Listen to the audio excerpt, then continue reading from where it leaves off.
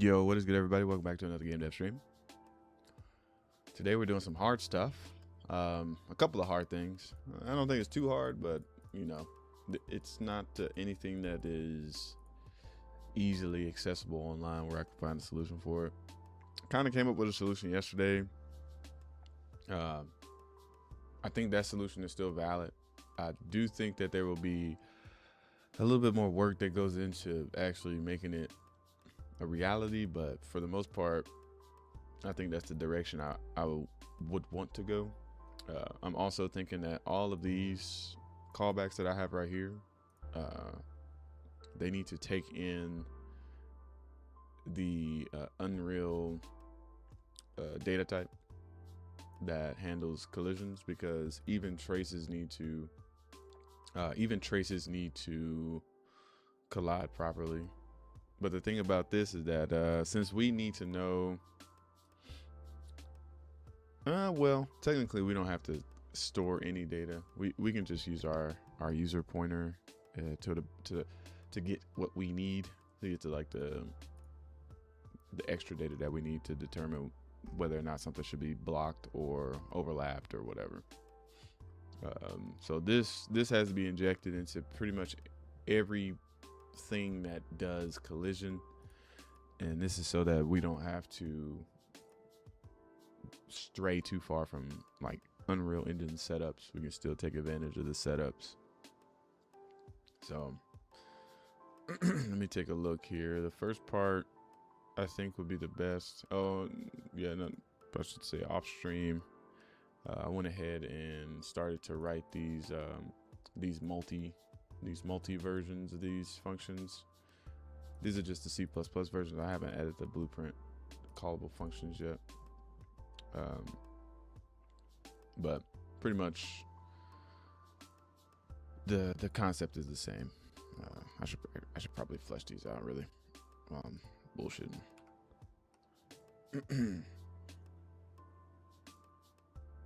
They're pretty much the same as the function, the singular function that's calling the same code. Just want to use the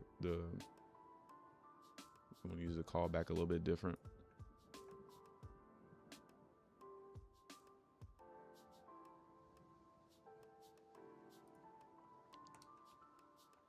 Okay, so in the array we have our out hits here, and pretty much we have to iterate over our result and just do this in an array, and then that's pretty much it. We still don't have the physical material. Oh yeah, we do. I forgot we got a solid way to do that.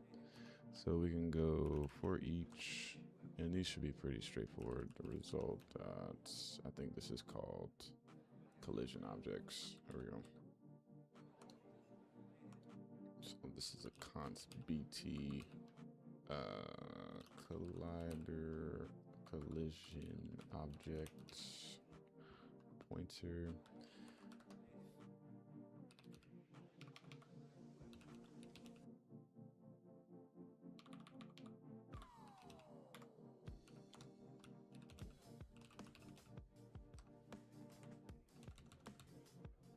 So yeah, we pretty much need to do, hold on. We would need to get, I think the better thing, I'm pretty sure that all of these are in order so we can like iterate over the num of these and then get all the data that we need, instead of doing this like this. We can do for loop, and we should be able to iterate over the result. That's collision objects dot size, and then basically we could just do like a const bt vector3 for the hit point. And this is equal to result dot hit point at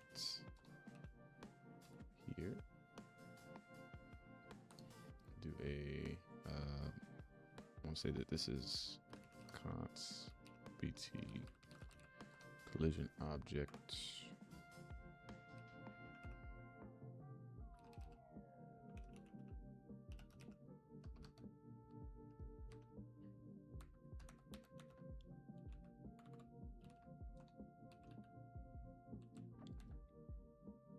We got our hit normal.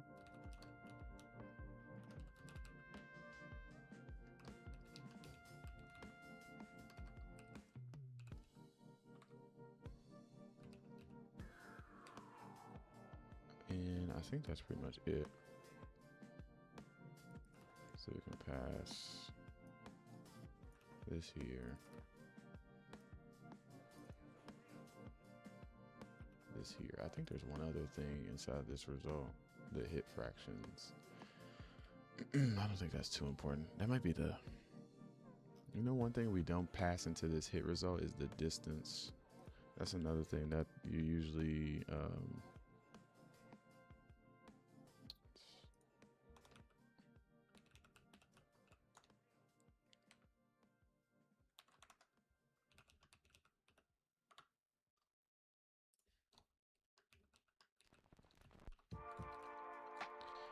distance is the equal to, I don't think we have the trace start.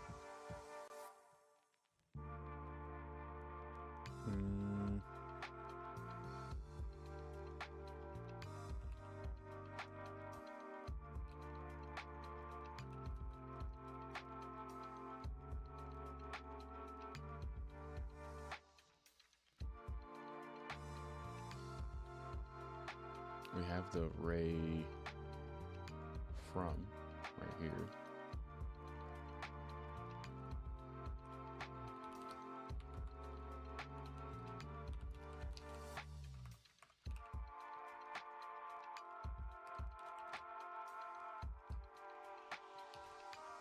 My hands are freezing.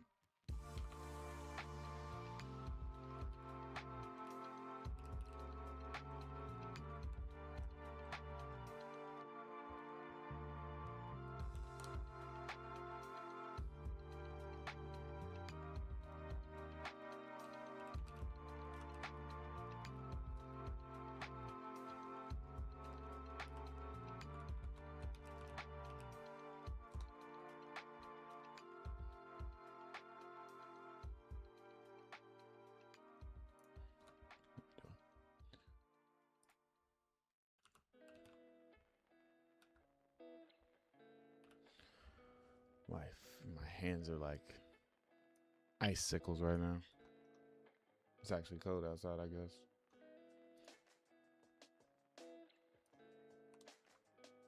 Love me,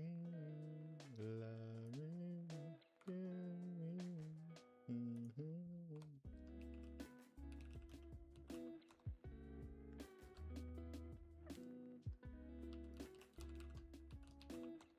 Distance between the hit location and the from. Pretty much need to do this on all of the on this function too. It's something that I know I use quite often inside of, like, you want to know how far something was to like ramp up the strength or whatever.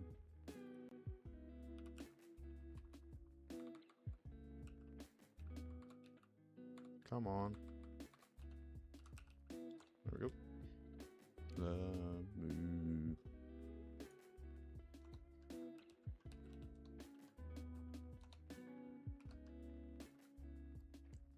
Yeah.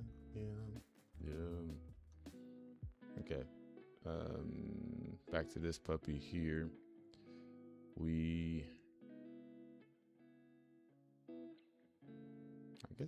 I guess it would be actually cheaper to do this here, where we only construct these once instead of making a new one every iteration.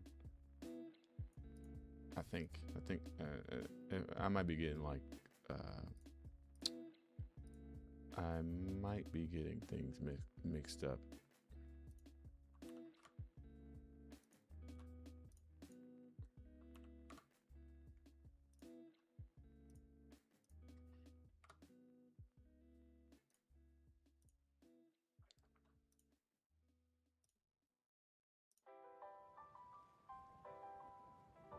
Yeah, we only need the from once, actually. Yeah, we definitely don't care about that more than once.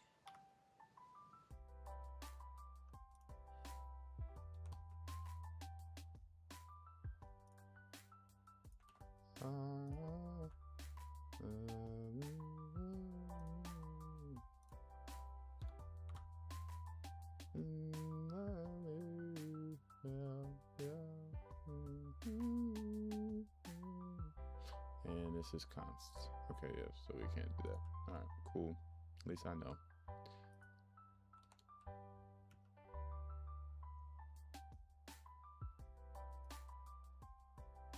All good. Get rid of this. And we only need to do this once. All right, so we iterate over this. We take this block and hit, and then at the end of this, we want to say out hits dot add out hit, and it's pretty much the same. Yeah, this is pretty much the same for the other construct here. It's just a different name.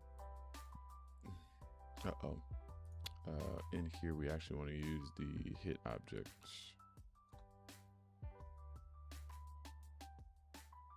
Yeah.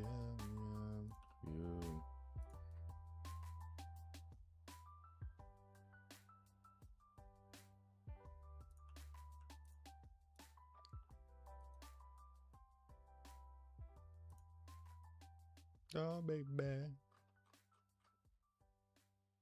Same here. This needs to be the hit object because each one has a different user pointer.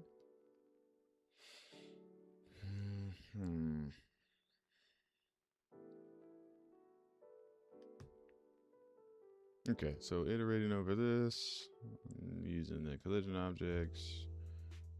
Okay.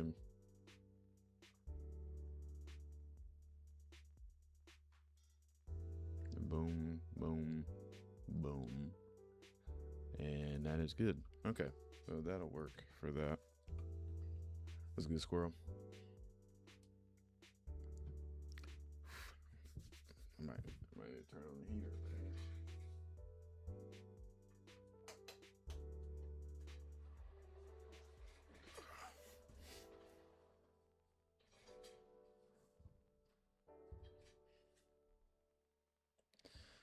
All right, so yes, I think that's, I mean, other than me actually writing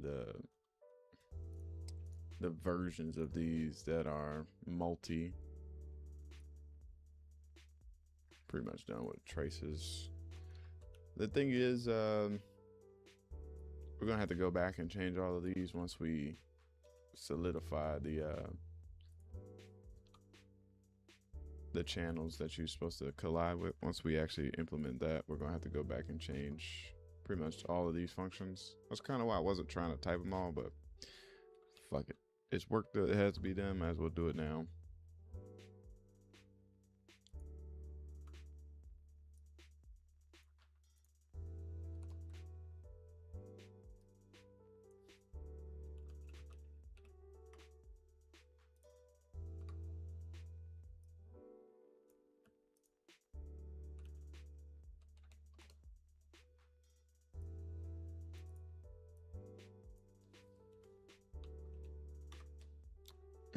The good news is that I already start passing in the channel, so should be pretty straightforward once we tie everything together. I mean, really all these functions do is call an internal function, non-trace multi. Oops, I forgot this is supposed to return a T array of these.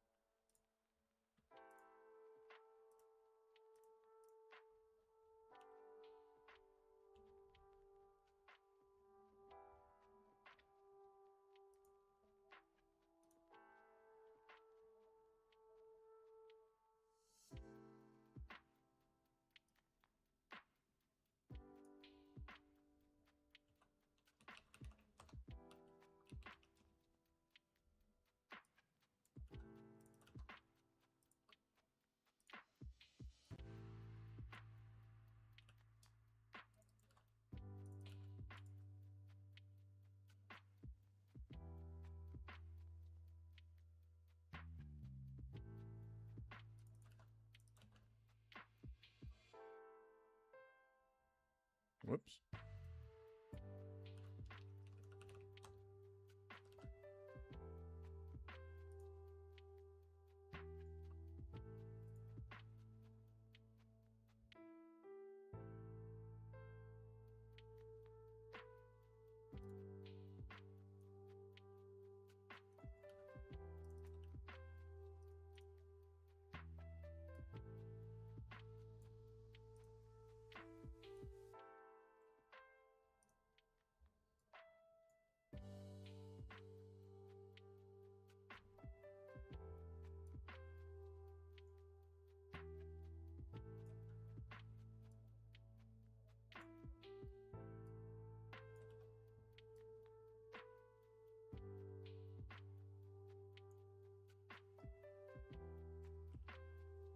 Not so much, just solving some bugs in my new logic. I did this rewrite of a system on the fly, and now the character position isn't the same on the client versus the server. Ugh.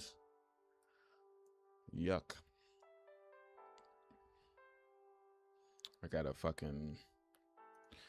do some stuff too. It's hard to test that stuff too. That's another thing.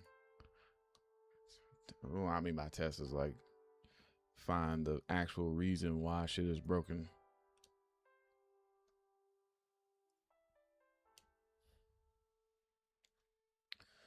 I gotta start implementing rollback. I read some of the code for the network prediction plugin for Unreal. They have their own rollback code for the physics, so I don't have to like stress on how to solve it. I mean, I had a general idea, but at least I get to follow a guideline of a sort. Always good.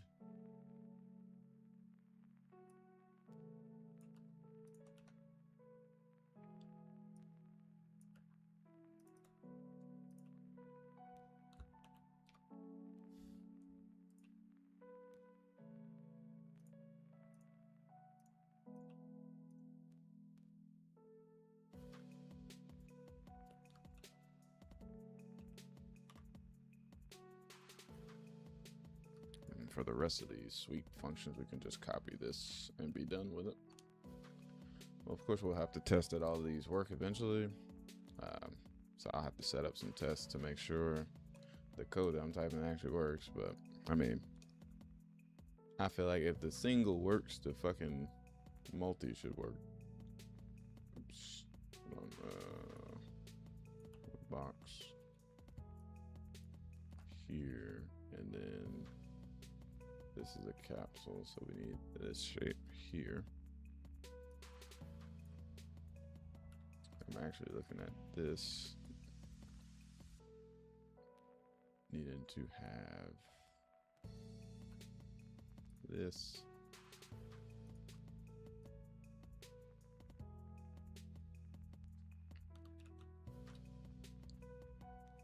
The box does have rotation. Okay, cool. All right, so that is I think that's pretty much all I'm going to do for scene query. You know, I've never used trace by profile personally, but I know it's used. I just never used it myself. Okay, so we did our test with the overlapping actors, and it was a positive test yesterday once we figured out how everything worked. Now,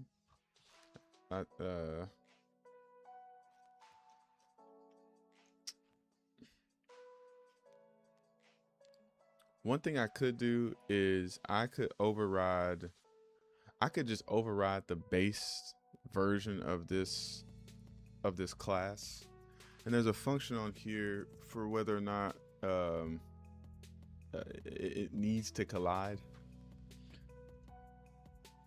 So I could make it a lot simpler than making my own bullet class versus just doing it inside of the bullet code itself. I'm not sure if bullet recompiles every time. Yeah, I'm not sure if it recompiles every time you compile. I'll have to look at, did he make a compiler for that? Not a compiler, but okay, it does have a build.cs, so it does compile every time. That's good. That's good. Okay. So yeah, basically what I'm going to do is I'm just going to use, I'm just going to do it raw, man. We're going to jump into here. We're going to go to the should collide function, or can collide, wherever that is. Set ignore collision shape. Check collide with override. So basically you can override this function, and we can take our object and take this object that's the collision object, and then take our object and compare their well, first we'd have to find the shape that is the equivalent shape to this collision object shape, which we have stored in our global data cache. See, that's where it gets a little bit hectic. Is this is a separate module from so this is a third-party module, and there's no way I could reach back into the Unreal side of things without creating my own class. So okay, I can't do that. So yeah, we do have to inherit from bullet classes.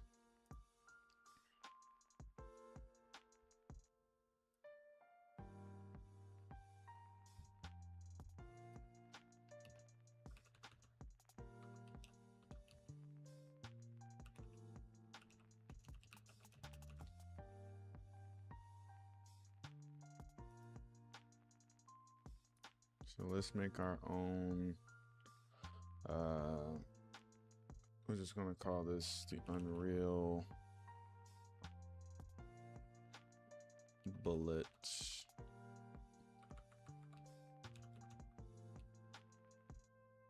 Collision Object.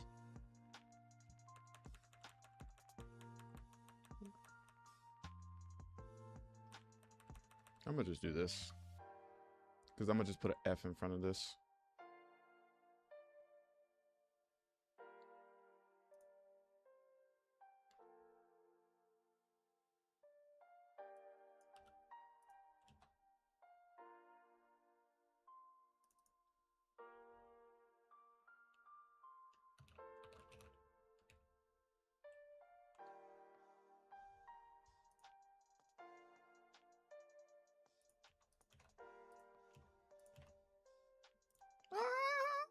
Love me, love me. So in this mug, we need a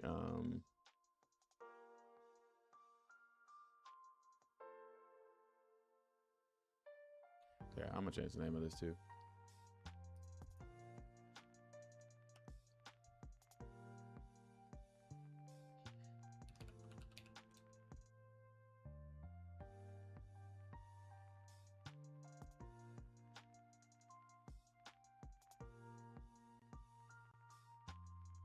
No, they fucking no, you didn't rename this.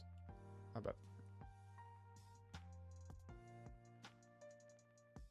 no? Yes. Okay.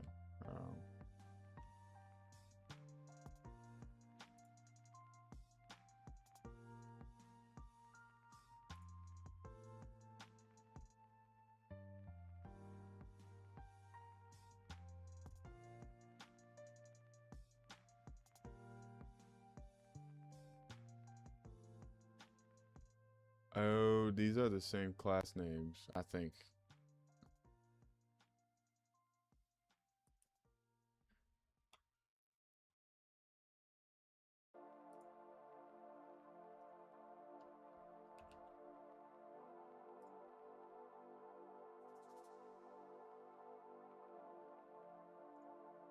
No. What the fuck?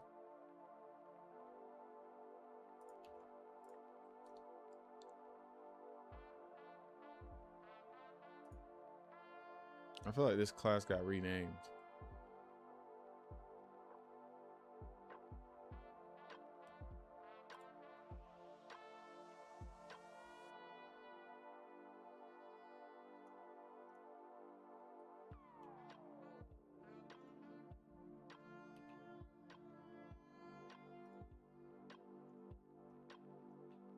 Fuck me.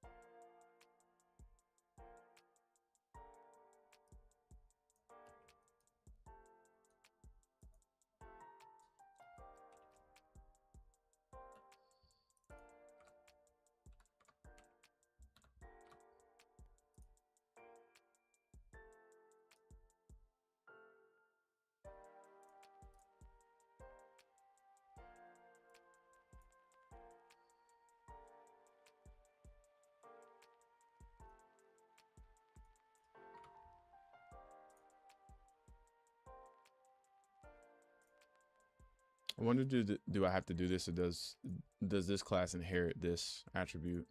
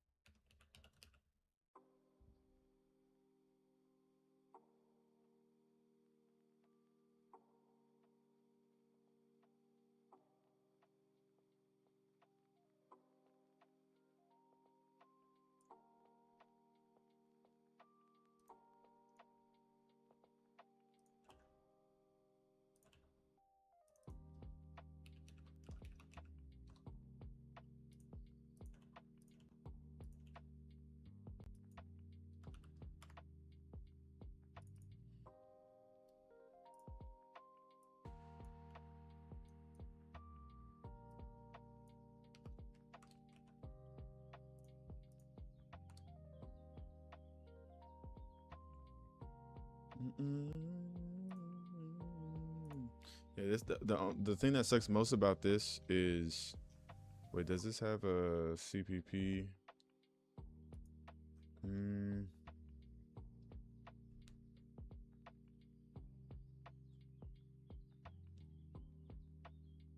Looks like everything is implemented in the. I got a couple of things implemented on that side. See, I might have to do something to where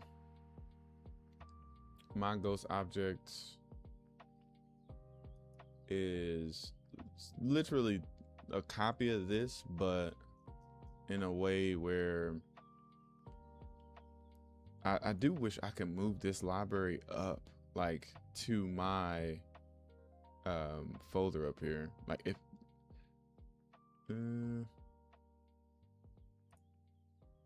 let me see if there's a way to do that, because I need to make changes to it based on like my stuff, but I don't want to go through and have to reclass everything.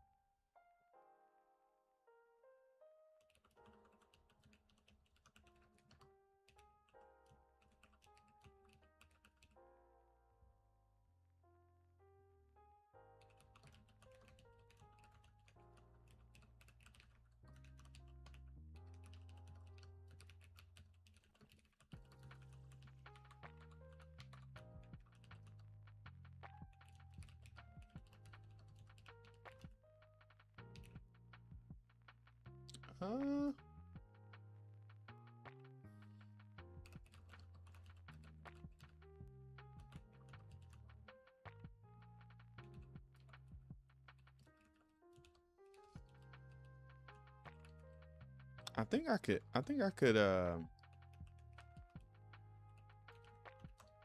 I think what I could do is just make this depend on Unreal's classes. But I think that might be like, I think that might be impossible.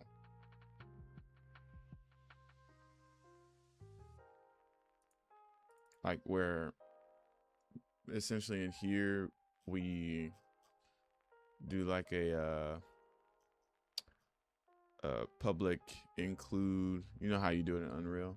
Well, another functionality done. I need to spend some time on trying to figure out what to do next. Nice. Knocking things down, brother.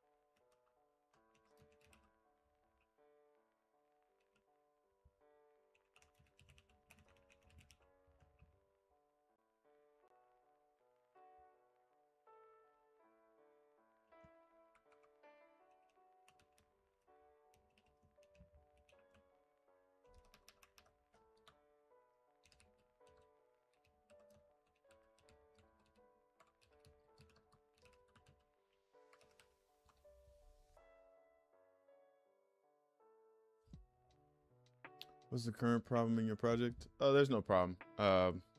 Basically, I'm trying to avoid having to do a subclass of every object that I want to use, and instead, I just rather go to the bullet class itself and add this code myself to the singular class. That way, I don't have to make a subclass of all the other classes that exist already. Option C is viable. You can absolutely make a separate Unreal module for that. Compiles bullet from source and contains Unreal aware glue code that can take actor, using component, etc., without forcing the entire bullet code base to be Unreal. The important design choice is where the Unreal dependency lives. Clean pattern, bullet stays bullet. Your module provides Unreal aware adapters. If your end goal is bullet calls Unreal functions, the maintainable way is to keep bullet sources and headers unchanged or minimally changed and compile inside the module. Add an Unreal facing layer, adapters, callbacks in the same module that knows about a actor, using component, translates from bullet types. Optionally provides callbacks to bullets, can invoke functions, pointers, interfaces, so bullet can trigger behavior without hard linking to Unreal headers. This avoids bullet turning into a UE dependent fork, which becomes painful to update. I mean, bullet's not really updating anymore, so I don't really care too much about that. So here, bullet integration, public, Unreal facing API, private, bullet source, include, and then you got the bullet. See, this is, I don't think what I want to do is possible.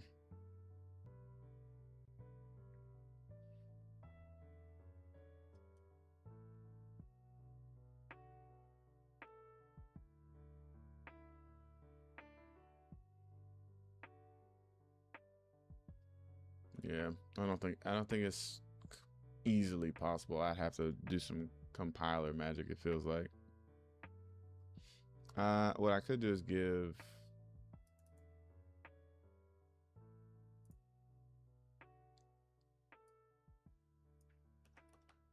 I can give chat what I'm trying to avoid.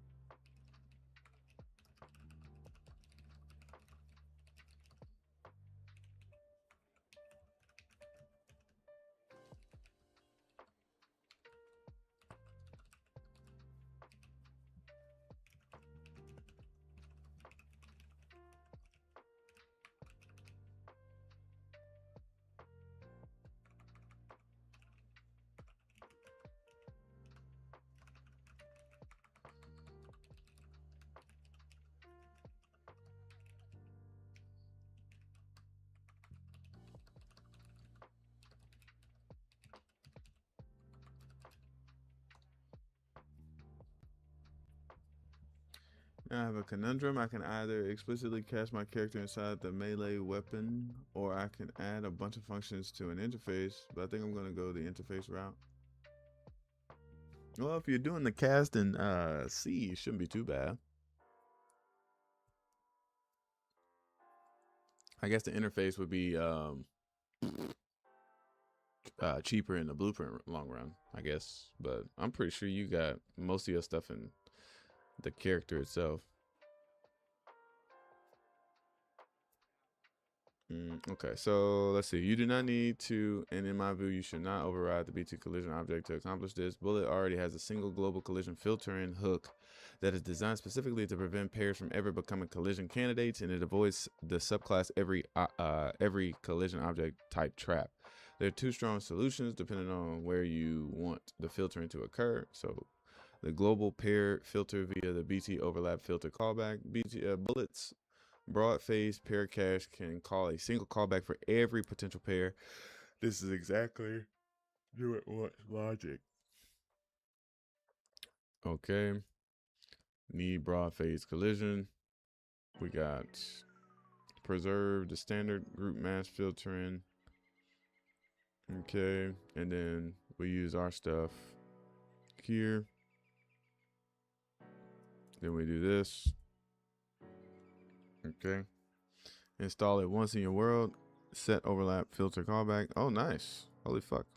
That's it. No subclassing of both objects. No touching of both source. One hook point for all objects. Notes that matter. This prevents the pair from being considered at all. Saves work. Okay. It's symmetric and deterministic. Good for networking.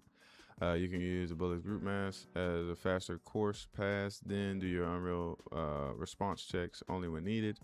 Strongly recommended. Do not store a actor pointer and call get root component inside the filter. That's extra work that introduces cases where the actor component lifetime bites you. Instead, store the scene component directly in it says store the scene component directly in the user pointer or a small POD handle, piece of data. I don't know what that means.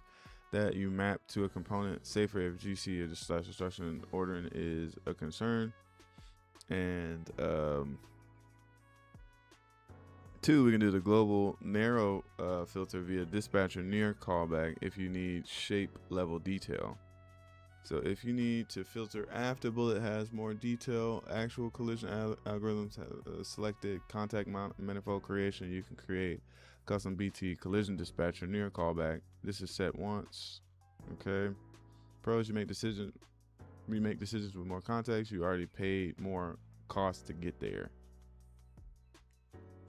For your case, ignore certain pairs based on UE collision response. Broad phase filtering is typically the correct level. If you insist on modifying this anyways, do it with a clean hook. Okay, so I don't have to do this. I can just do a overlap filter callback. So let's try that approach. Unreal class, say bullet overlap filter.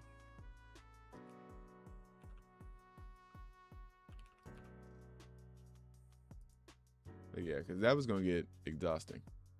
So we'll go ahead and see how this works. I'll keep these classes in here just in case this shit don't work.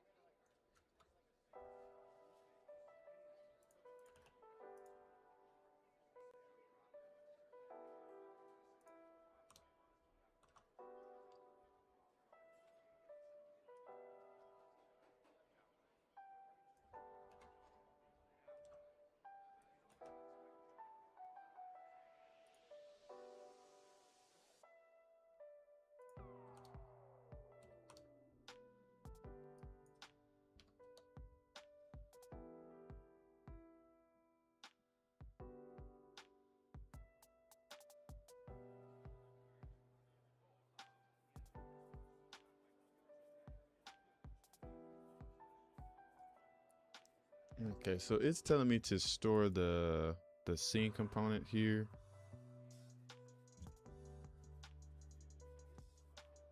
I'd much rather store the actor, but I mean, I guess from the scene component you can get the owner of it, so I guess it's not too bad.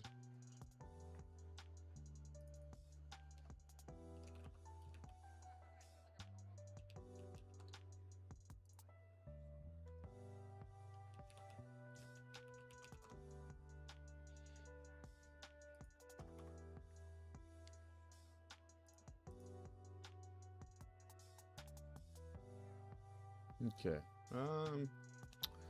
Let me think here. This means that we have to go back to bullets, and whenever we register a, but that's just the thing though. If we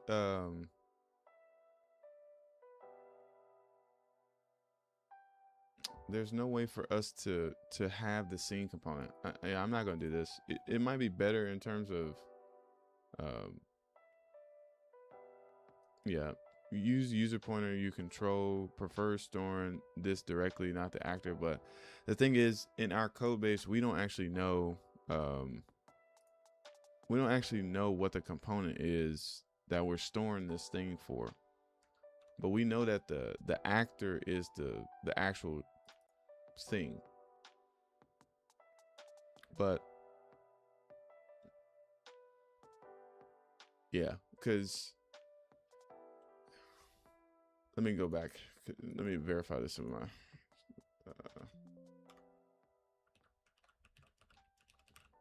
register.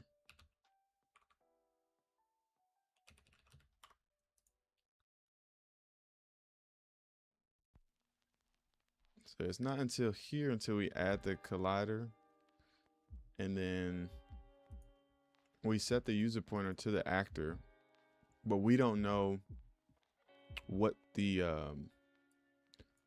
from this point we don't know what the component is, so we can't set it to that component. It would be nice to set it to the component because that means we could take the component, we can tell the component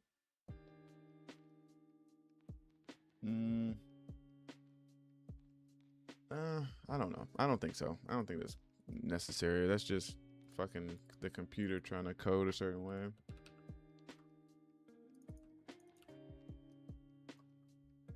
I think this is fine.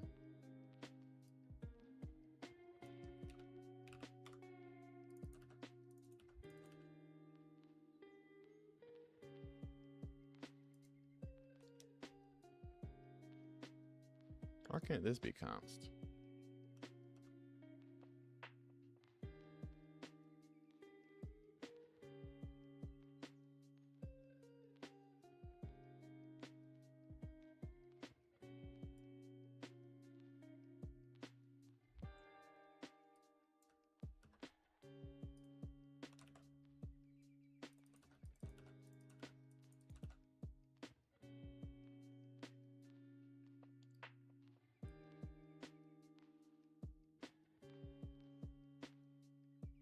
Oh, I'm still kind of cucked here too,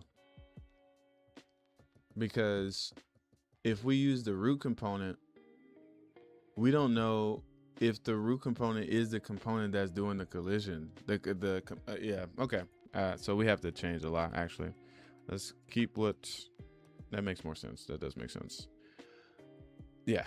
All right. So going back to here, we actually need to somehow store the component that's being used for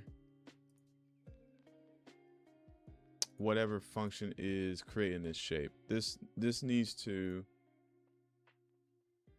we can make this callback have the component as well, and then that'll make it a little bit easier. We also have the descriptor. So another thing I could do to make it a little bit easier on myself is when we add the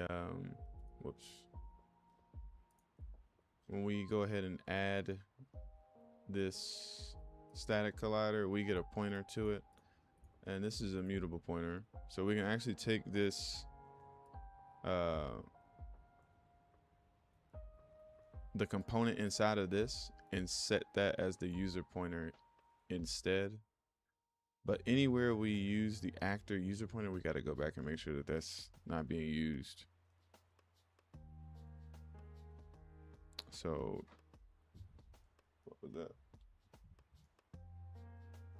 It's for hit events. So in the client, I play a different VFX if we hit the body versus the armor or of a character.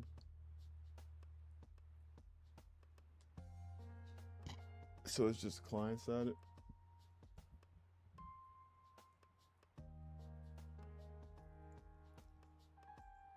Yeah, I don't know. I mean, like I said, the interface would be good if you were doing some stuff in Blueprints, but like I said, I think you probably write your code well enough to where if you just casted a character, you should be fine, because you're not loading in like a 2 GB character from into memory just to access like simple data on the character. You can actually cast to the C++ version of the character to get the data that you need. Yeah, in here, I believe I could still edit this because we are returning this guy. We can get rid of this set user pointer from the actor. Instead of it being the actor, we could just make it the component. And we know which component is here. So let's say collision object dot set user pointer, and we want to set this to descriptor shapes dot last, and in this case this is the blocking collider. Whoops, we actually want the shape dot get. Same thing here.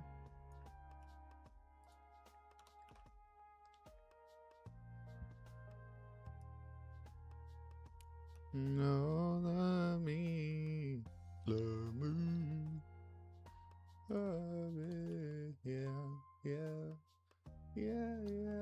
yeah.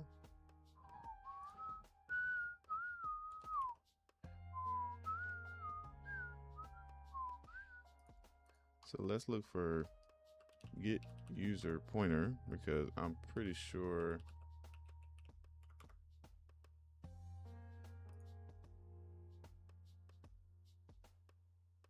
so here we're casting this to an actor. In this case, we need to cast this to a uScene component.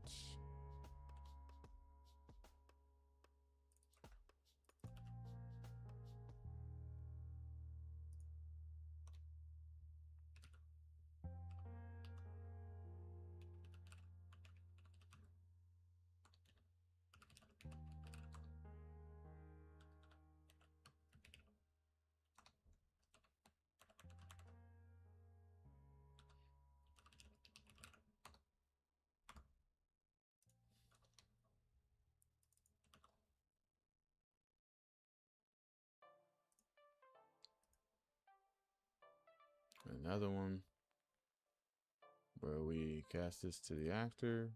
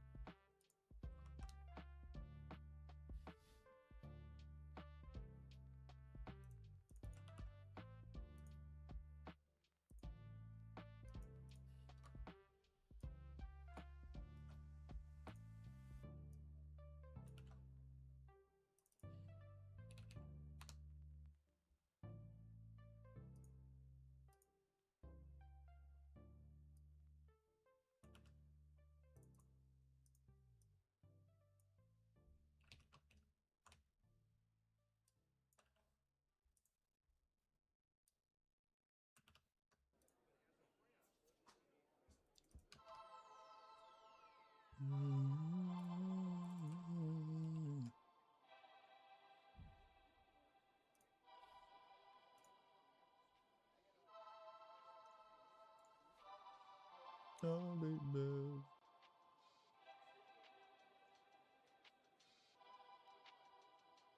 Okay, so that's good. And then the other thing that we need to do is register right here, world get pair cache, set overlap filter callback to a reference of this.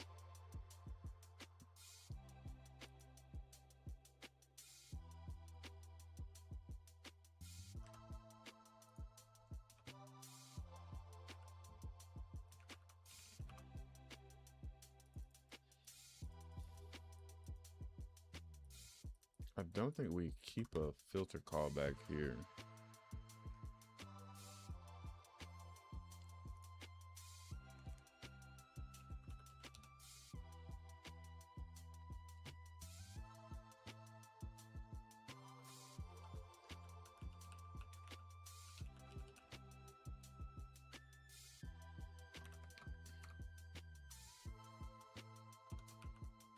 I don't think we need to ever access that again.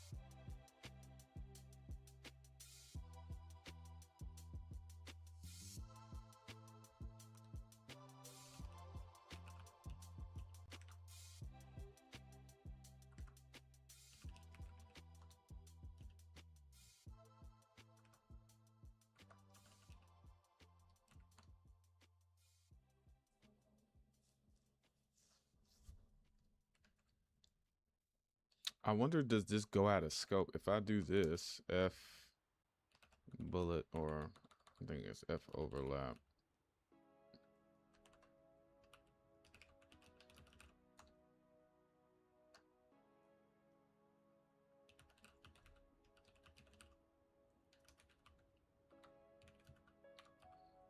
Does this go out of scope? If I pass this, when this goes out of scope, this will be a null pointer. So I think this needs to be constructed like this. And it needs the lifetime of,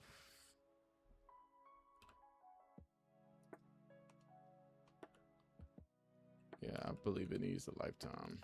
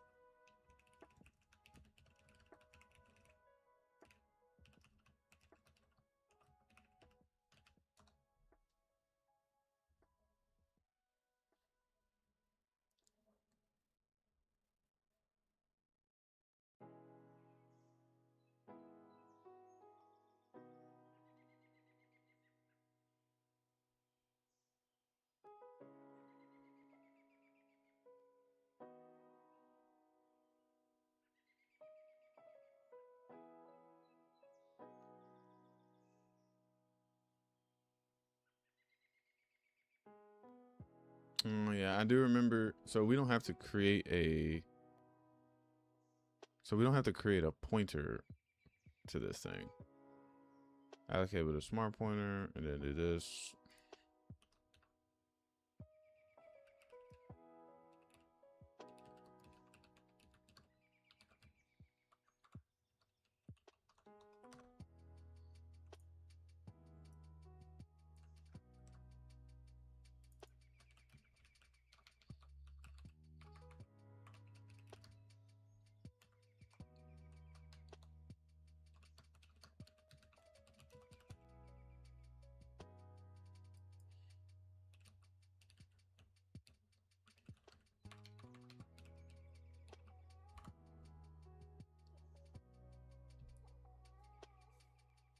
Yeah, I use the interface already to get the surface type of all actors so I can play VFX for everything. Well, if you're already using it, go ahead, just make it a bigger interface, I guess. Yeah, sure. No reason to cast it a character if you've already have code that's, reaching into the interface.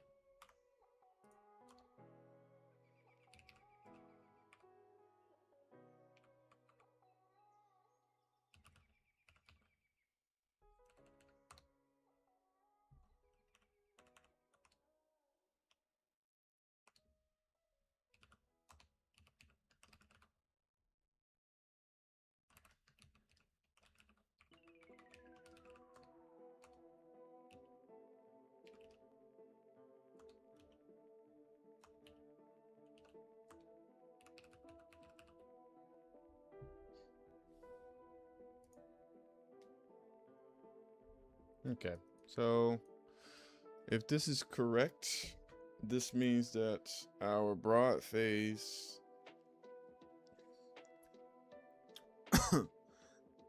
this will mean that our broad phase will already handle our unreal specific collisions.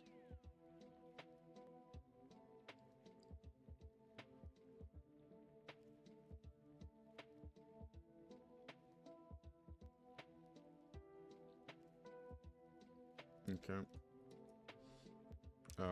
Let me ask about the narrow phase because I don't believe the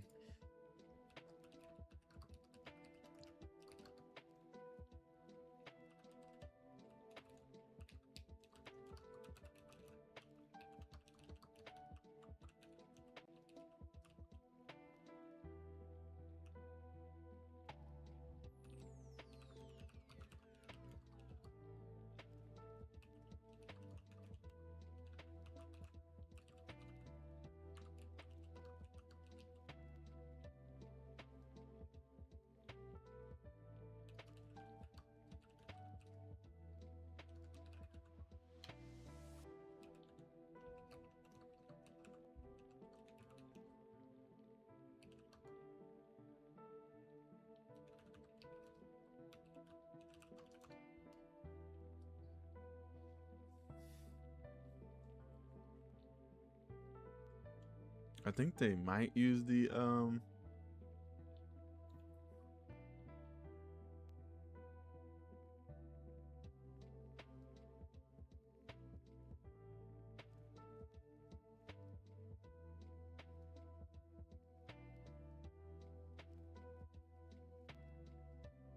queries callback filter.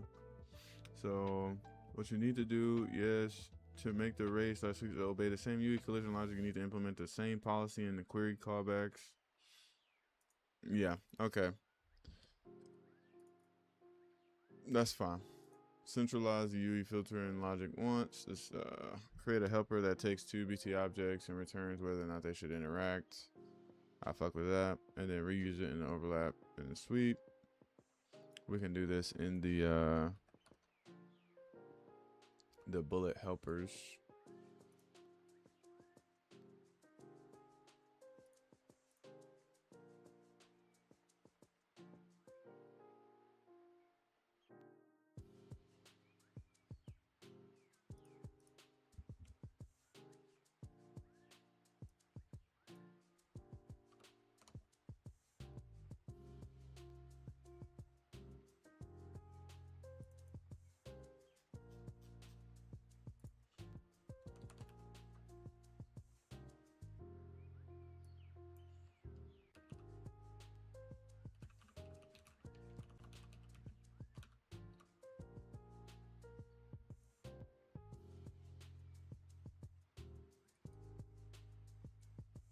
And then in our closest ray result callback, see now, we would have to make our own version of this, the closest ray. We would have to make our own version of these, but we got these as our own custom joints right now. So in here,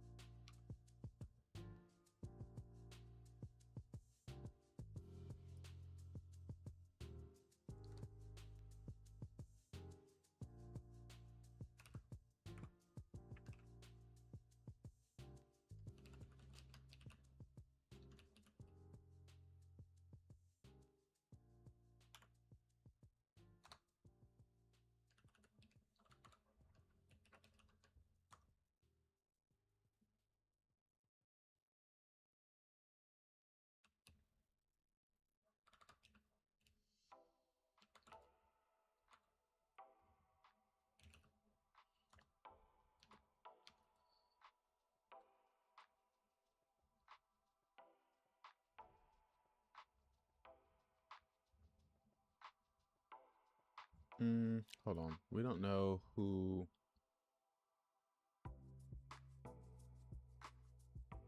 We don't know who me is.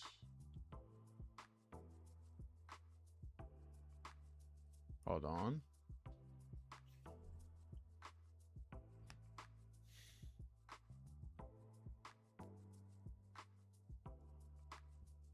We need to know who this the thing that shot this trace in order to do this.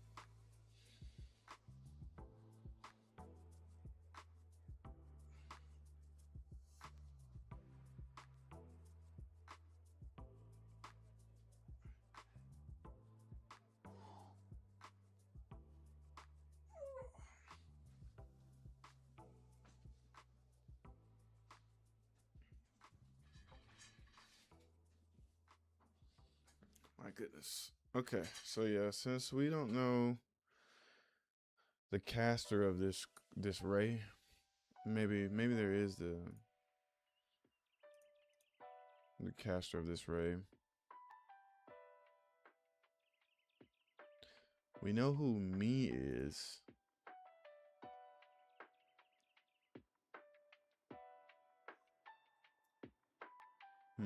I guess we would compare me and the object as well.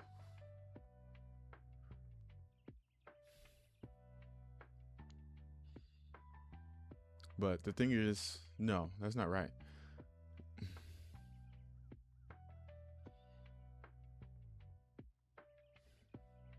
Let me think here.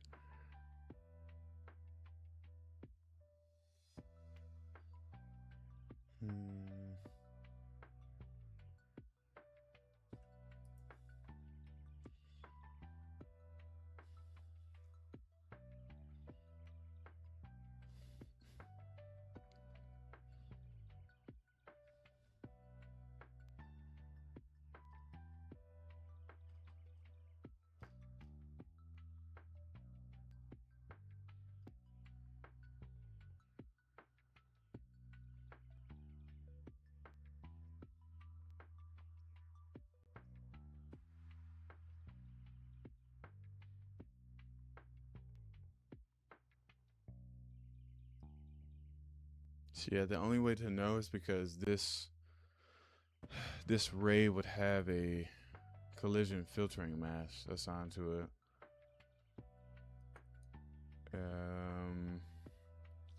So this one's a little bit more difficult. It's a local ray result though. This doesn't have a filter at all.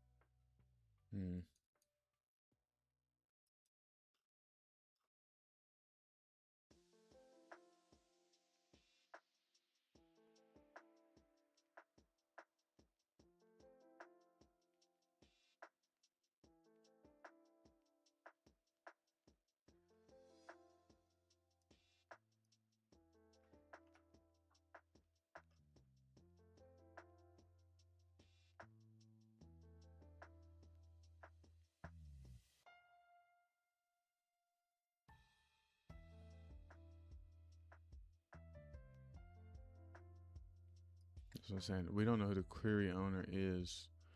We're stashing the query owner here. Yeah, I had a feeling. Okay, that's not too bad. That's not too bad. We just gotta.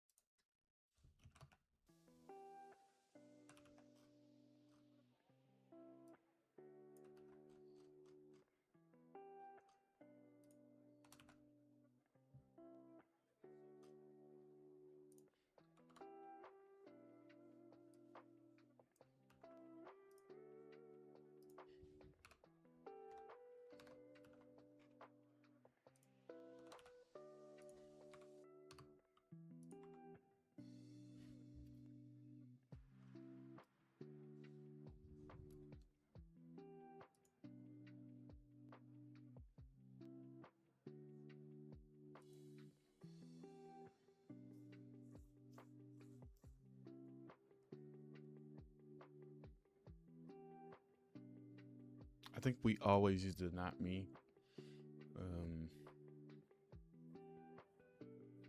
Yeah, that's fine. We won't go too overboard with that. We'll have to do the same things here where we pass in the I forgot to do one thing here. So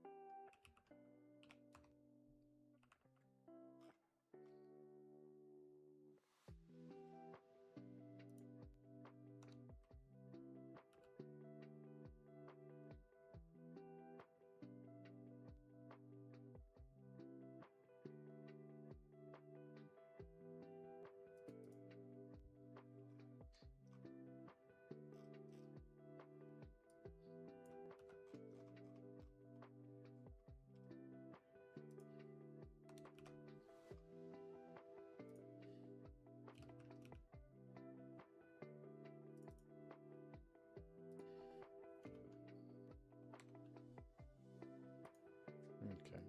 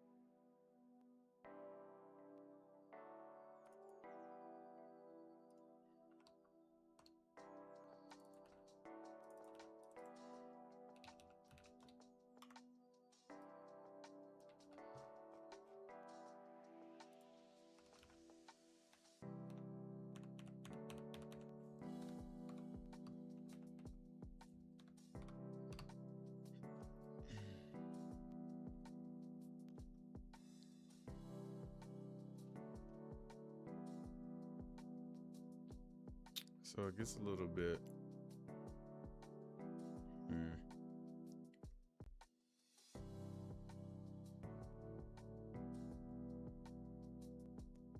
I think for something like this, if it's a if we're doing like a ghost collision, because I think I have one of those too. Wherever that ghost collider was. Where do we do the ghost filtering? We have to do something. We have to make a specific callback for the ghost.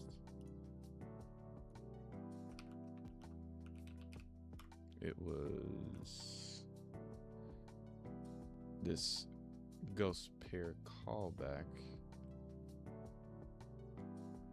And so if we make our own ghost pair callback right here, we can do our own filtering right here. But I want to say that ghost will use the broad phase, so we don't actually. I don't think we would ever get to the point where two things that shouldn't overlap would overlap, but we can check that one first.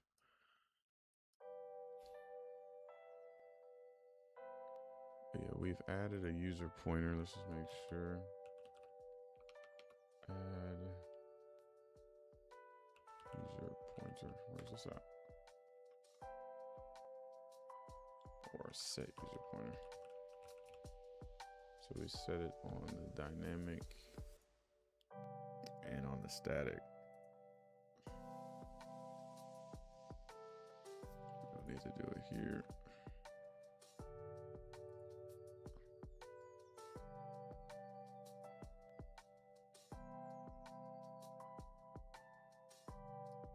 In this case, we'll just do the component in this case. But realistically, we'll have to look at this and come back to this, because I won't be able to. I won't have the patience to test this until I get to that point where I need to actually test it. And here we don't know who, we still don't know who me is in this case.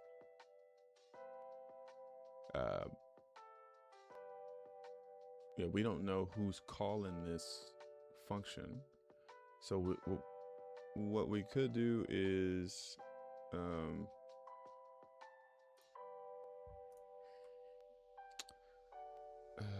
not a big fan of fucking.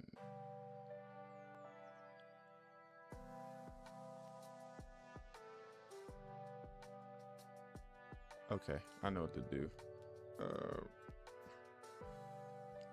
This needs to be in a library of Unreal function library. The main function does. So let's go to libraries and then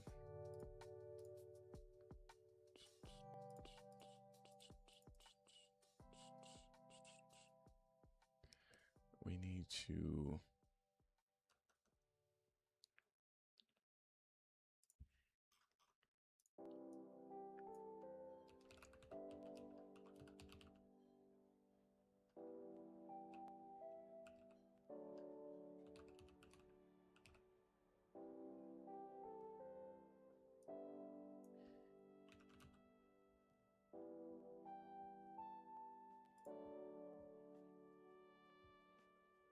so pretty much all of these functions that we wrote here, these need to be called with a target as the world context.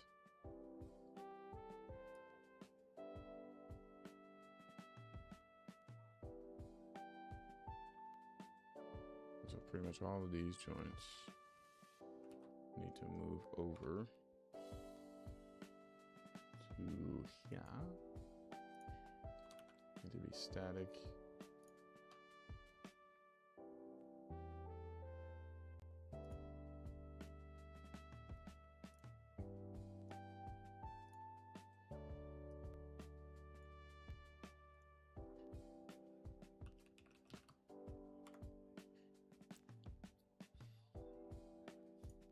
And then all of these mugs need to take in a target.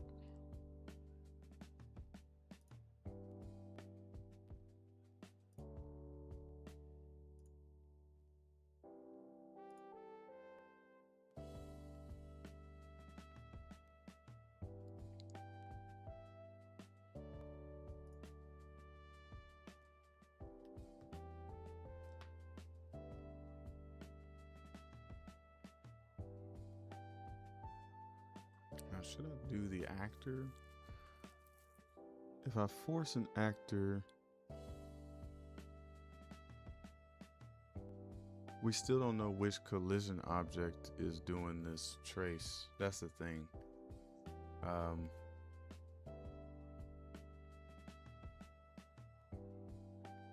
Wait, don't we construct the collision object? I'm an idiot. Here, we'll leave this empty for now. Go back to here. I believe we construct in this function the object. Oh, no, we don't. Oh, fuck. We just give it a vector and that's about it. So we don't know who me is, but we could also make a helper function that takes in, I'm sorry, because we can take in this channel.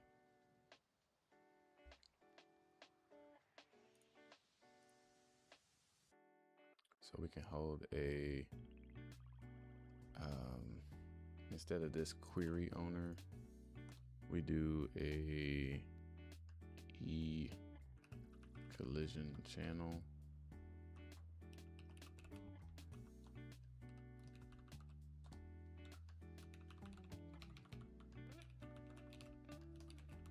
because that's what we need actually. And then this function needs to know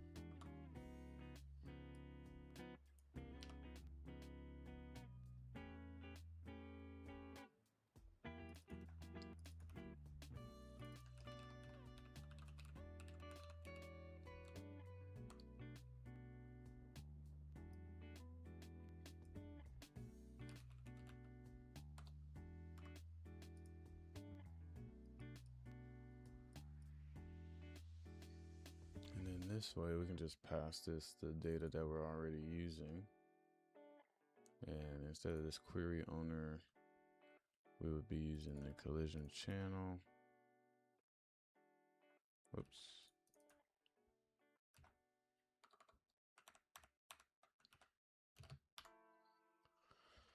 And then we would end up passing this in as a type.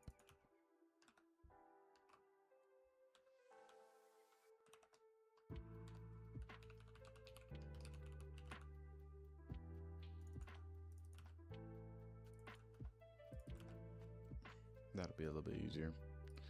Well, that's actually what needs to happen. So I'm not making it easier. This is the only way that it works. Because we don't actually know what object is doing the sweep until that object gets created inside of the callback function.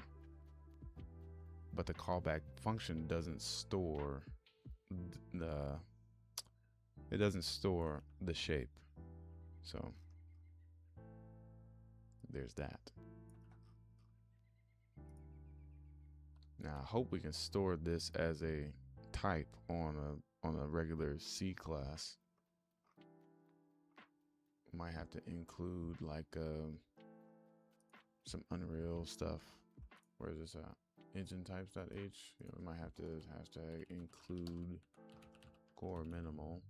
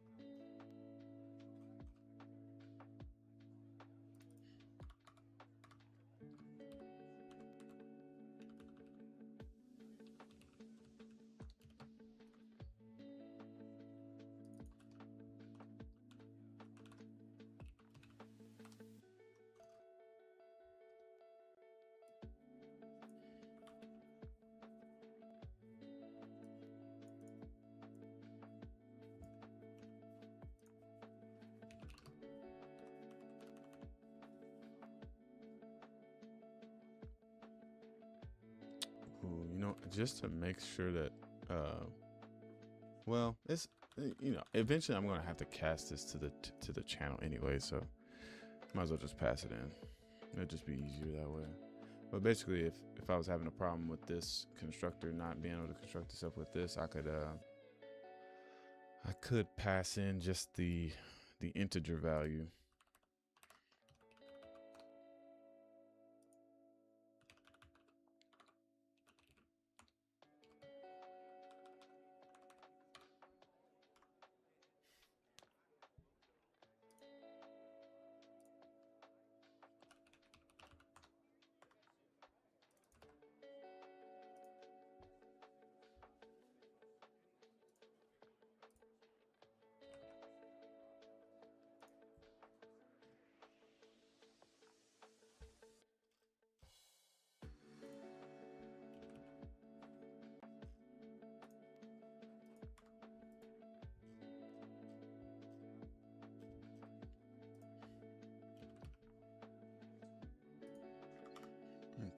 So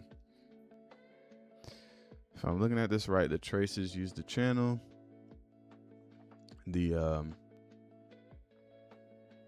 overlap, the initial overlaps use the filter that we wrote. And I believe we can actually start doing some tests to check that. If we set our overlap on, let's say we set the overlap on our pawn to ignore like a specific type, and then we set that type to the overlap only thing, will it overlap with it?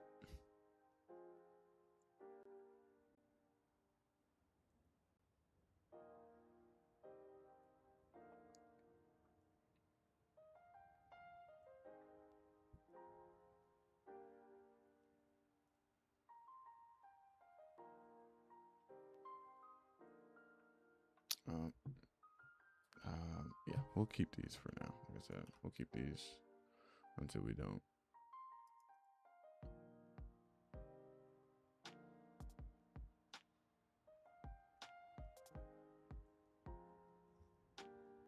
Huh? What does that mean?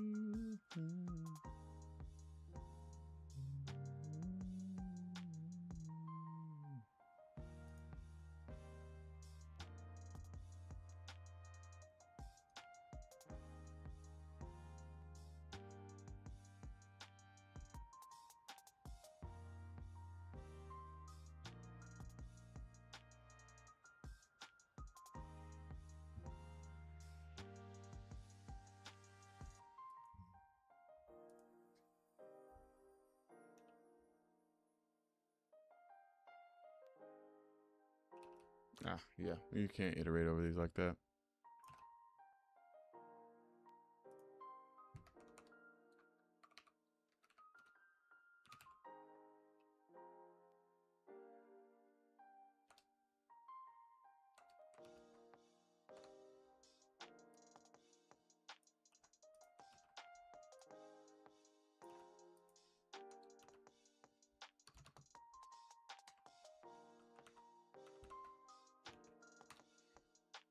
Just in case it doesn't have that operator.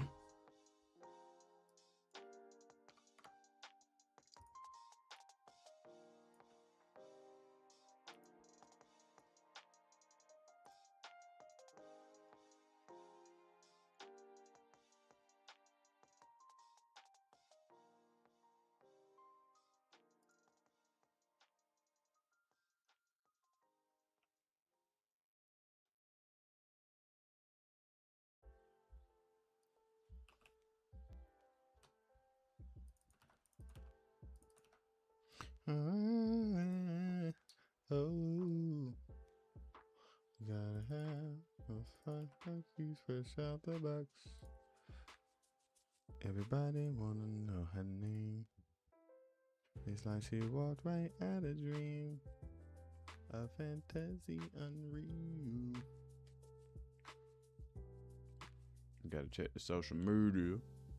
It's like no one I ever seen, no one I ever met, someone I never forget. Looking at it is good for my health, and she got me saying to myself, my skill-based basketball game.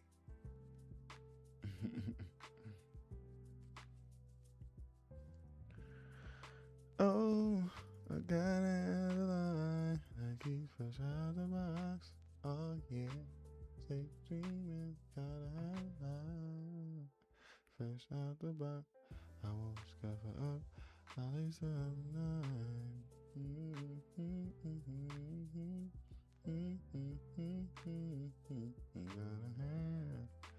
Gotta have. Hey. Now, why is this give me a problem? It says type name first seen using class, now seen using struct. Okay, that's fine. Okay, I gotta have a life fresh out of the box again. Daydreaming, gotta have a life fresh out the box. I won't cover up, eyes up, line. Ooh,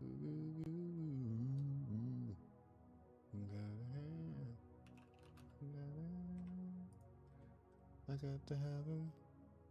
Listen, ain't nothing like seeing a new pair of kicks. Ain't nothing like seeing them jeans on it. Ain't no feeling once you got them all home. We're the first one to have them. Everybody wanna know. Where did you get them? The question is, do they have my side? No disrespect to my guy.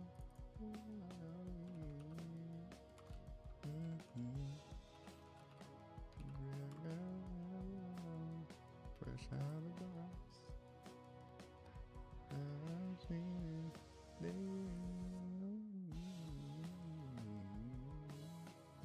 But why not though? I don't know why I can't make that a struct.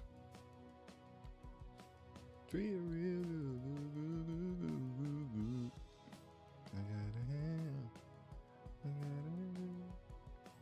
I got to have a.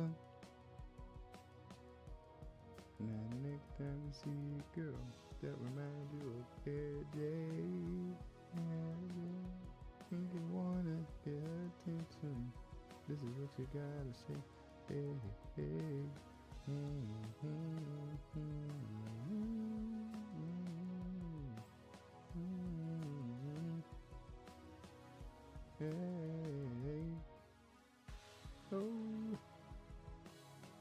Oh, baby. Oh, baby.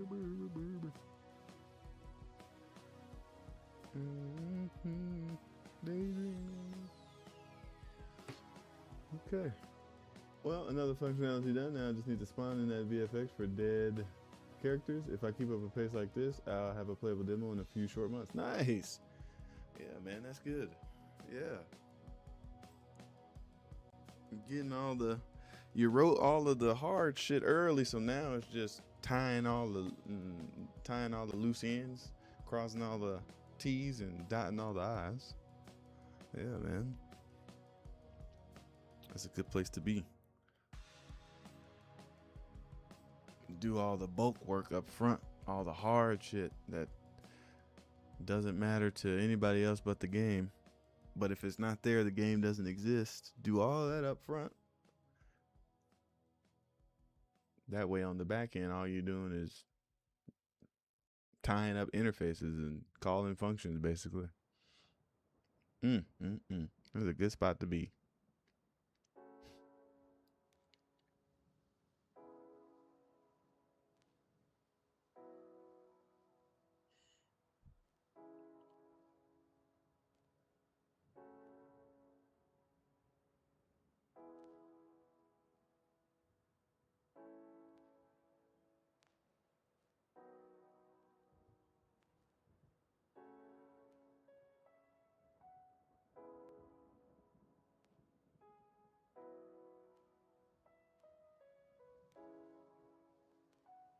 Tweening tools. Oh, I know what that is. That's for animation. Holy. Come on, man. Don't you say you can't load that module? I'm about to say.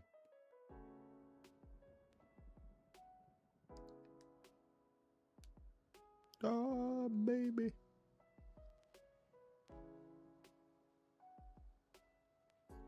Oh, yeah. White hot top or low tops. I got to have a. Ain't nothing like seeing a new pair of kicks. Yeah. I gotta listen to that song soon. Ain't no feeling once you got them all home. Oh, over you. Everybody wanna know Where did you get them? Yeah. So let's just set this puppy to ignore. To do a quick test, we'll say no collision. So it should have no collision. The fuck? The fuck does no collision mean to you?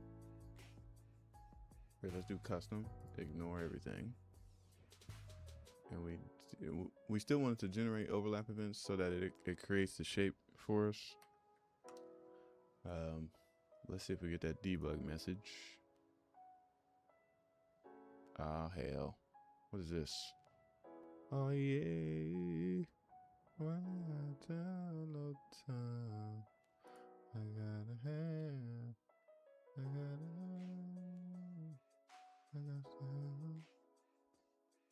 Huh? Yeah.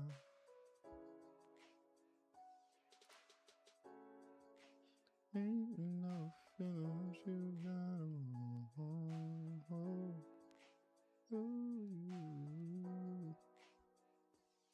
Okay. Everybody wanna know what it is.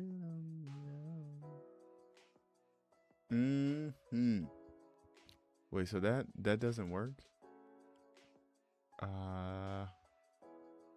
Next question is, did they have a side? No, did it fit to my ground?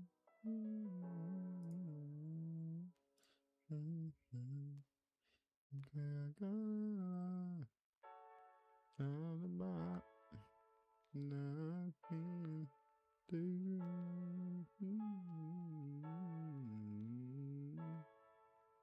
Okay, so our get user pointer is not pointing to anything. Or this is null.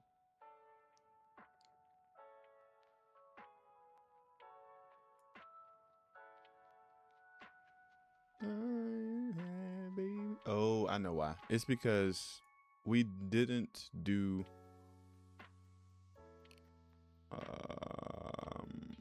hold on.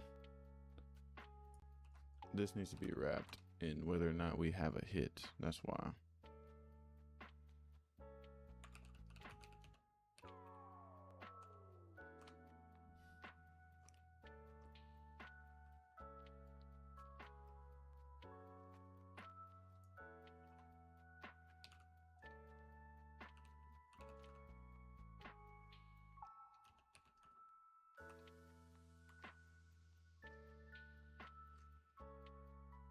Rise up, rise. Good.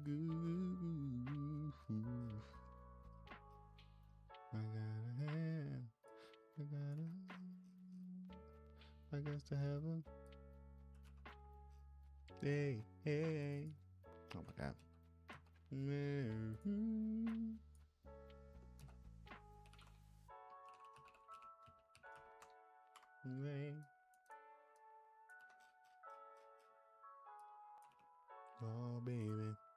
Oh baby, boo boo.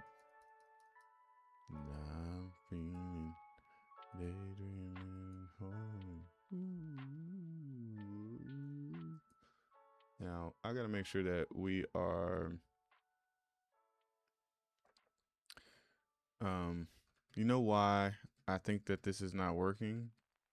It's because we are creating.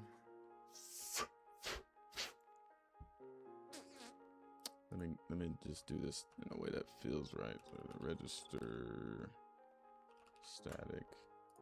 So yeah, when we get to this function, we're here. When we add this static collider, we actually add this collision object to the world here. But this is, I think this needs to be done after the fact.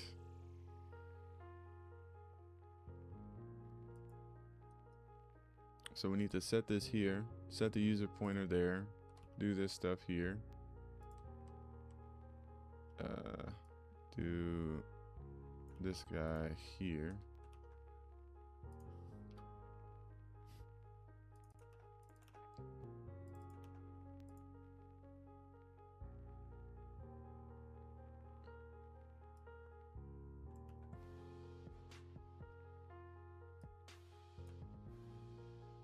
Because I think once it's added to the world, I don't know if we can mess with the data anymore, but we'll have to check.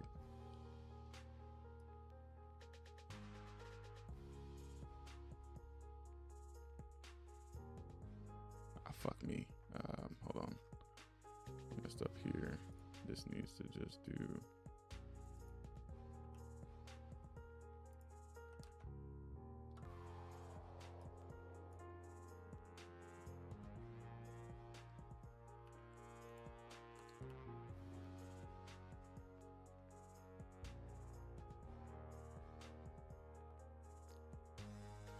Like I said, I don't even know if we need to keep like any of these things in memory like this, because yeah, I don't think we need to keep anything like this in memory.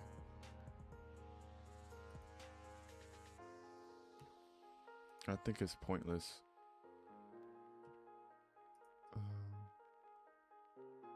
So like even the rigid bodies, I already got rid of the rigid bodies, but yeah, this is a pointless thing to do, because as long as we have access to the physics world, we can get whatever thing we're looking for by its world index. Now the only thing that might be a problem is like on the server and the client, that world index might not be the same. So in that case, we'd have to use the actor for the mismatch, or to stop the mismatch from happening.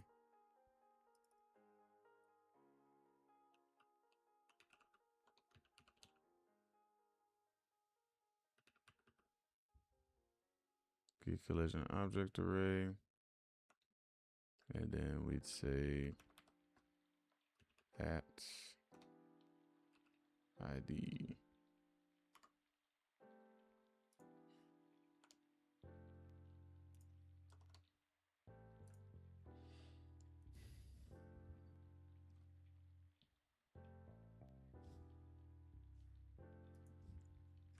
back to this add static collider. So yeah, add static collider. Well, for this we need to do a little bit different. We need to say BT, well, yeah, BT world, add collision object,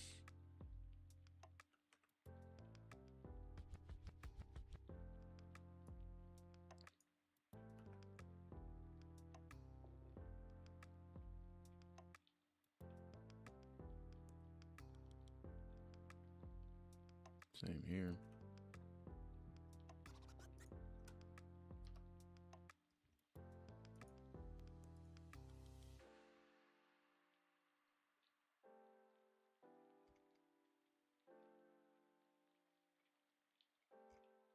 I guess we just need to take a look at this and make sure that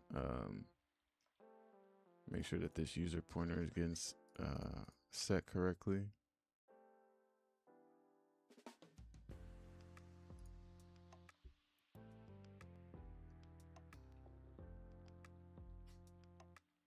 You have to replace that replicated ragdoll system and use a client-only ragdoll system with that dead effects.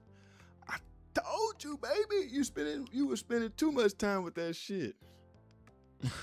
Let that client ragdoll, let the client see that ragdoll go wherever, and then right there is that fucking the lootable thing.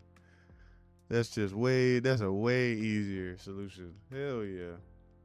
I'm glad you finally let that shit go, because I feel like you was wasting days on that, weeks. Multiple days, maybe up to a couple of weeks.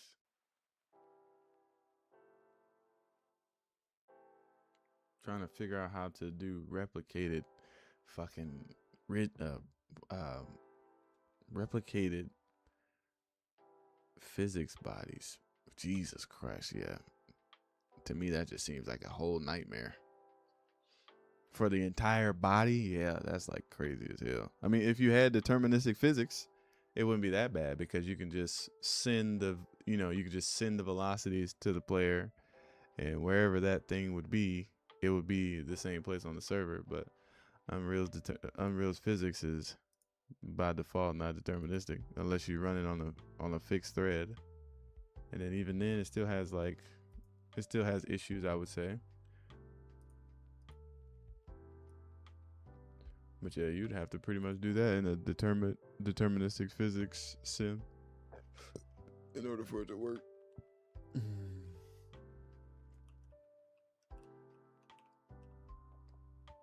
Okay, so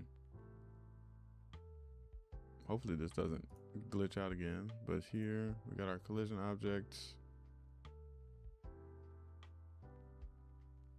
which is our BT rigid body.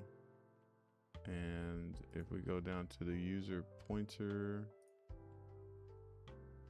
we got an extension pointer that's null. The user object pointer is null. And then we go one step. Let's take a look. Is the user object pointer still null? The user object pointer points to whatever this address is. So we do still get this ensure from on world begin play register static body for the BP overlap only. And how does it not have a body setup, the shape component? I guess if you set something to no collision, Epic turns off the fucking body for it.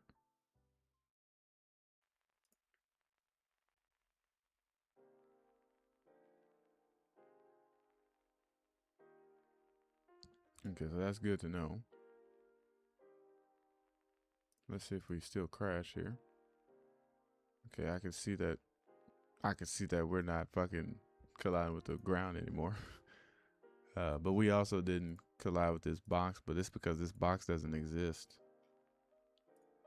So let me do custom, let's say query only.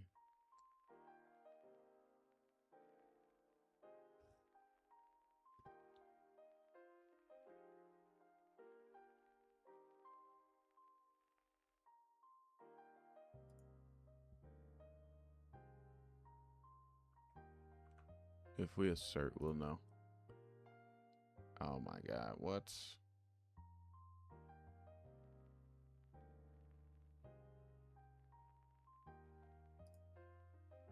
Okay, there's a few things that are going wrong here.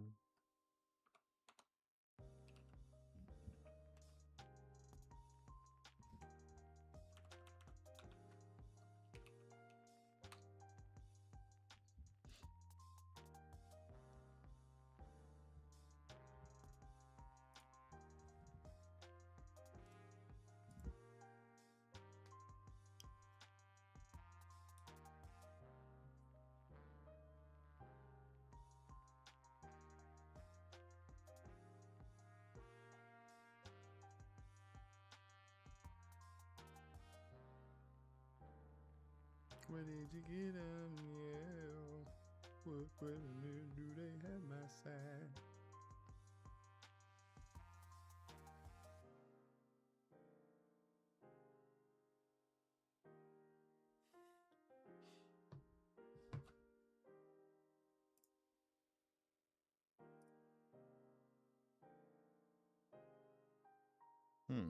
So why is this physics body not getting set up? Without the physics body, we don't actually get the shape of whatever the thing that we're trying to create a body for.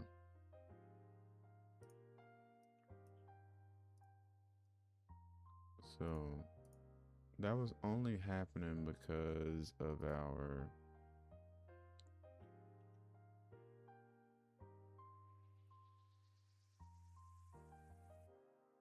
I guess we did crash there before we were able to save. So yeah, we didn't assert there. And then let's see if we go here, go back to overlap all dynamic.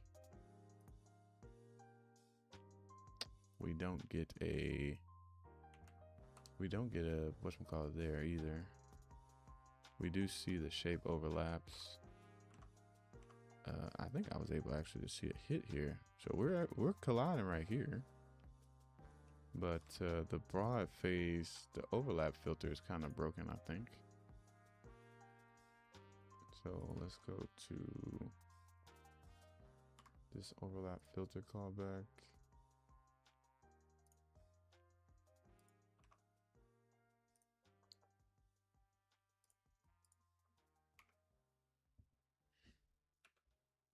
So this proxy is object A is the rigid body. Object B is a rigid body. The fuck? Two rigid bodies. Is this the same rigid body? Oh, 1D82F. 1D82F. Yeah, why are these the same thing?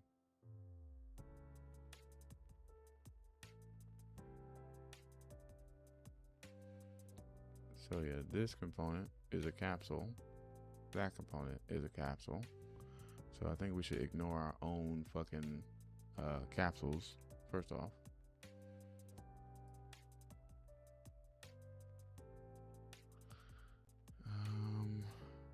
I don't even know what the fucking types were, because we didn't even get that far. I think we got here.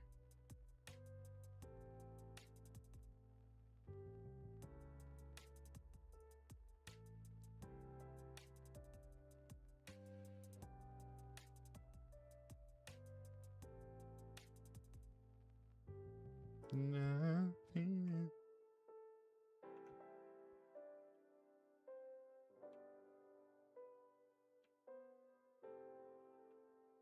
Okay, this is my capsule collided with itself. Now this is a sphere and another sphere.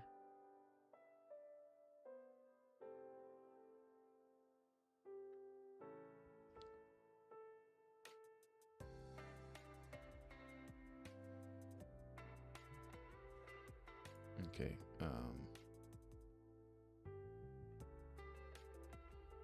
you should never be able to overlap with yourself, but wait, what is this?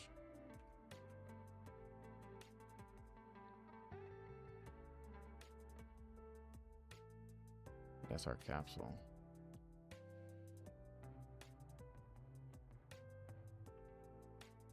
Yeah, so we're wasting hella resources on that. Let me do, basically, if these two components are the same,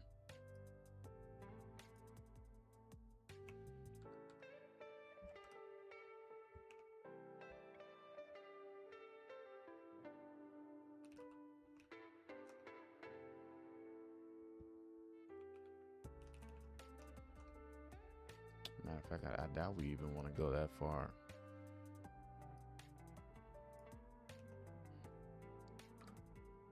Basically, we would want to do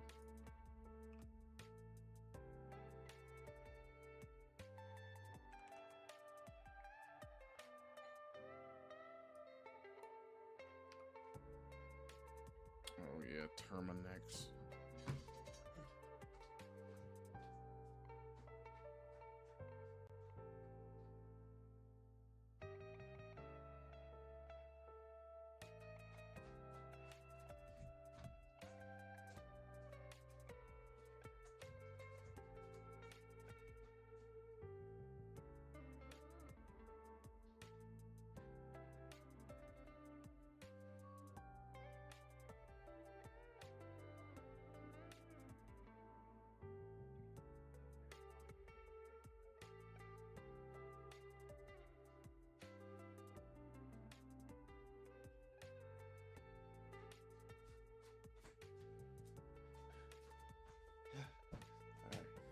Gotta be safe. That dude likes to talk a lot. All right. If I go out there just being friendly, I end up talking for 30 minutes. Okay. So first, yeah, if these two things are equal to each other,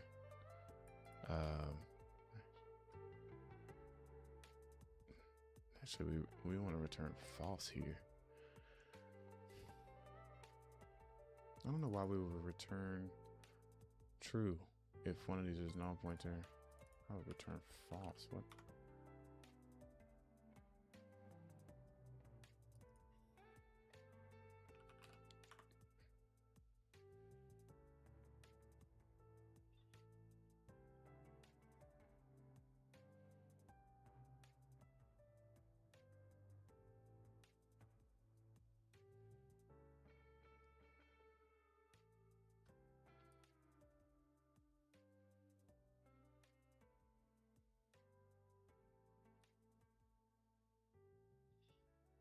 Yeah, I'm not too sure about if this is gonna work the way I want it to.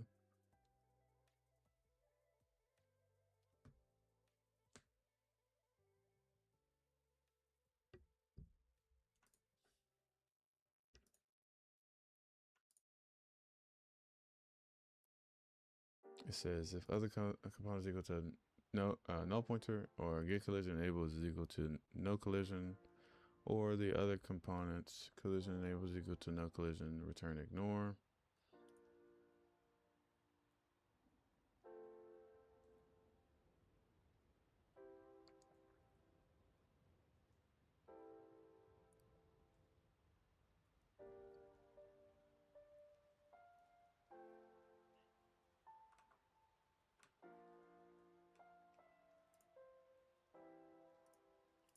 Oh.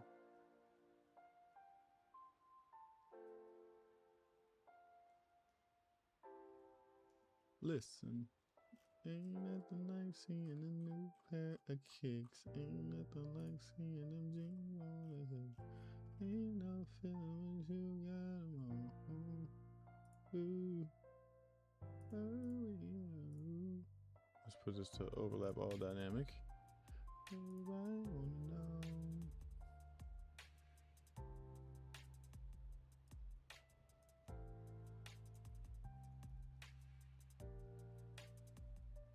And our capsule is set to overlap all dynamic, but it's not generating overlap events.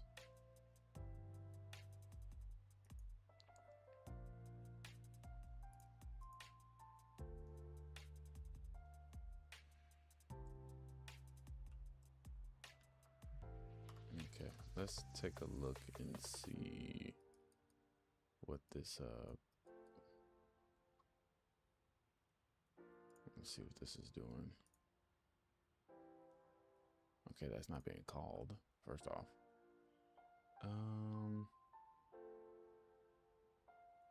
So our filter might not be working how I'm intending it to.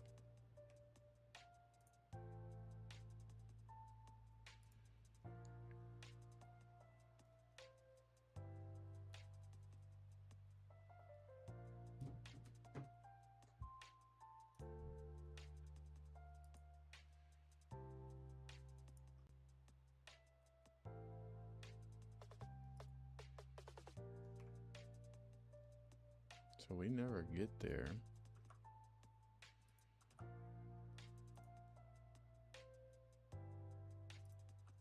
Never get there.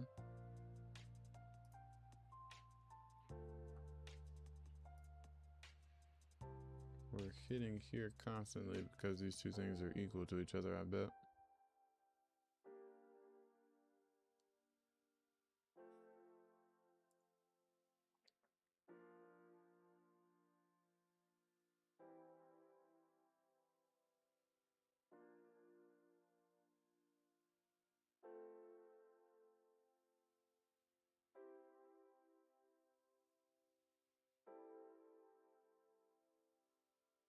I'm a little confused on how this is supposed to work.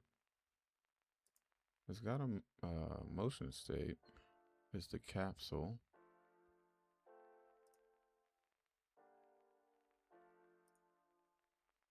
And it's the capsule. So my capsule on my physics pawn and my capsule on my physics pawn, I'm guessing. Yeah, it's continuously. Looks like every frame that's happening. I already got it, Bean. Yes.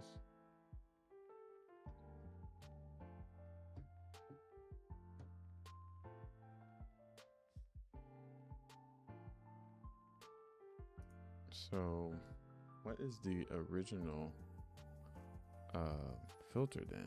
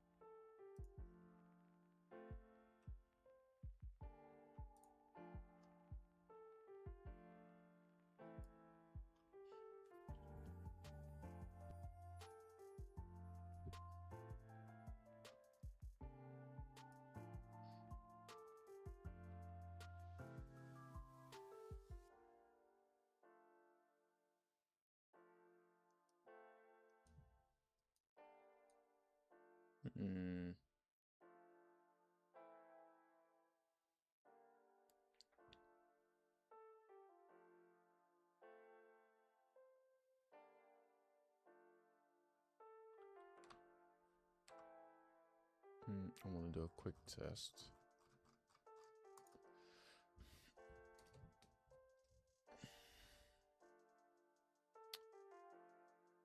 So in initialize, I won't actually create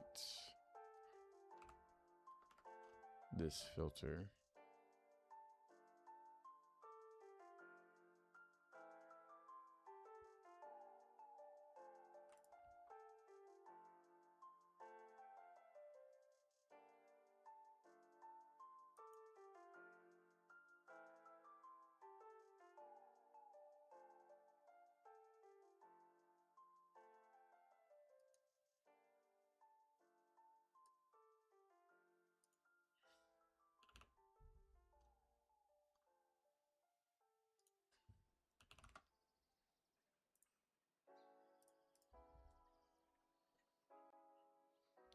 I wonder why that's not working.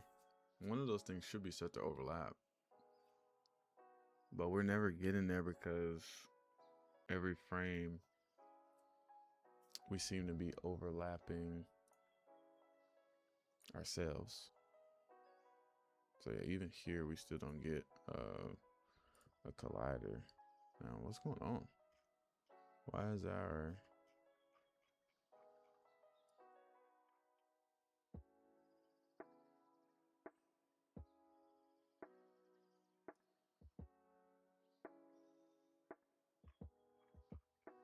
does this have bypass on it?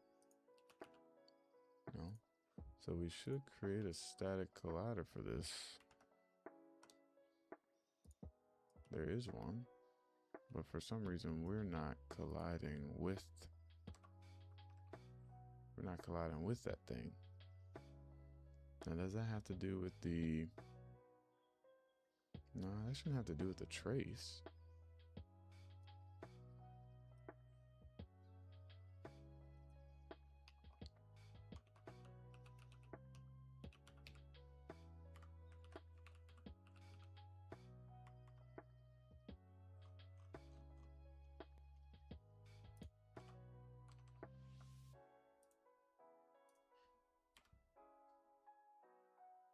Alright, so this is our physics pawn.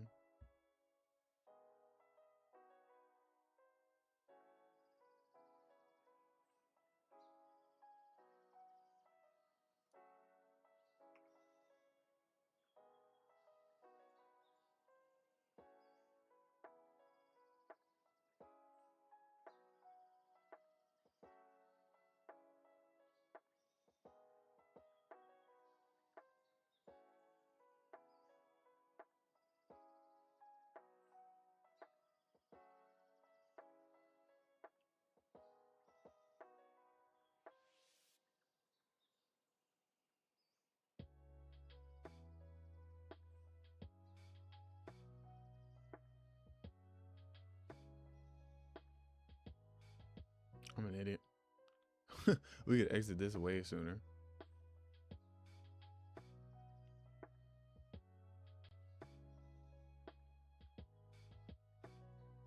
This needs to be wrapped in an if statement. I think the other one is the static one.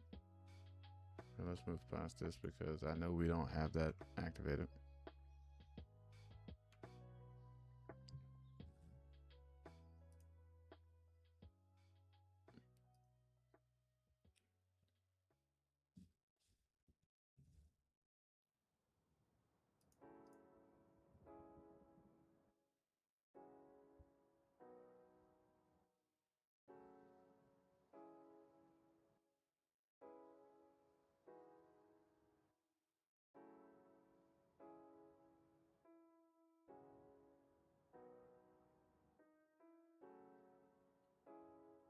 Oh, okay, that is something that we're doing. We're using this to turn this on. We could take a look at this too. I don't do this if check here either. I'm an idiot.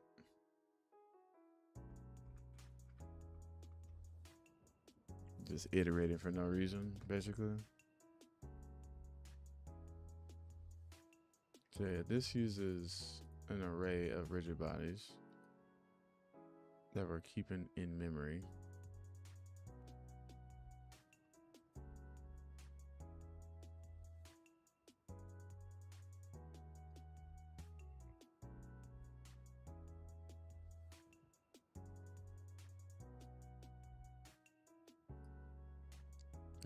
We could check if this guy gets the user pointer, because if it does, yeah, it does get a user pointer right there. So that's not what was breaking. So we can move this back to the function so I don't have to call it in weird places. And then we end up adding a collision object here, which is wrong. And maybe that's why it's colliding with itself. Okay, let me fix a few of these bugs because we're being stupid here.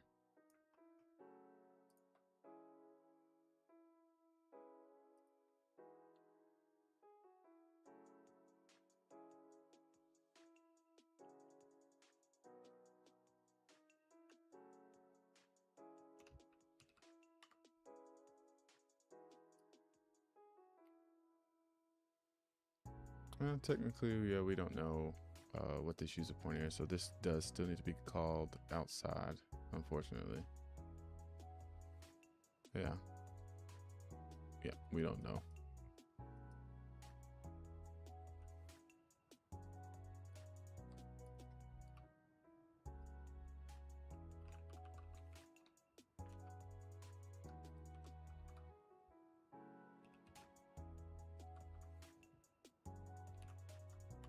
I still don't think we need this.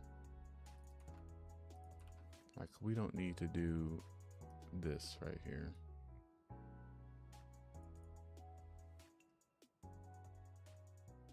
We just need to say if we could upcast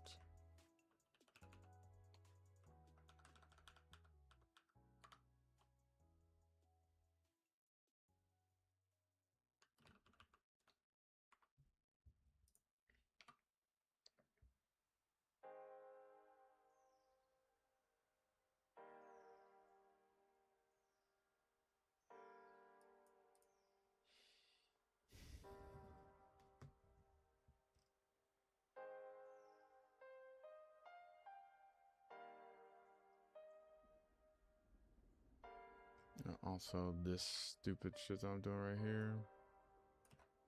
Basically, we don't ever need to do this loop if this is not true. What?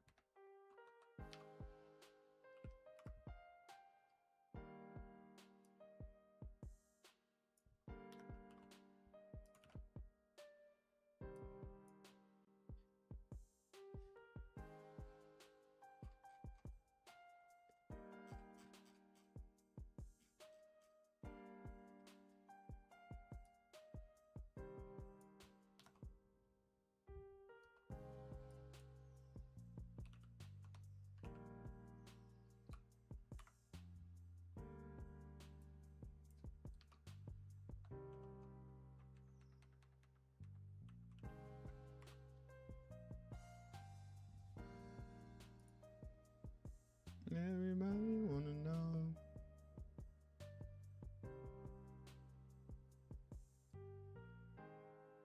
So we can actually add, we can keep doing this here.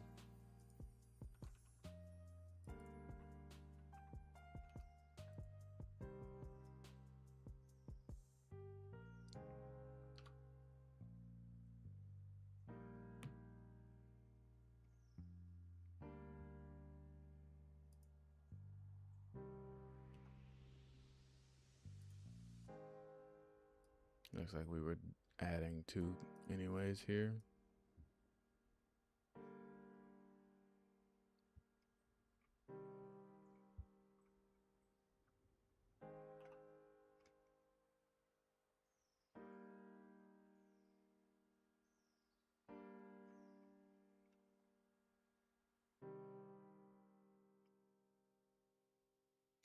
There's also another thing that we need to do whenever we get in here.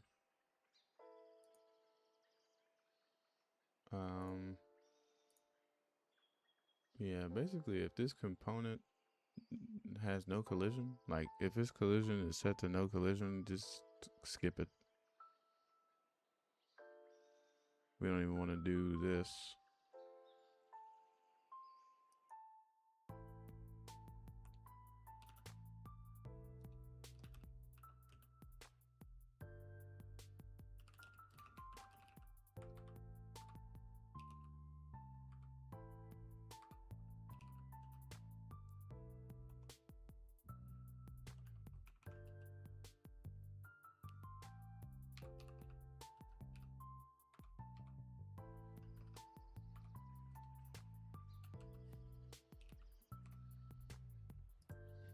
Don't even waste the time because it's going to assert.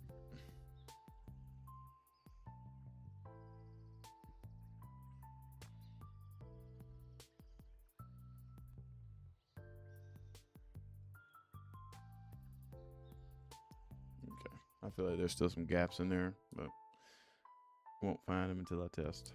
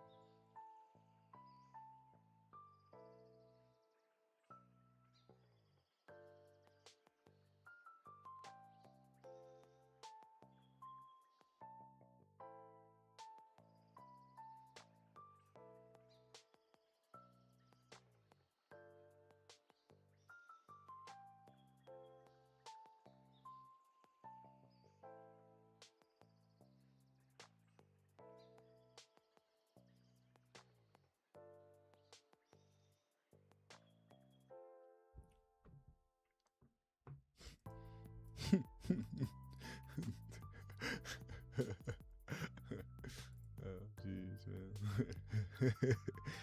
Okay.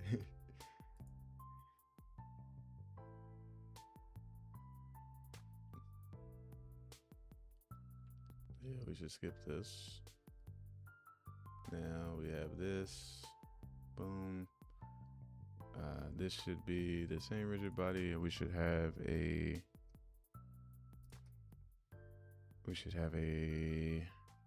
user data pointer, user object pointer right there. Okay, so we're getting the data. Hey, return shift out last ID. Wait, why is this tripping?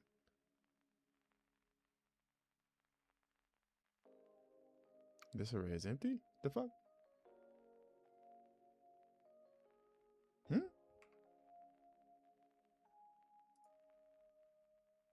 Okay. The hell is going on here? I didn't even get this. Did I get this? I don't even remember this triggering right here. What the fuck? Like, this function didn't even trigger. So how are we getting here when I'm not even getting here?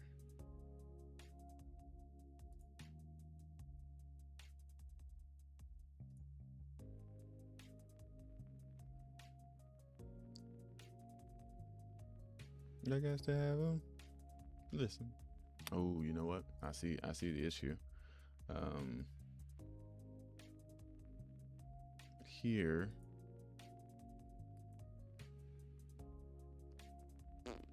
we don't always create a let me think here. See, I think we should do this similar to no, because if there is no blocking collider, we should not create one. But a rigid body always needs one. A static body does not necessarily need a block because it could be a trigger. So this can't actually be done here. This actually has to be this. Yeah.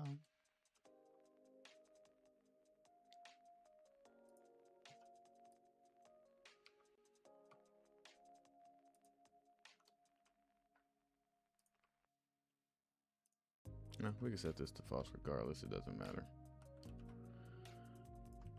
We don't want it to be true.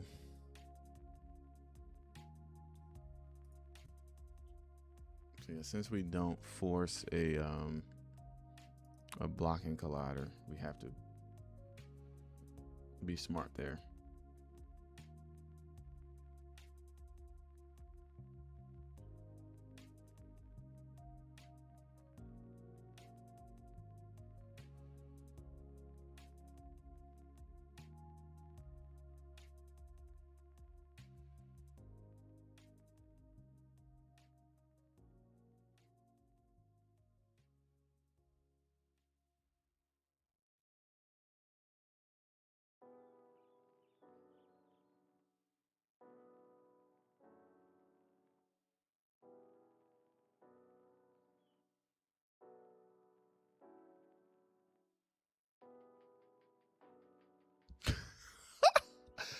Oh God, I hope people don't fall for this. Well, it looks like another system is working as intended. Today I'm on fire. Lucky you, man. I can't get these fucking collisions to work.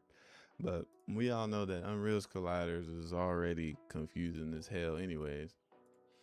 Okay, so this fires down. Do we get the same issue with the fucking thing? We do. Why? I mean, why the fuck are we making this for the sky sphere, bro? The sky sphere should not be in there, first off. Where's my filter? The fuck? The sky sphere is not one of these. How did it pass this? What? Okay, what? Okay, come on, man. What are we doing? Why is the sky sphere being added to the fucking thing here? It's not any one of those classes. Oh, it is a static mesh actor, isn't it? Isn't it? Is it?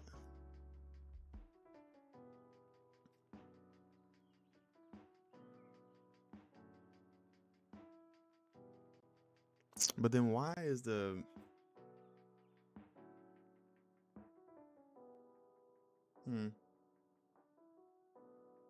I mean, I guess we could just do a simple fucking early out, not early out, but a sanity check there in that function when we return this instead of getting the last. But my question is, how's the shape, the sky sphere even being? Yep, it's a static mesh actor. It's set to static. It has a static mesh component that has no collision. So if the component has no collision, it's supposed to skip. But that does make sense because it is skipping. So this hold on, let's see here.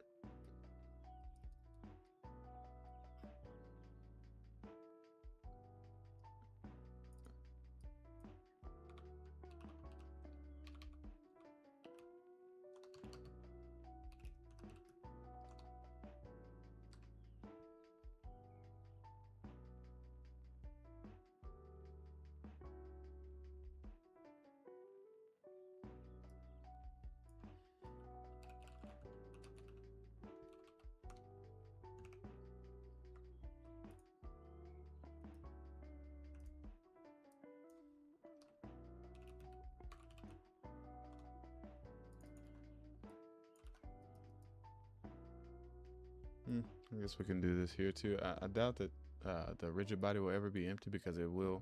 If you register in a rigid body, no matter what, the shape is going to get created.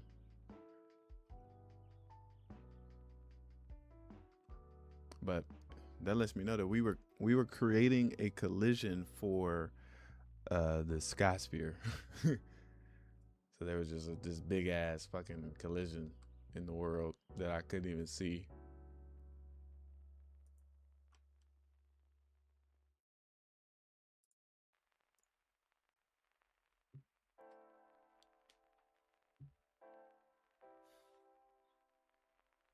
Uh, well, I wrote my multi-trace functions, and I wrote the filter that's supposed to be allowing me to tie Unreal's collision, which should be allowing me to use Unreal's collision channels and responses inside of my bullet collision, but I'm not able to get it to work. It looks like it's ignoring. Looks like we never get to the point where I use bullets collision. Okay. So yeah, here we get to add overlapping actor, which actually might mean something to me now. So we know our other object is probably our capsule. And then we add that to our overlapping objects. It looks like we're getting overlap now. Yeah, okay. So I was wrong. We are getting an overlap with, oh no, in this case I turned the filter off. So this is with the filter off. So it works naturally without that filter. But like say we go into this thing and we turn this to custom, and then we do ignore for everything, we'll still get an overlap. Oh, we don't get an overlap. What? How is that possible? Well, dynamic, we're only custom. We got to set to ignore, and somehow we don't get an overlap, but we go back to overlap all dynamic.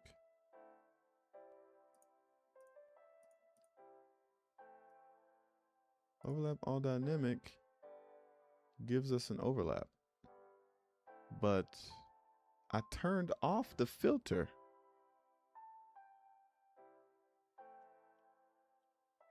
What?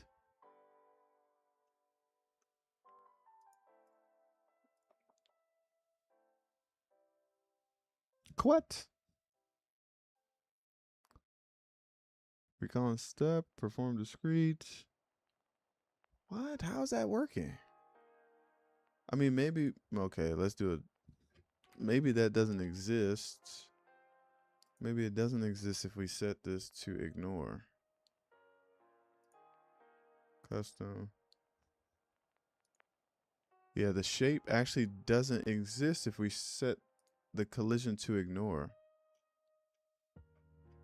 Wait, how is that? Where is that happening at?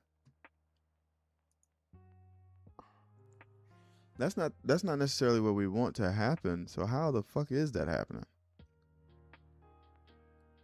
Oh, I know how that's happening. So since none of these channels are set to overlap, we never create an overlap. So let's just say we'll overlap the camera or whatever. So, oh shit, we still don't get a fucking shape there.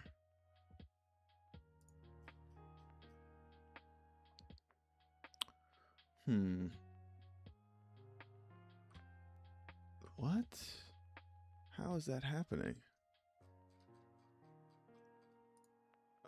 Let's do register static body. Okay, let's just make sure we're looking at the floor here. Sky sphere. Floor. Okay, so somehow we're not creating a fucking collider.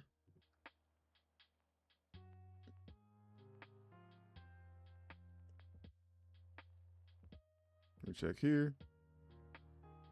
We say we get our response to the channel, and we're iterating over all the channels, and somehow we never create a ghost. So we never get here for this guy. Let me just add something real quick because I need to be able to see what this channel is.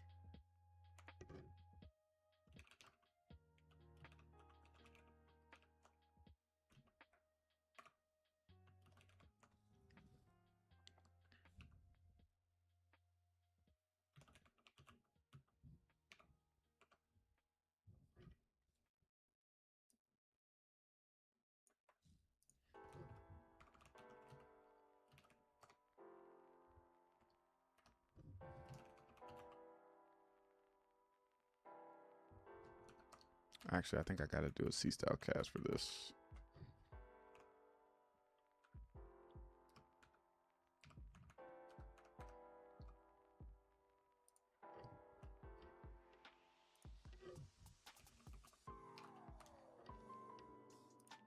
And next thing you see a girl that reminds you of a pair of Jaybird shoes, and you wanna get her attention. This is what you gotta say.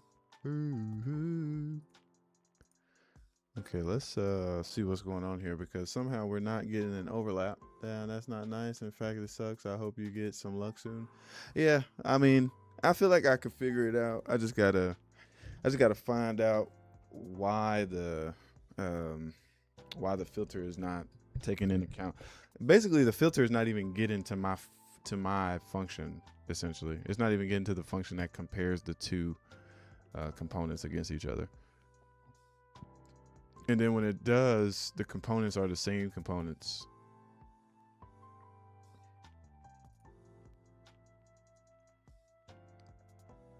Okay.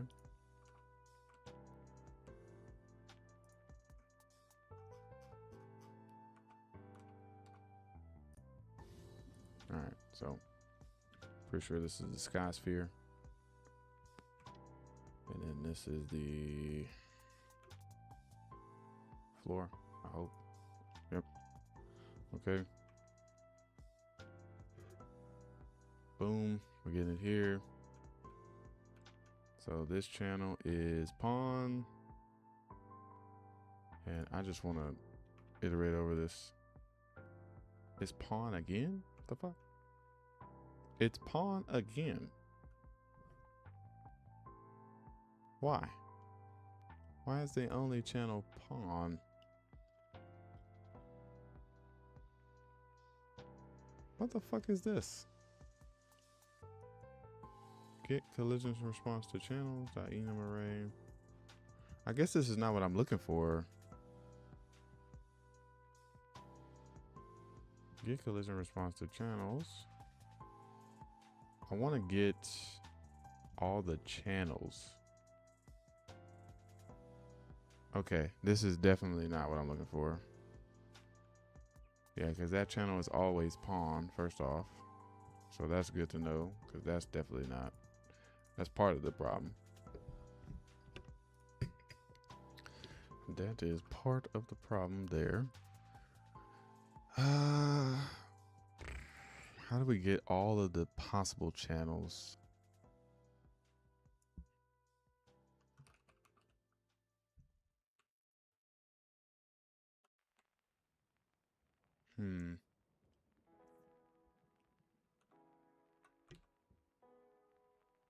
Is there a like collision channels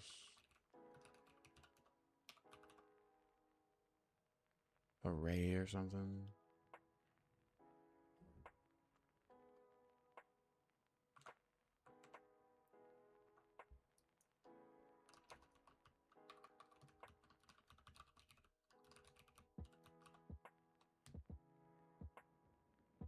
You know what I could do? I'm being an idiot. We could just iterate over 32. So instead of, it's not a uint 8, I don't think. I think it's a int. Like the actual e-collision channel is an int 32. So we would go from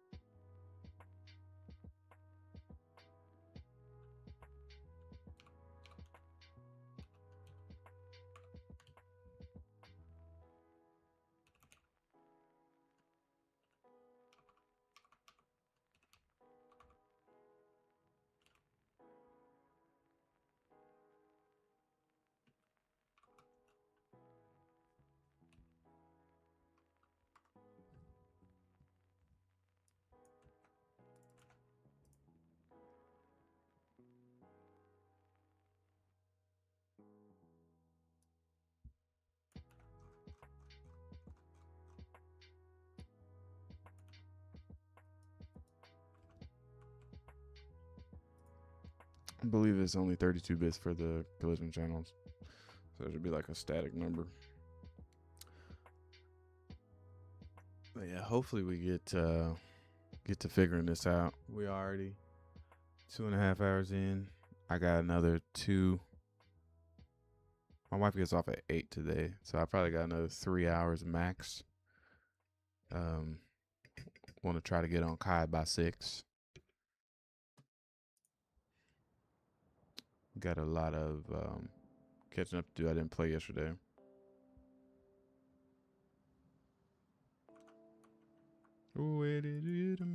Yeah. Boom. Okay.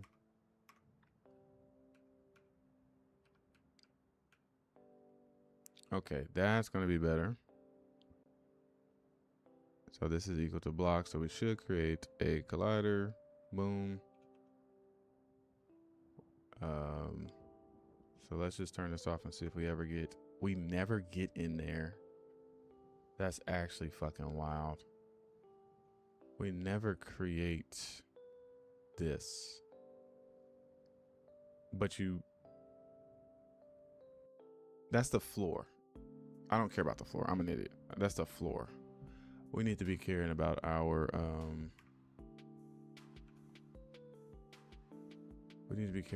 overlap. So our overlap only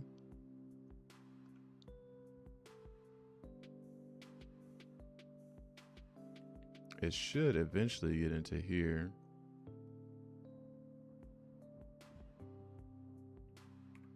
Boom. So camera, boom, got that. So that's the solution for that weird ass issue.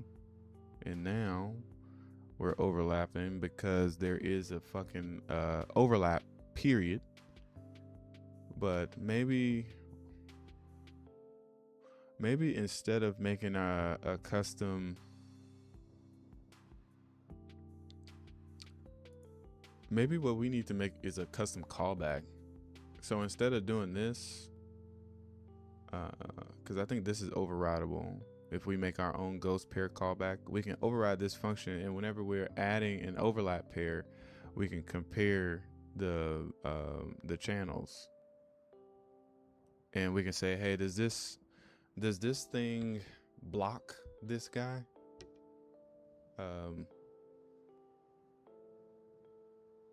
Or does it overlap this object? So I think that'll be the easier way, because we know that this callback is what is actually controlling something getting added. So I'm gonna make my own overlap callback here.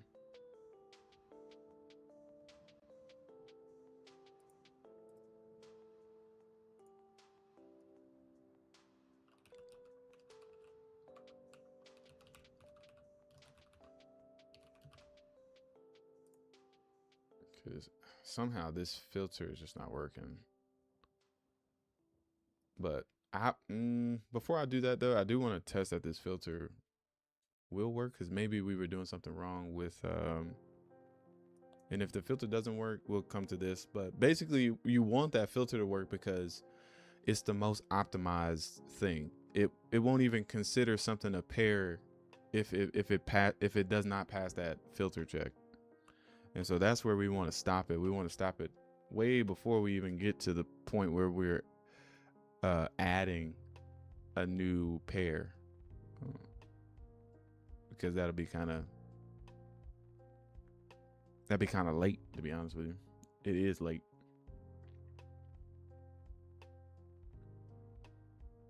Just saw something on Instagram that's hella weird, bro.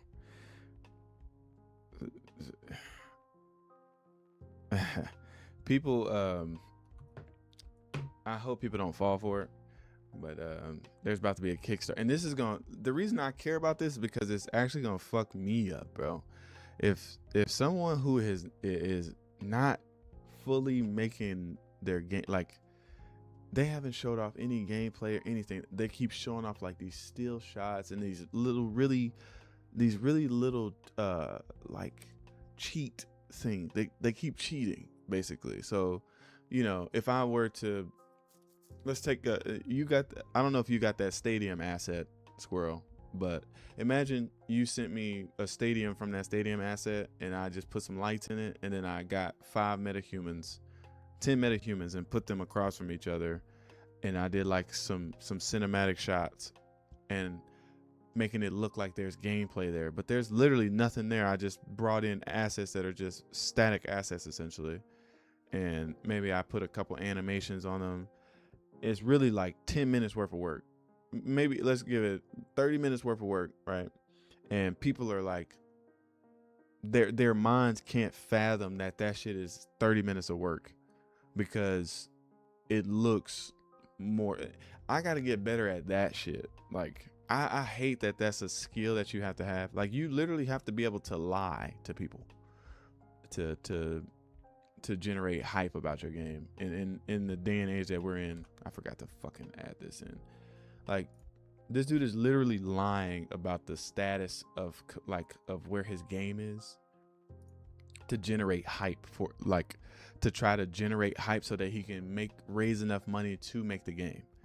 But if there's not already a game there and you raise the money to make the game, you could get kind of fucked with, oh, I done made some money, I'm not even gonna make this game. And now if I come behind you with an actual game, like, that's why Kickstarter's fucked up now, because a lot of people took advantage of the fact that people get excited about, you know, like, when people don't know how game development works, it's easy to excite them with small things. Like, you know, just the smallest little screenshot could excite somebody. And that's another reason why artists get kind of mad about AI, because people who don't know about art, if they're looking on to somebody's AI, why Bullet over PhysX or Jolt? Jolt is a fucking nightmare. PhysX, haven't worked with it. Haven't worked with it. Heard good things about it. Also heard that it has better single core performance than Bullet. But Bullet is proven in the type of game that I want. So if I looked at it like this, I tried to do Jolt. Jolt has so many like compilation issues, just issues internally to Jolt, that I would have to like understand the Jolt side of things a little bit better to actually use it. And then on the other hand, fucking Rocket League to this day is still using Bullet physics. I know that they have their own version of Bullet. Like, they've done a lot of work to advance Bullet in the way that it needs to move for them. So basically what I'm saying is there is a proven game that is multiplayer, physics based, using a ball, using player to player collisions, etc., that's using Bullet. And the only game that's using Jolt is a single player game. And there's another multiplayer game that's being made by this cat named Andrea. And but if you look at his code, the amount of glue code that he had to write, bro, he basically had to write a intermediate library between, and I'm kind of doing the same thing, but it's not as big. It's not as big to get stuff going. Like, with Jolt, the same amount of code that I've written here, with Bullet, I was not even able to get my character to move because there was so many like issues with crashes and bodies not being there. Like, I don't even want to think about the issues that I was running into, because it'll start triggering me to try to figure out how to solve them. So instead of struggling with it and fighting it, I know that I have a dependable library that I'm able to literally see my character move. Like, I was able to move my character with mover style of code in the first 2 days of using Bullet. I thought, since Bullet was this easy, it'll probably be this easy to use Jolt. I did the same shit with Jolt, and no, crashes, issues, problems.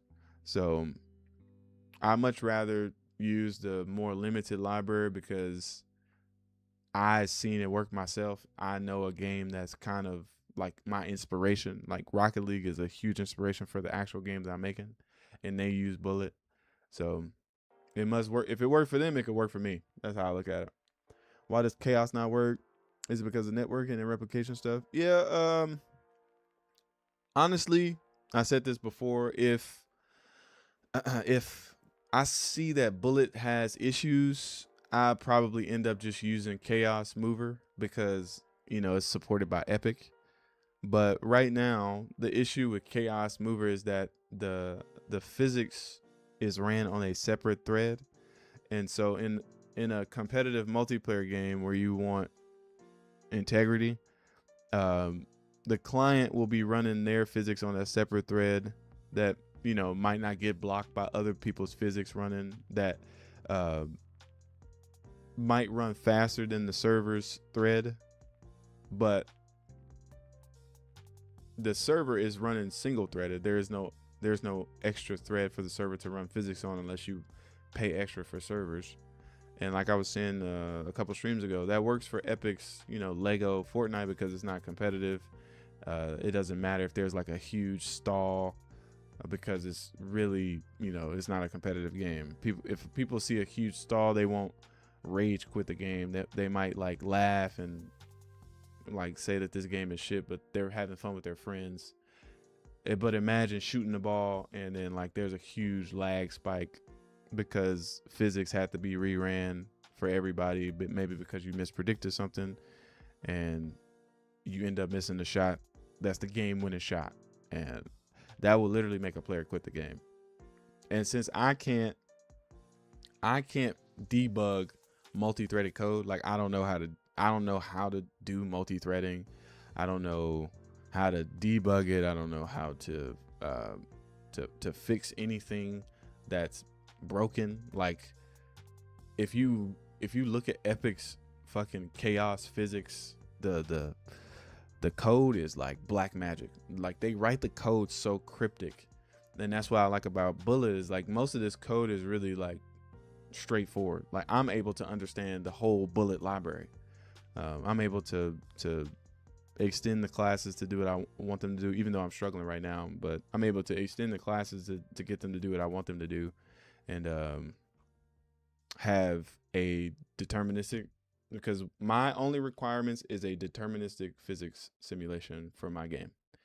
I don't need multi-threading. I need it to be compatible with my ability system. My ability system runs on the game thread, so I need my physics to run on the game thread. And I don't know if you watched that Chaos Mover video, but those motherfuckers they said that the example that they used to show how to use like how to communicate to the physics thread from the game code, from the game thread, they said that it's not recommended. So one, I would be building my game on code that's not recommended for you to use, and I wouldn't know what the recommended path would be. And then there's like these edge cases that could happen where one simulation needs to rewind, but that simulation is on another thread, and if that simulation rewinds, the fucking ability system simulation needs to rewind too. So how do you communicate that without some kind of weird code that you're like something like weird hack that you're writing essentially? Now, like I said, I would say that the Chaos Mover has like some constraints to keep you on the ground and stuff like that I might want to copy, but I want to give this a go first before I just deal with whatever I would have to deal with that code.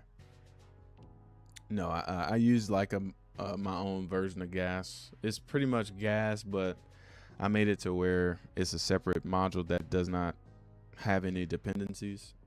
So it is Gas. It's Gas influence. It uses like attributes and the gameplay ability type of blueprints, but it's written specifically to work in a fixed tick and a fixed tick simulation, to where essentially if you activate an ability using certain input, the server will also activate that ability, and if you need to rewind and roll back, it's basically an ability system that automatically handles deterministic rollback and roll forward. So gas by default does not do that. If you want that, you have to use Kai's version of gas. But in my game, since I use a lot more plugins, in order for me to use Kai's version of gas, I'd have to bring in a bunch of other plugins to my project. That it's like a never-ending thread that literally never ends. And to avoid that, and I'm also doing that with this module, to avoid having to depend on any Unreal Engine code, I'd literally just take the module, rename it, and then change all the shit that I need to change specific to my game. But with the ability system, I wrote that from scratch. Like that's me taking all the parts that I need from gas. Like, oh, I need this ability, gameplay ability object so I can write abilities. Oh, I need this effects, gameplay effects. I had to write my own version of those because they need to work with network prediction plugin versus just working like how they work in gas. But going back, I probably would take Kai's module and rename it. Like if I feel like my solution is not complete or has issues, I'd probably just take Kai's gas module and rename it so that I get all of that functionality, but I don't have to depend on any of the Unreal side of stuff, because I only need the ability system. I don't need the ability system to be linked to state tree or anything like that. I can do that myself. Like I don't need it to be linked to mass or whatever. You know how fucking Epic does things. It tries to make everything integrated. Okay, what was I about to do? I need to go to initialize. And we actually want to add this. I want to test this being in the. Test this filter, see what works. See if it works this time. So technically, we should not overlap with this, with our pawn. We should, yeah, technically we should never overlap with this, but we'll see what happens. If the filter doesn't work, then we will end up going with the easier solution.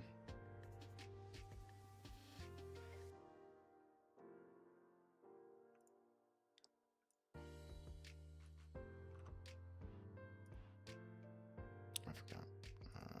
Turn these off. Turn you off.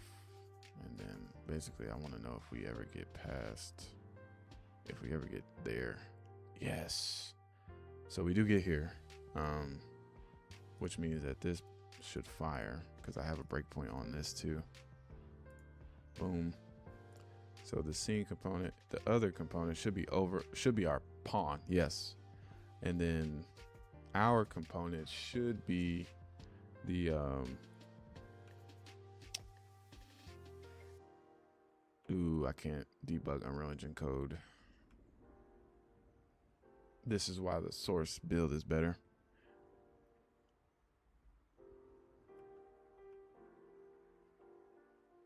Okay, so this is working. That's the great news, but let's see if we actually trigger an overlap here. So we don't trigger an overlap. That's good. And just to see this from start to finish. Yeah, we don't trigger an overlap with that box because we're not overlapping pawn. And if I put this on overlap pawn, we still don't trigger an overlap. Okay.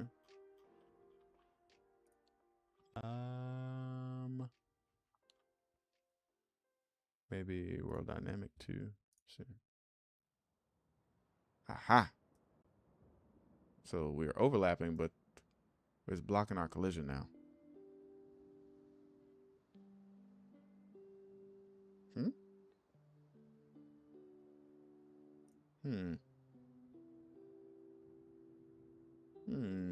What's that about?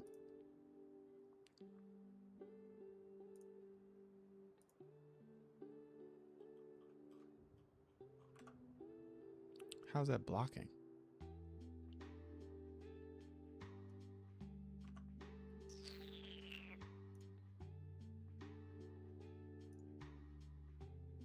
Capsule is overlap all dynamic. It is world dynamic.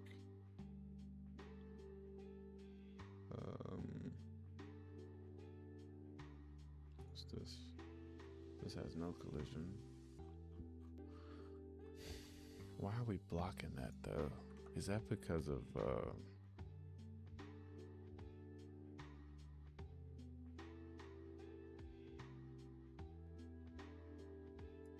you know what? We're gonna do this. Let's make a helper function. What version of gas? I haven't heard of it before. He has a plugin on his GitHub. I can share the link inside of here. Sorry, I'm trying to figure out this collision ship. I think this might be the private one. Yeah, so he has a public one right here, and it comes with an example as well. It's got 22 stars so far. It's pretty good. Yeah, so I think somebody got this to work for 5.7, but like I said, what's up 3-day? I'm pretty sure I got it to work in 5. Somebody has gotten this to work to 5.7, but like I said, if you damn GPL 2.0, unfortunate. If you what's the word I'm looking for? If you use more plugins than just, you know, gas, network prediction plugin, and mover, if you use more plugins than that are turned on, you'll have to bring those plugins into your project like constantly. You'll start seeing that you constantly have to bring in a new plugin, because you'll get this error that says, hey, this engine plugin cannot depend on this project plugin.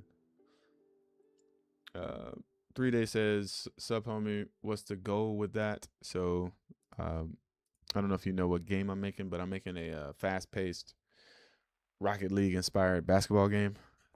So basically I'm integrating this physics library because it will allow for deterministic collisions. And imagine two players that have like different attributes for mass and different attributes for weight.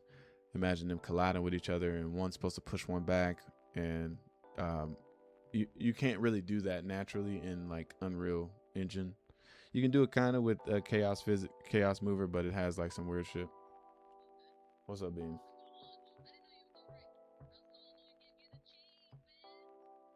For what?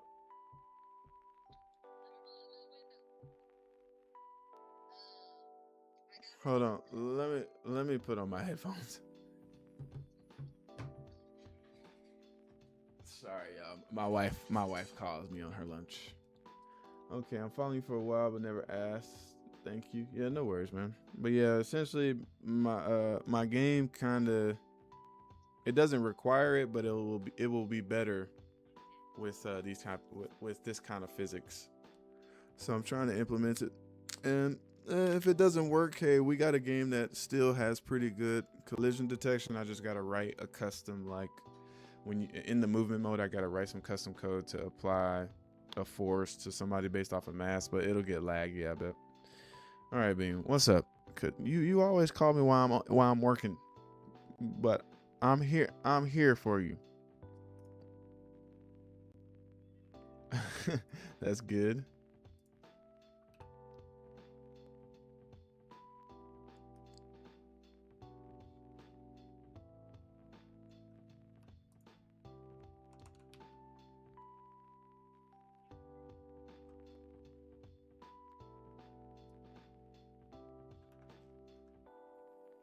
Really? Yeah.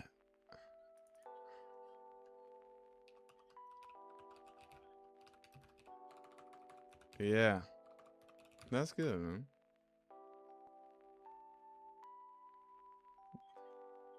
Yeah.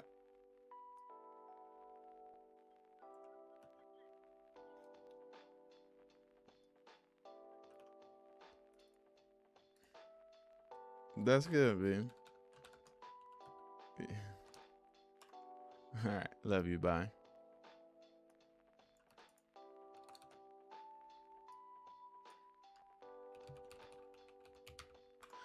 That's good.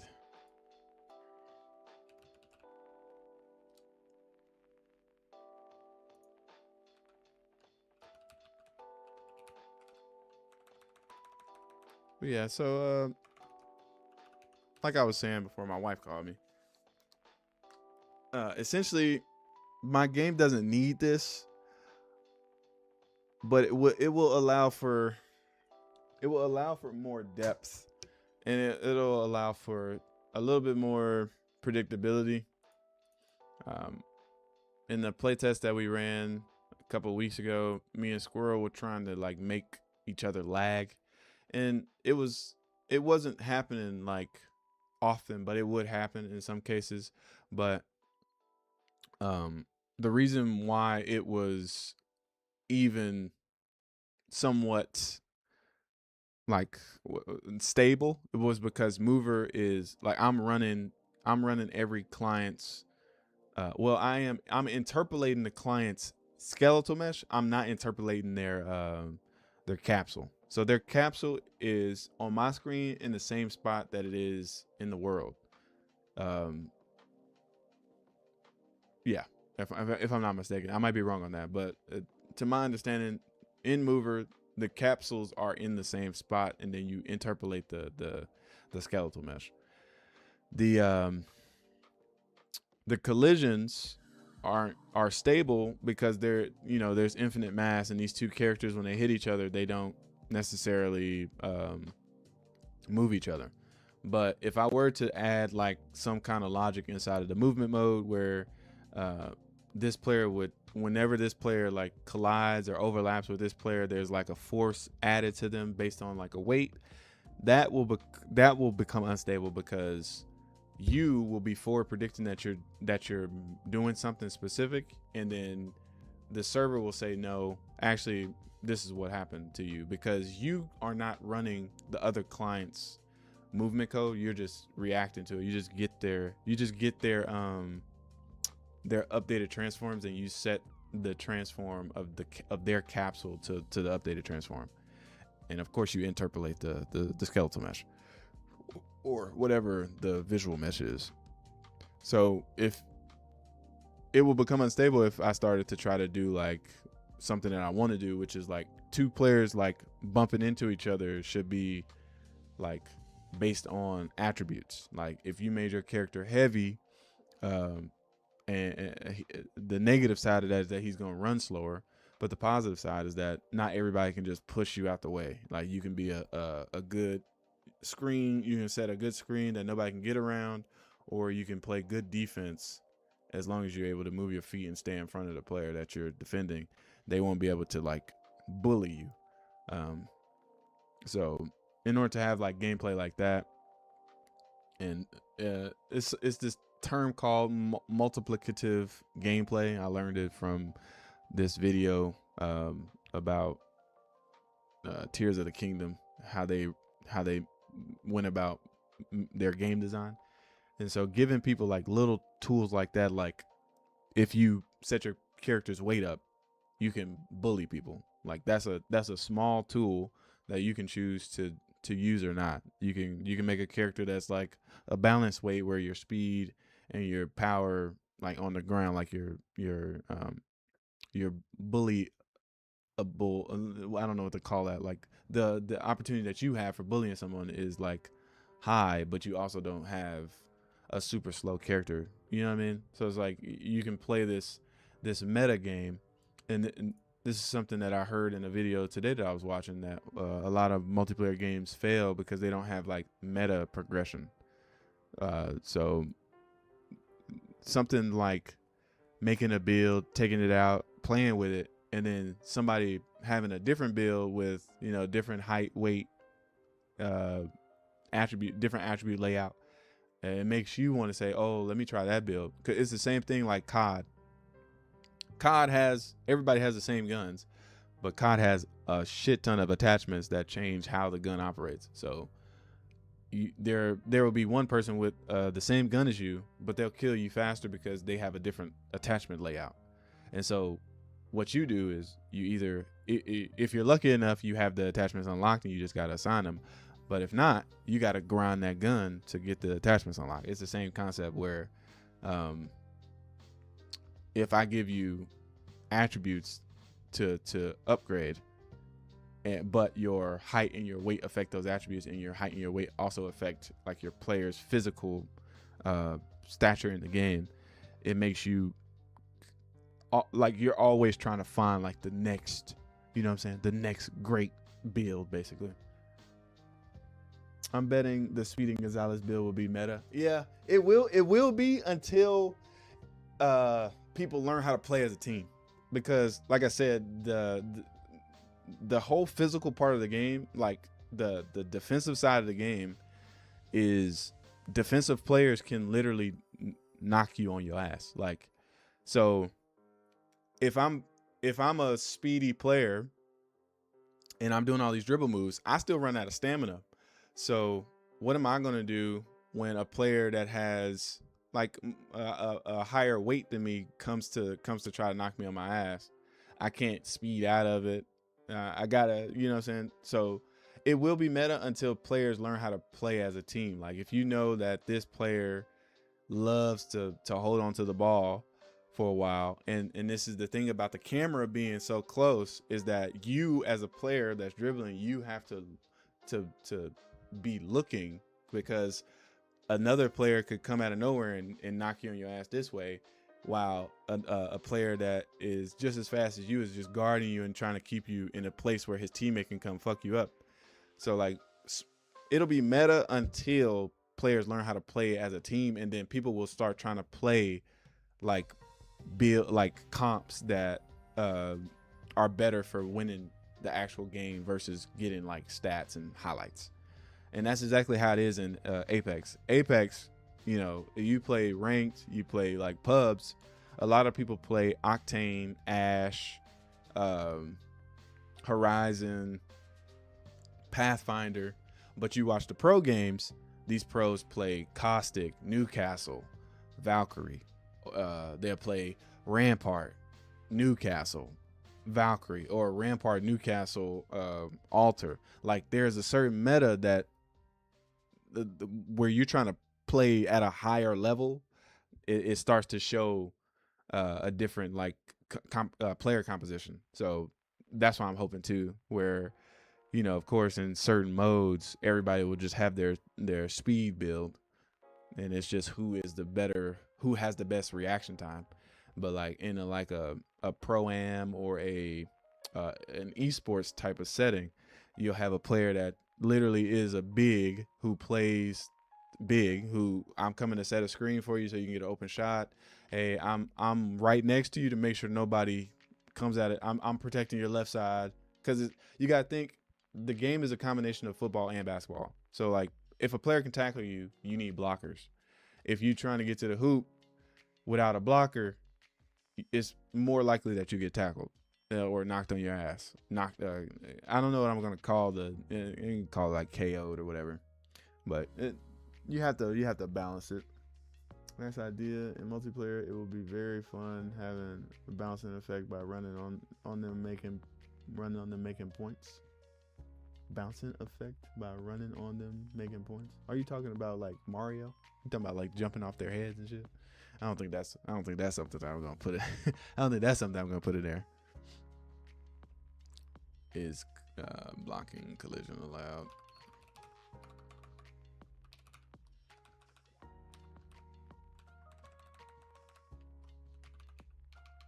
So I actually want to use these functions instead of this function here.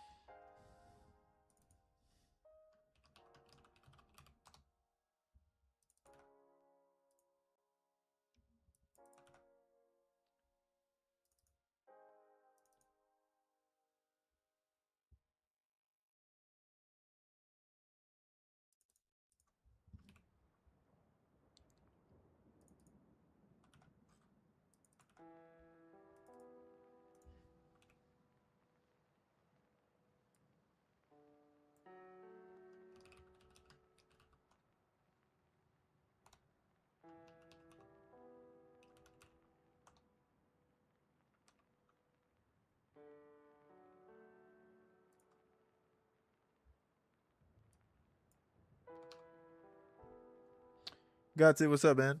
I'm doing pretty good. Trying to get my collisions settled here, so I can move on to um, the next task that I have for myself.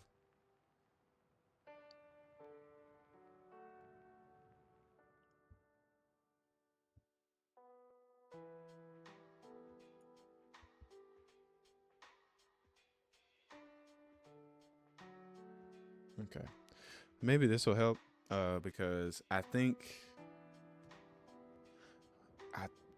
technically I don't think that we're supposed to be blocking from a fucking I'm pretty sure we're not supposed to be blocking from an overlap only collider. But that overlap broad face might have a problem. What's wrong with you? What the fuck is this? What in God's name happened here?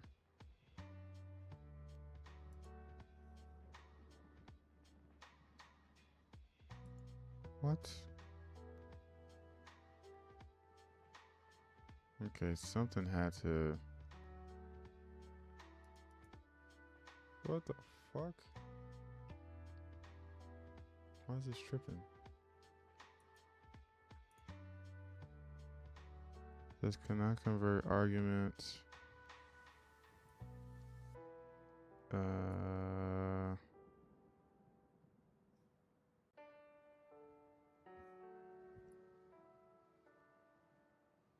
What? Are you making good progress with Bullet? Yeah, for the most part, yeah. I got a lot of stuff set up, but I don't know what just happened right now.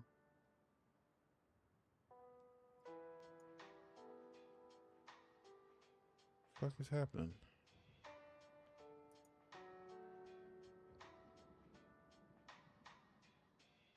What the hell? Maybe I changed the source file or something.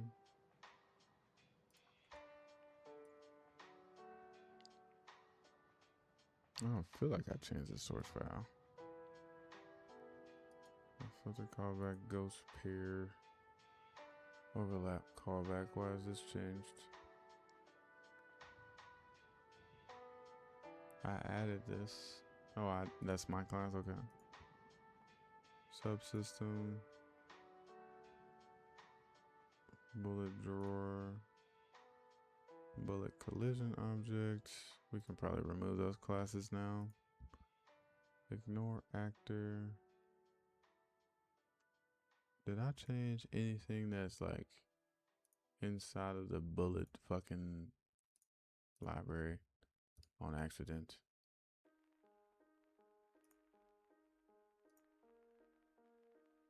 What the fuck is happening? I don't know what's happening, bro. I don't know where this came from. Just randomly started running. It's happening on this overlap filter callback when it compiles that.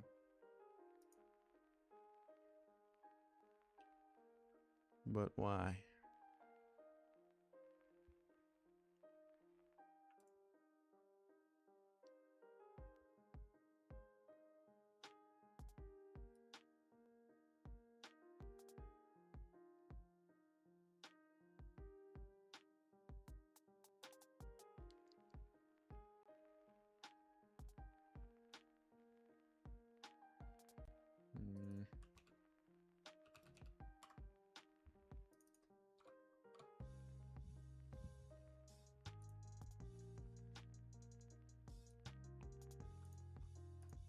I don't know if that's the case though. I doubt it, but let me delete some of these classes that don't need to be here. We can actually delete this because this is something I was gonna do later if the overlap didn't work.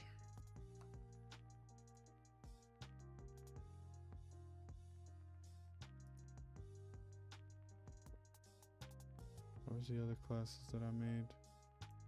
The library overrides. Yeah, we can pretty much remove these. I don't think it's gonna make a difference, but might as well clean it up now.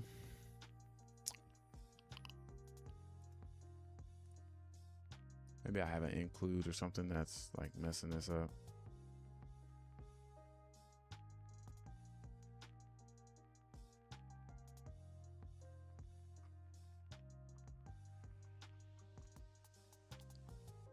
It happens when this .cpp file tries to get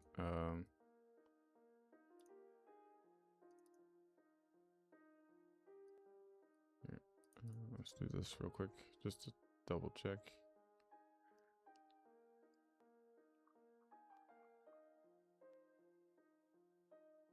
Maybe my bullet helpers class, I think I included is wrong. My eyeballs are fucking dying, just lightning.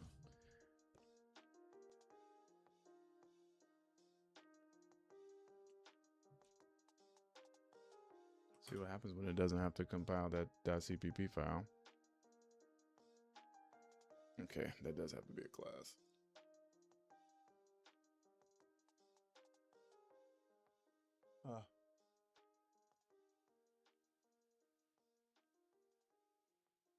Oh, jeez. And it still looks like this shit is. Oh, that's why. I understand it now. So this could have still been a struct, but we're for declaring it as a fucking class.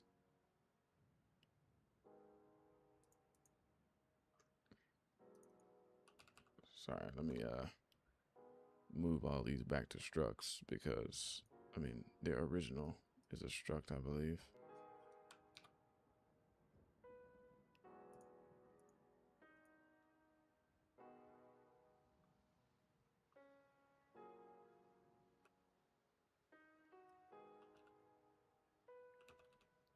Might just be better to include these, to be honest with you.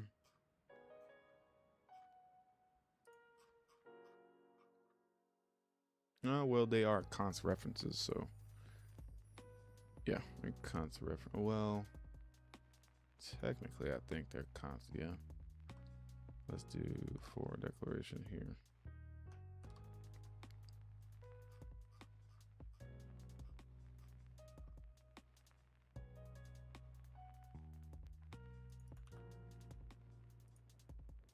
Oh no, I do need the I need to include actually.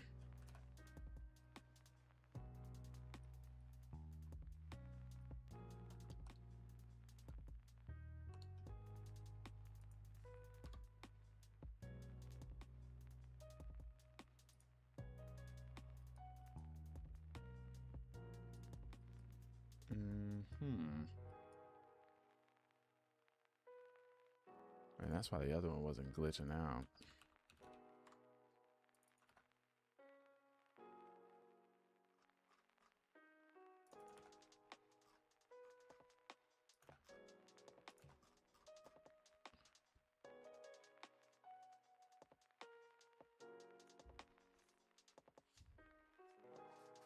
Maybe get some rest since you are tired.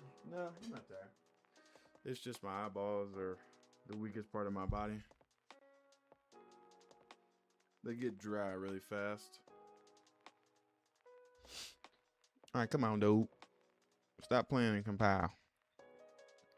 Yeah, I'm not tired, man. This is just something I go through daily. That's why I don't stream as long anymore, just to give my eyes a break. To give my eyes a break from focusing as hard as they do on like text. I still play video games and shit, but I mean the reason I don't stream for 8 to 12 hours anymore is because I like to spend a couple hours playing video games now. I'm actually making time to play video games instead of spending 12 hours working on my game and then trying to play video games, and ended up being mad because I'm getting my ass handed to me because my eyeballs are hurting because I'm trying to play after a 14-hour, 10-hour, 12-hour day.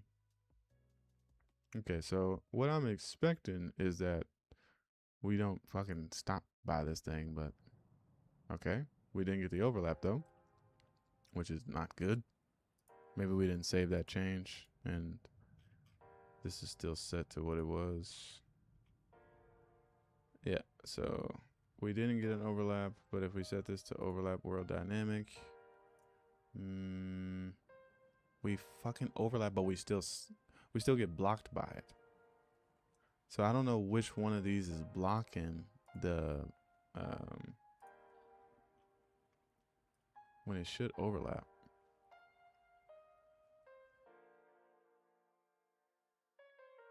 But I'm guessing the overlap pass filter.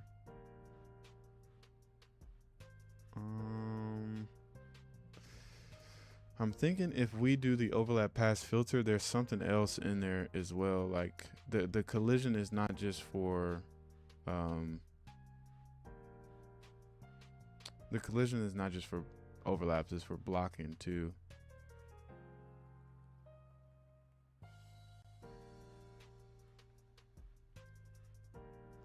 So I think by default,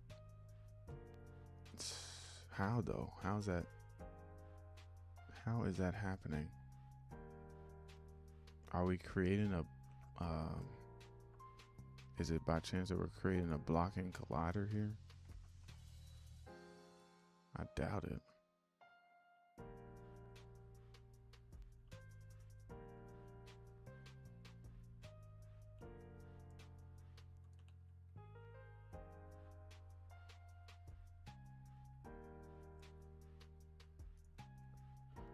Huh. I guess the only way to know is to check to see if we're maybe creating a blocking collider somehow.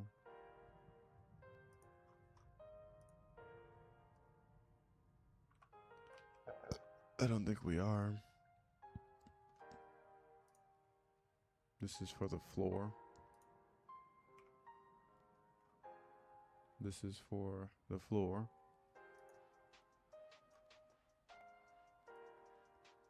This is for the floor again. Why are we creating this shit 30 times? God damn. Oh, well, yeah, that's true. Hold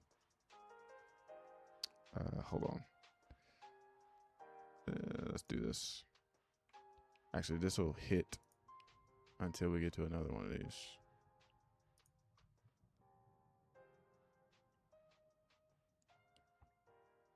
This is our sweeper, which should have no collision. And then this is our overlap only.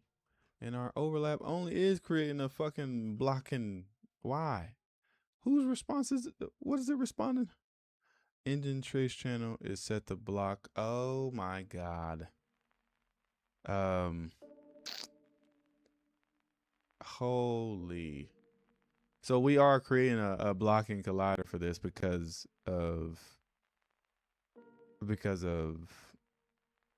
this engine trace channel number 2, which I'm betting it's defaulted to block by default, maybe.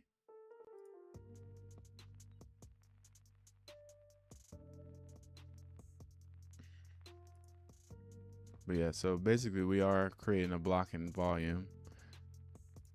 So how does that happen? What is engine trace channel 2? God damn it, can I click on this? Project collisions.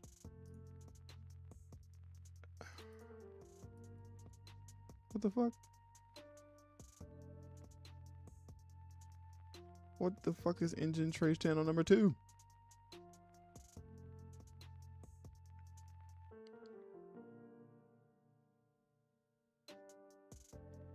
These are just presets. So what is engine trace channel number 2 and why am I set to block it?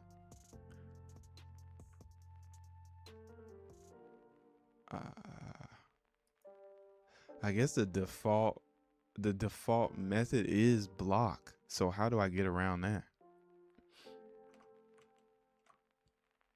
Any ideas? Add a line trace to know who is blocking. What game do you play after working? COD. I've been playing a lot of Call of Duty with my my brother, like my actual blood brother, my brother-in-law. He's married to my sister, and like my nephews sometimes play too. My oldest nephew, he's about to be 19 next month, and then my youngest nephew, he just turned 14, I believe. So we in there 5-man getting our asses beat by these fucking sweats. But it's like how I spend time with them without seeing them every day, because we used to live together. You know, well, not me and my brother. Me and my nephews, we used to live together when they were younger. So I don't get to see them as much now that we live in Killeen. We actually used to live on the same side of town too before we moved out here.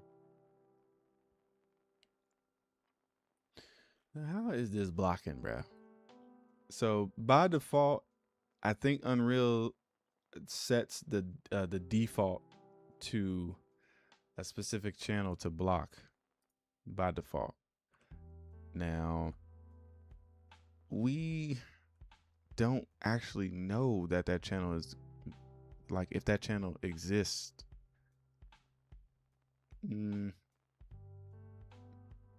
So how would I check if a channel exists? Because if there is no custom channel, if you haven't made like if you haven't came in here and made a new object channel, like, yeah, I know if you go here, the default response is set to block. So by default, all of the responses to the ECC game channel is set to block. So that's why we're creating a blocking collider. But we need to check to see if that channel actually has like a profile, like somehow we need to figure out if there's a profile in that channel, or a profile using that channel, or if that profile actually exists. But the profile does exist because it's static. So I don't think there's a way around that. Row dynamic. So unspecified Unreal Engine channels. And these are the ones that I'm hitting here. All of these are probably set to block.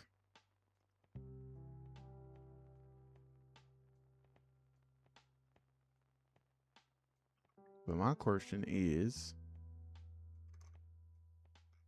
so yeah, this enum array, well, that's different. Set response, set all channels, replace channels, get response, update responses from array, create main container, get default response container. Damn.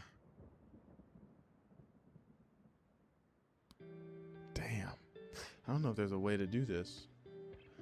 Essentially, I need to know if the channel is if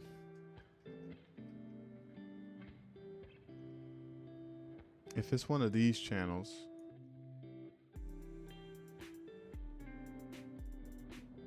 How do I determine that?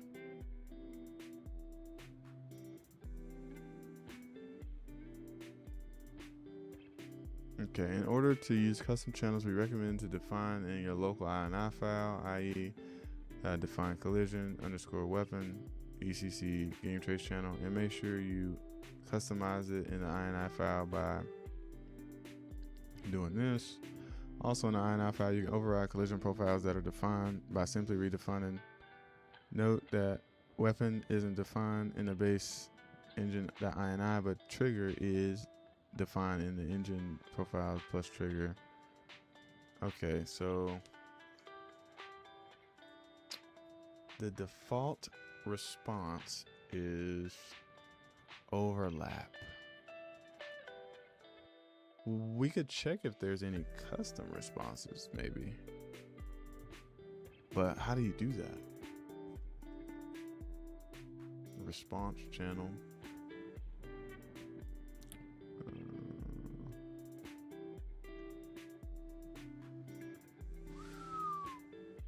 So yeah, by default, this is set to block. And there doesn't seem like there's a way to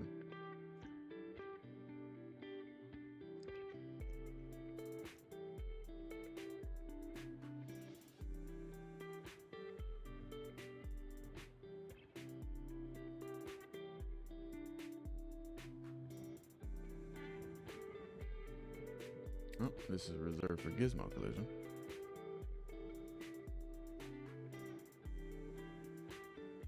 God damn it. So maybe using profiles is the better way than I think there's a profile thing in here. So get collision profile name. That's it.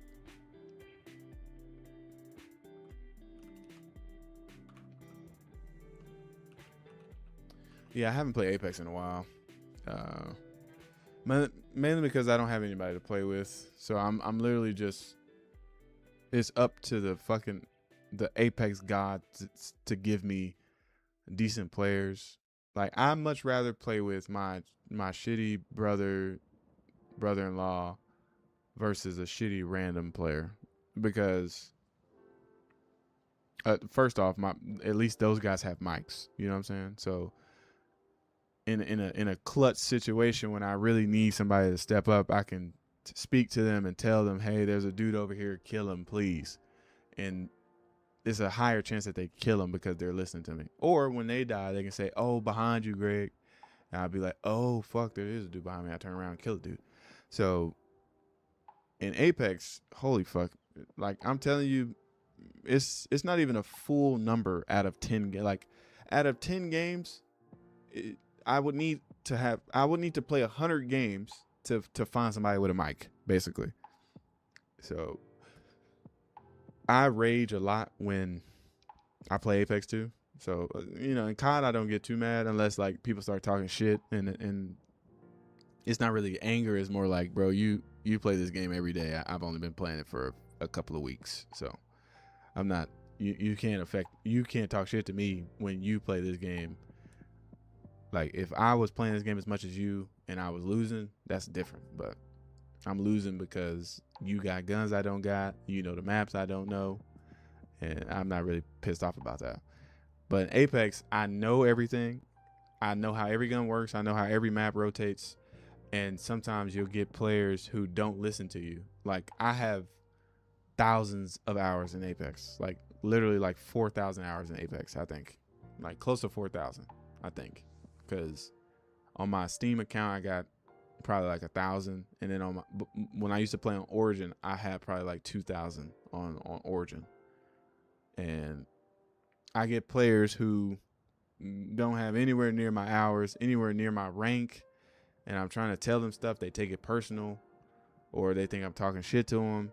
And it's like, no, bro, I'm literally on this game to win. And I feel like that's not everybody's mentality. Or that might be their mentality, but they don't understand that to win, you have to do certain things. Like, you have to play a certain way. You can't play the way that you've been playing and win. It's obvious because I've been playing how I play, and I'm a higher rank than you. So obviously the way that I play wins. So people who don't play around their teammates, like, if I'm the highest skilled person, I shouldn't have to chase my teammates around the map. We should be going through, like, you should be going through the person that has the most experience, has the highest rank. If I'm playing with people who are higher ranked than me, I'm literally just following them. I'm not doing shit else. And I'm giving them information that I can see on my screen. But I'd be the highest ranking motherfucker on my team, and my teammates are silent mutes who like to just go fucking die. And that shit bothers me. So I had to stop playing Apex. And if my family starts playing Apex, then we'll hop on Apex. But right now we playing COD because you can be 6-man in the lobby, so you can pretty much have everybody in the family and that shit. But yeah, Apex is torture sometimes, man. Like, when you get to a certain rank, it's torture because the rank that I'm at, everybody's playing as a 3-stack, but I'm one of the few people who don't have a 3-stack that is that rank. So I'm playing with randoms. I might get a platinum. I might get a gold. I might get a platinum that is really a gold, who's plat 4, who's really a gold player, but he somehow ranked up to platinum. And Epic, not Epic, but fucking Respawn's matchmaking thinks that dude is good enough to play with me, and he's a fucking trash can. And he thinks that he's good, but he's really like not good at the game.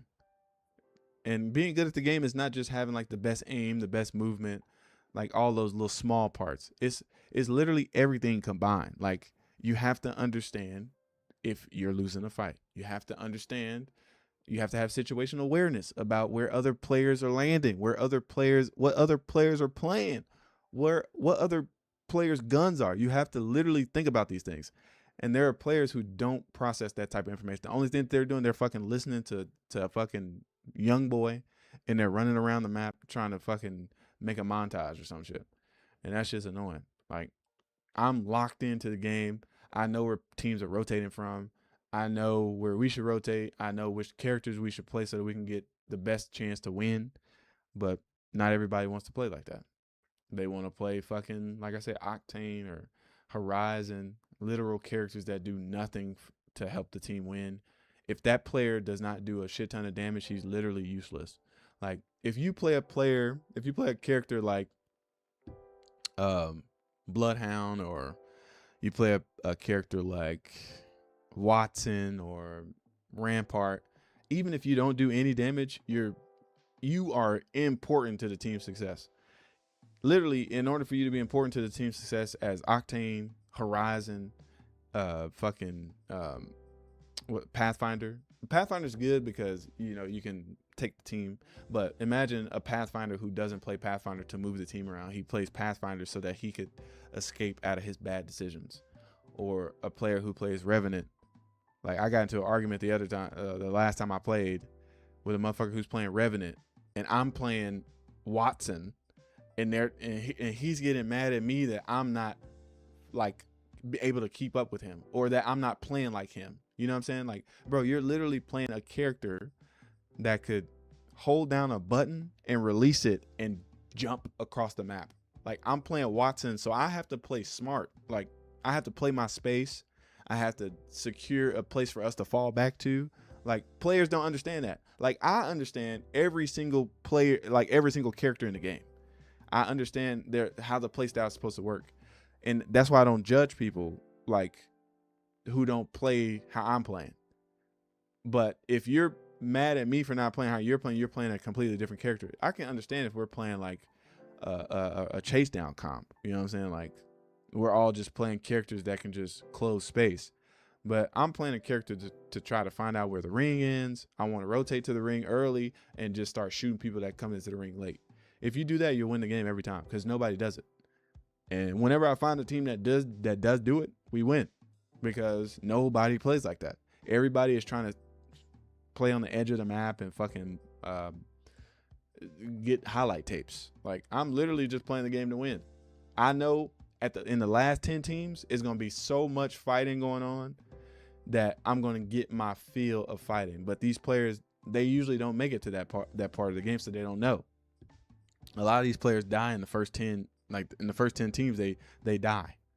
So they don't know how to last, 12 to 10 teams fighting in the last of 10 to 12 teams is like, that shit is fucking, it gets your heart pumping because every team has good positioning. Every team has max armor. Every team has their guns maxed out. So it's really about who's better at the game. It's not about who got lucky. And a lot of these players, they play the game because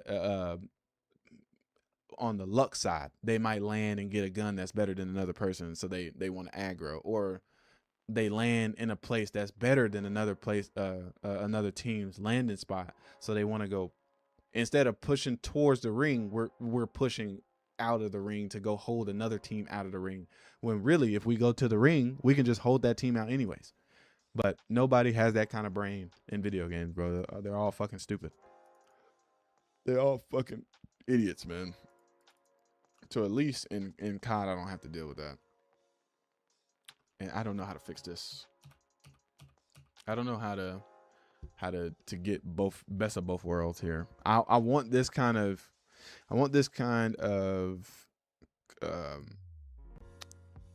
coverage where we iterate over all of the channels and make sure that we take each channel into account. But I don't know if there's a way to determine if a player has created a new channel other than to get like the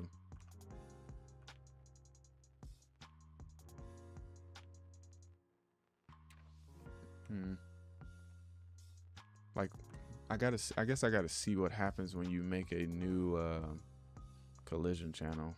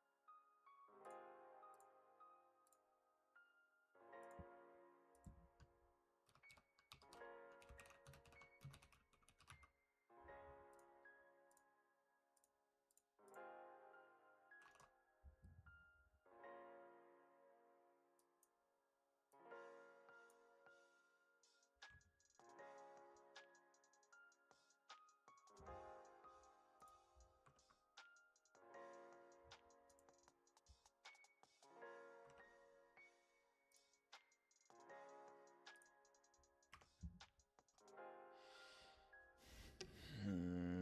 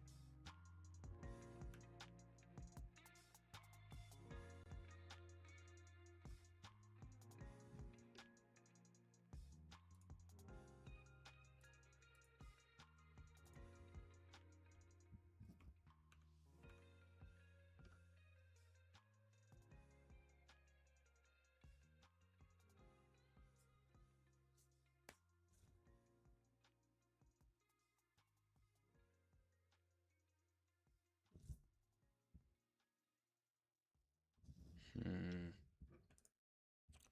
Hmm.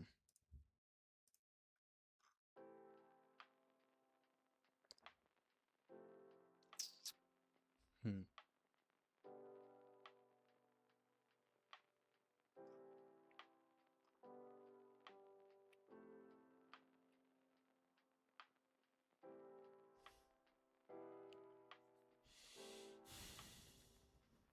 Hmm. I don't know. I don't know how to fucking determine overlap filter option. I don't know how to determine whether or not something is the default response or like a configured response. Hmm. I could have maybe we can use other data where maybe there's some other data we can use to determine whether or not something should ever block. Like, should it ever block?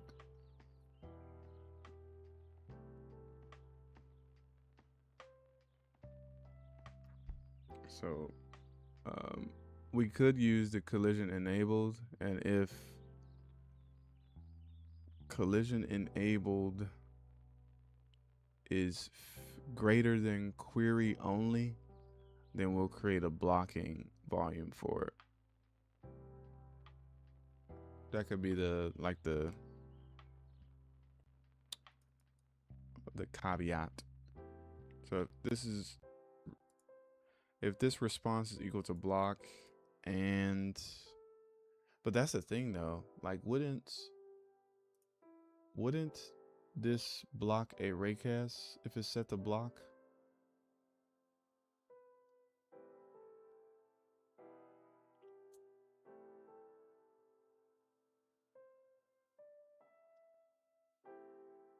I do have a new trace channel that's set to block.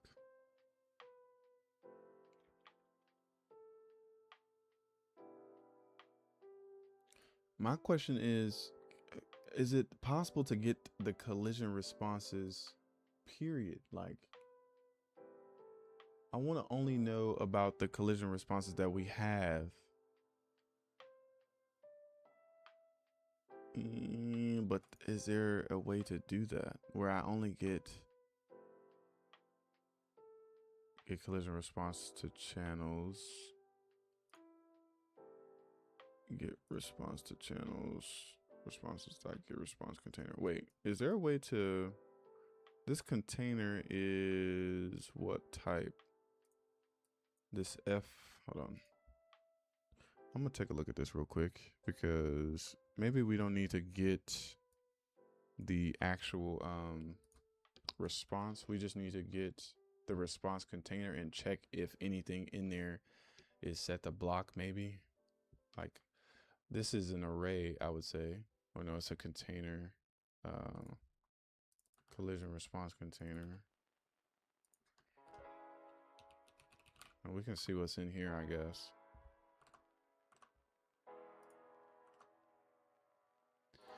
Because I need something a little bit more stable than just checking every channel.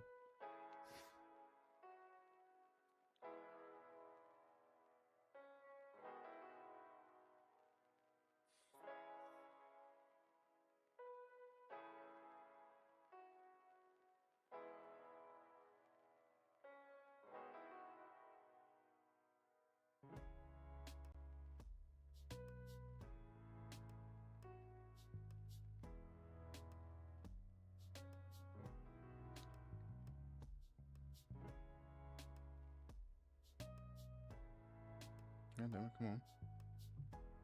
Does already been? Sorry. All right, let's see what we got here. Boom. Just want to see what's in this thing. See if it has like. So yeah, it's got weird data in here. It's got world static 2, world dynamic 2, pawn 2, visibility 2, camera 2, physics body 2. You know what I think this is? I'm pretty sure this value is like inside of the the collision. You got 0, 1, 2, but that wouldn't make sense if the collision response to world static is equal to 2, that would make it blocking. But wait, what is this? That might be the case for this thing though. For the floor, that is actually the case. The floor is blocking. So let's go to hopefully the overlap only. So in this response container, we got 0, 0, nice. Pawn 0, visibility 0, camera 1, because we're overlapping the camera. Okay, that's all I need. So basically, what we need to do is iterate over. We need to iterate over this, and if any of these numbers is equal to 1. But this is the thing too. It still has this set to 2. So that's not good either. So we can't use that really, because these are all still set to 2.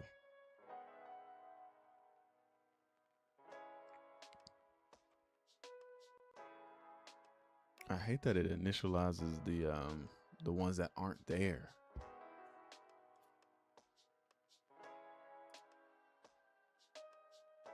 And that seems to be like the only function in there too.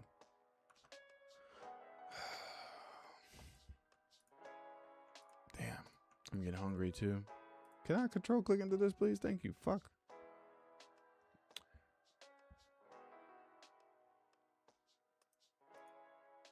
Get collision object type. No, that's not good. Get collision response to channel. And that's the thing. We don't know which channels exist. We don't know which channels are active. How do we know if someone has a game channel yet? How do we know if someone has created a game channel or a trace channel? How do we know that? I feel like we don't. Like, how can we determine this right here? And how can we determine this right here?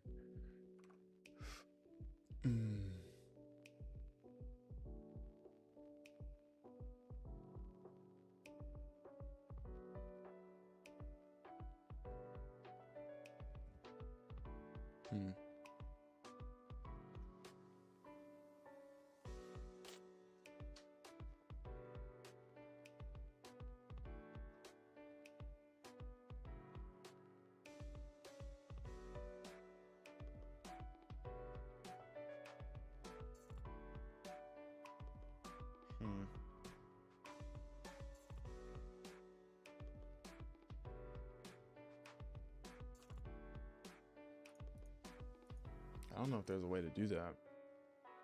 I know this is a data type. This has to be a data type somewhere in order for, like, when you edit this, this has to talk to some kind of data. Collision.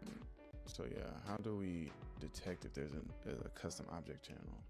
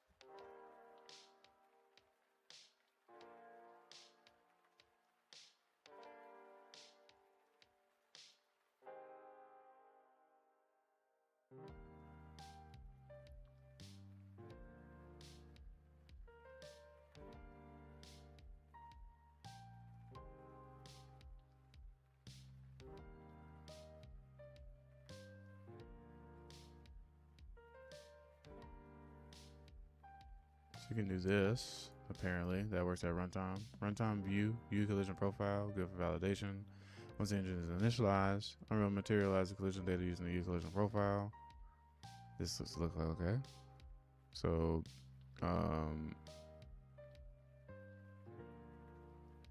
we don't know. How do we know what this name is, though?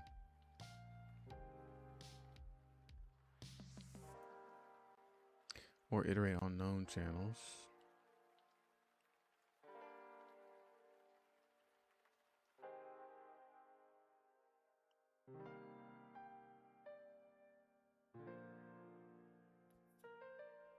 I don't know if this is possible, bro.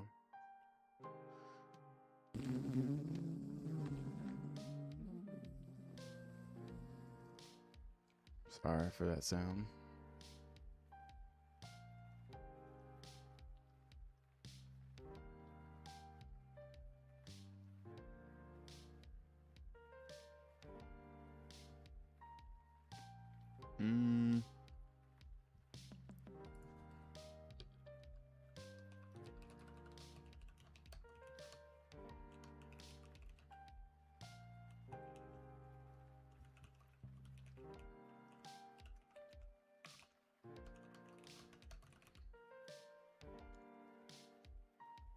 I think we can get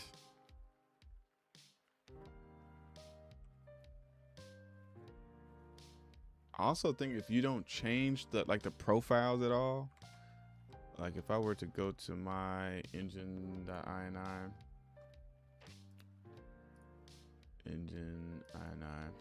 I'm pretty sure the collision profile, oh shit. Oh nice. So we have the profiles. But we don't have the objects, do we?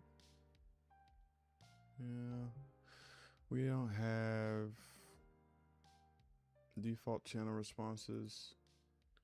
Oh, this would be nice. If we can look at this, we can get the collision profile, get the default channel responses to game channel. Well, that still wouldn't work because the default will still be what is this type though? This default channel responses. I would say if it has a name, then we're cooking. The collision profile should have this, right? Collision profile details. Collision profile.h. So F custom channel setup, that's private. Of course it is. And none of this shit looks like it's fucking publicly available.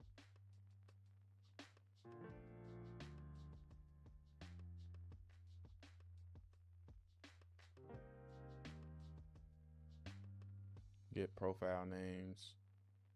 Get channel and response parms.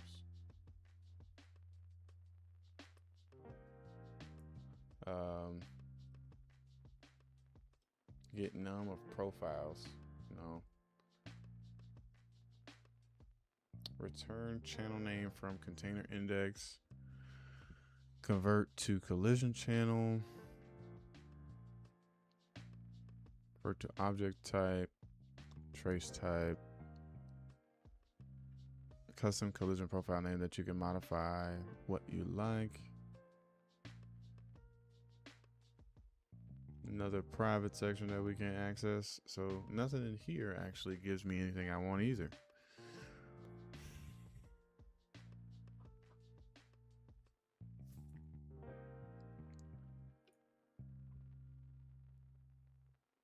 Is this private? Okay. Accessor for UI customization. I wonder if this is editor only. It is not blocked by editor only. So I could use this to check the collision profile name. I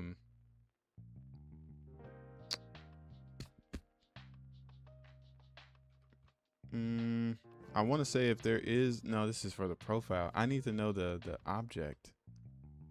Like, I need to know if there is a new channel, period, not profile. Does this return the channel? Maybe. It does have no property anymore. Okay. Has a response to the channel, and then it has custom responses.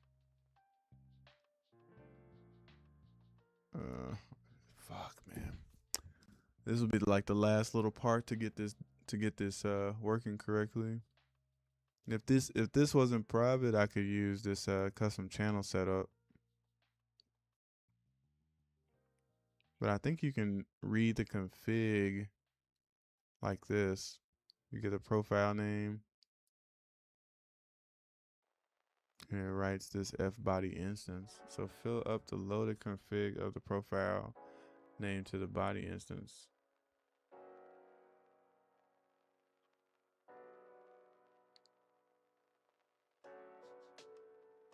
But that's for the profile again.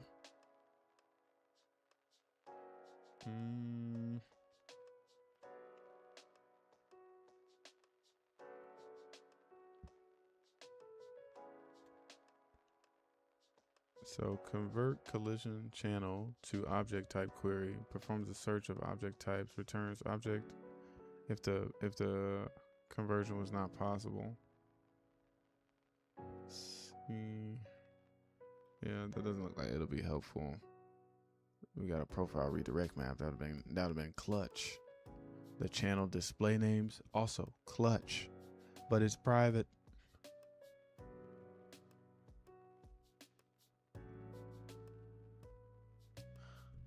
Oh fuck, man. Okay. So yeah, I don't know.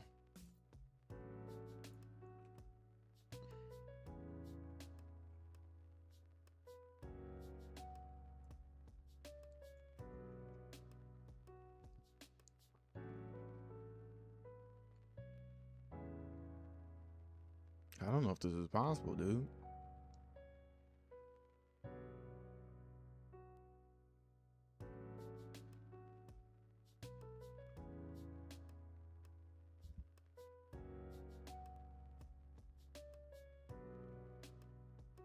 I think we can get these, but it's just gonna be weird. The data type that this returns, I'm not 100% sure. It's private, but I think you can read it like a string, but then you have to parse this string, which is kind of trash, to be honest.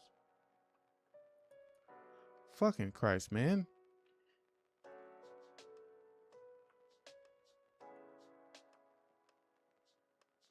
So in that case, the profile is the better option. It's just, I mean,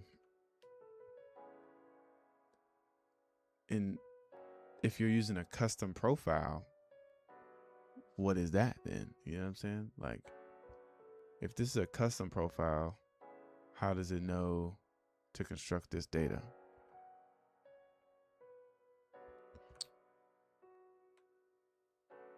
God damn it, man.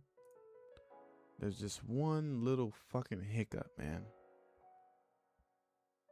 And I can't. I gotta go to the bathroom. Fuck.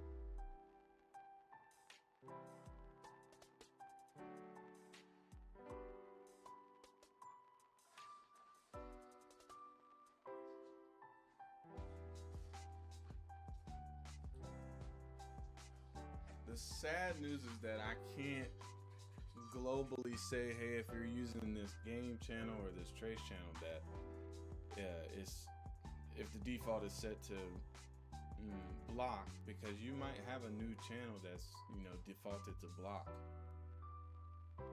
So I can't blanket statement that. The only thing I can think of is I legit have to somehow. Essentially, I would have to somehow figure out which channels you have on your details, but that's an editor thing. Like, the details customization window is just an editor thing. The only other option is to check the profile and then try to compare. But the thing about the profile is that in order to actually check the profile, you have to compare it to something else. I could see how they do the line trace by profile or something like that. There's a function where they line trace profile, whatever,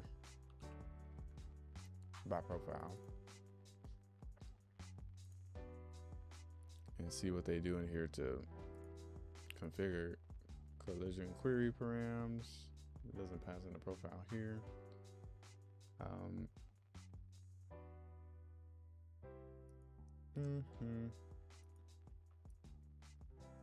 Line trace multi-profile. Probably cause some fucking get collision profile channel and response params.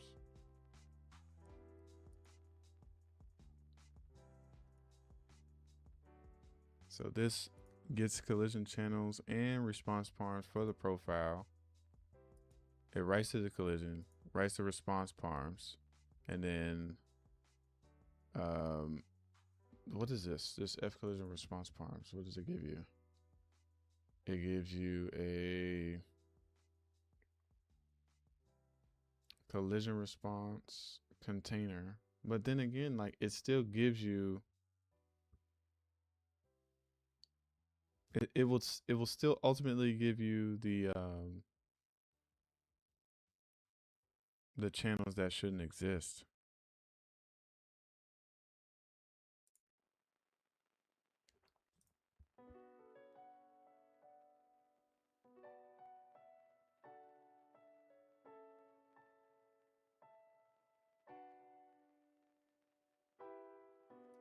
Fucking Christ.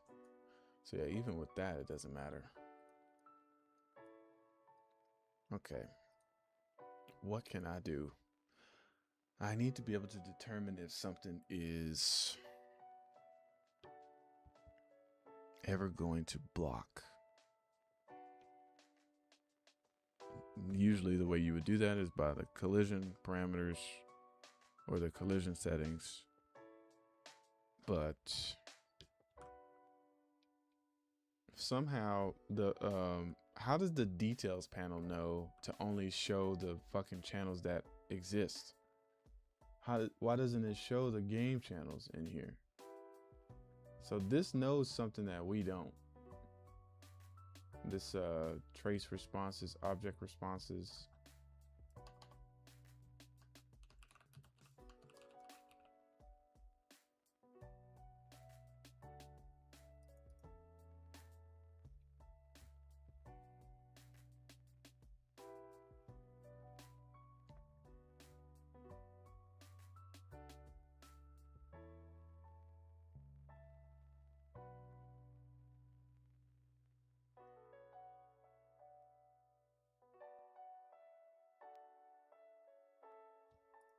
So index, whatever this is. Oh, total num children. So this is determined based on something. Valid collision channels. Where the fuck is that at? F collision channel info. This is the fucking type that's blocked. Where does this get filled at? Add. Update collision channels from the F body instance customization. What the fuck is this? Property type customization. You get a update valid collision channels. This is the type of stuff that I need here. Create custom collision setup. What does it do here? It says we need this enum, key name, display name, trace carry.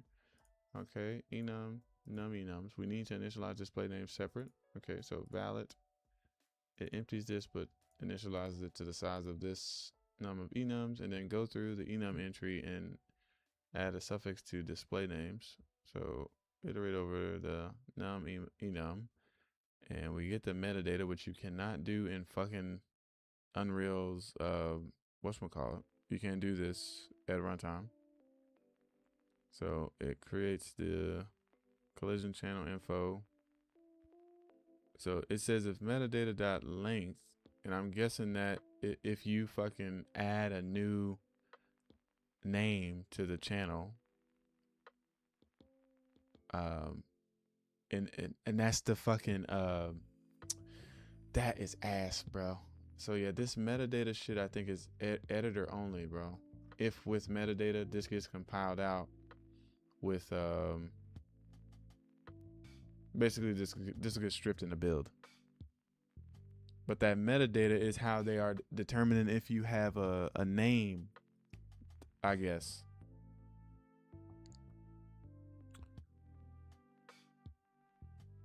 So that's useless to me.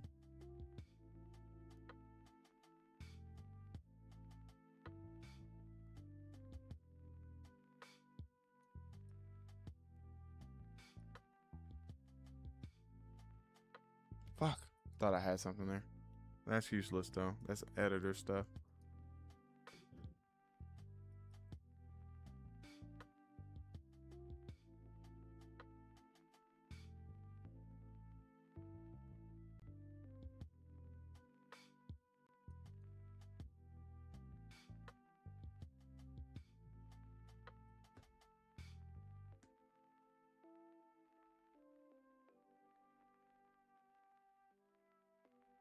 Yeah, I didn't see in my hold on. I didn't see in here anything pointing to a new object type being added at all. Like, we got this, but we don't know. This only changes though if you add, like, if I were to like remove this channel, which I can't. Oh, I have to say edit or delete, right? So delete, boom, delete, boom. If we go to the INI, we no longer have those. So I wonder if we can read the INI and get the channel. But that just feels like ass, bro.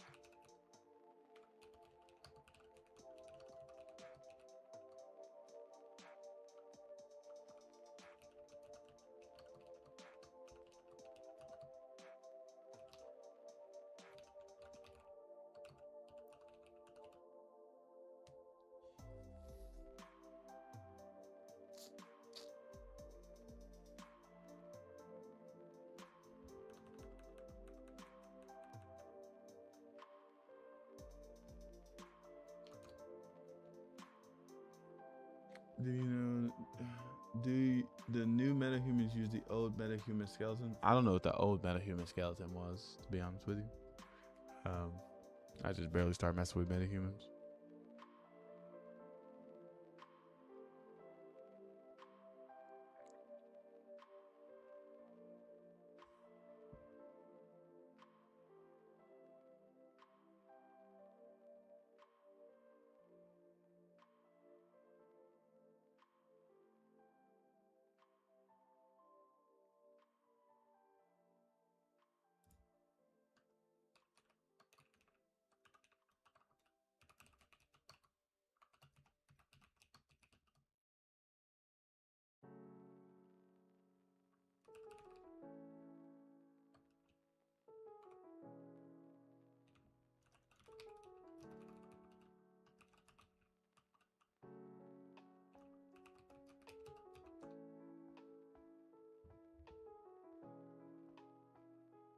See what I mean about this shit? It gives you code, it doesn't even care.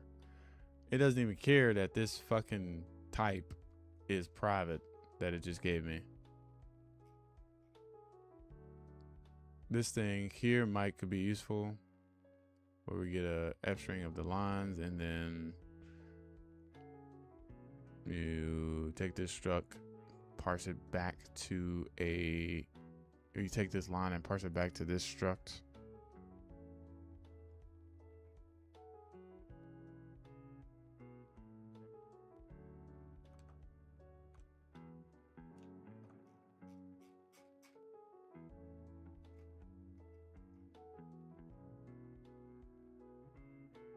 I do not want to use fucking reflection, bro. That's ass. There's gotta be a better way to do this. Using the slowest possible path possible.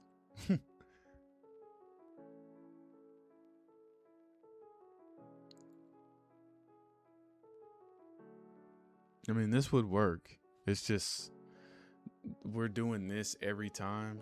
Come on, bro. There's gotta be a better way. There has to be. Like that just does not feel right.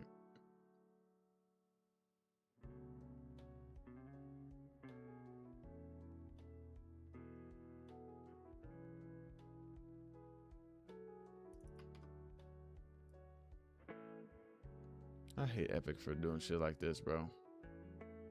Like, why? Why aren't these public? What's stopping? Like, what was the reason to make this private explicitly?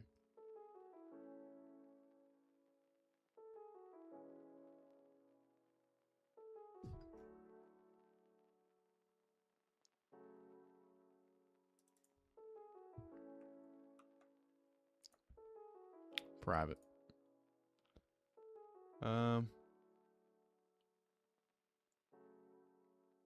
We can get the profile data. Nope, that's private too. Son of a bitch.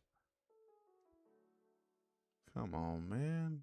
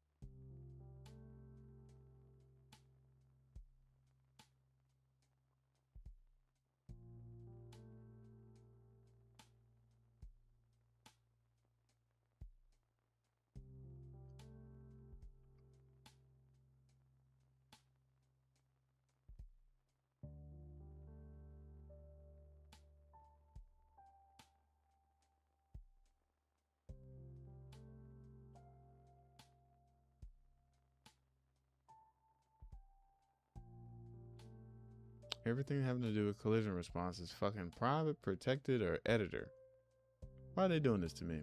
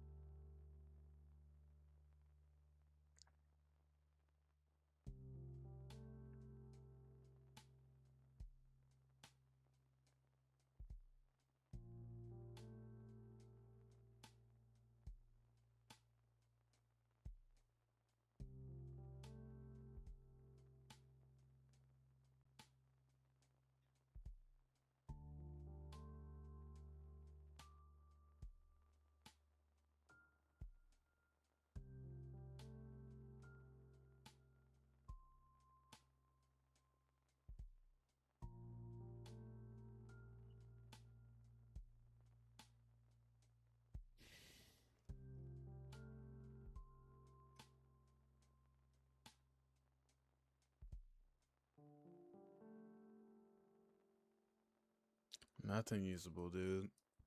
Not. Is there a way if I could get the number of like changed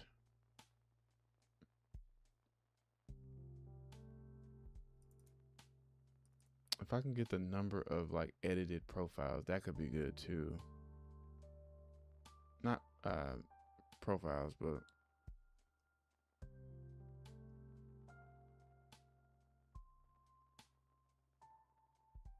We got num of profiles, but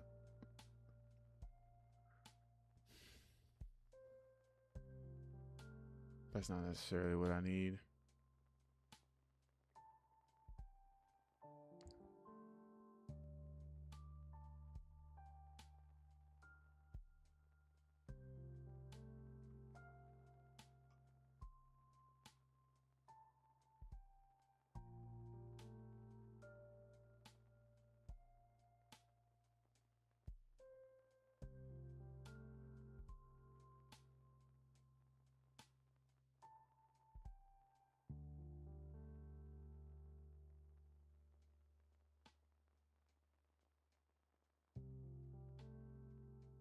I could see what this does. Return channel name from container index. So maybe it doesn't have a display name.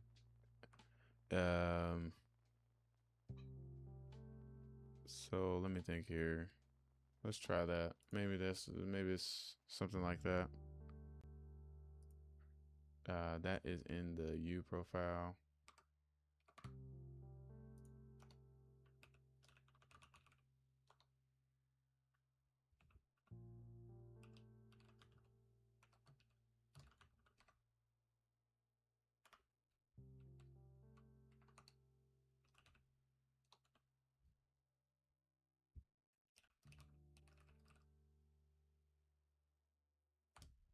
What was that called? I just forgot what that function is. It says get return channel name from container index.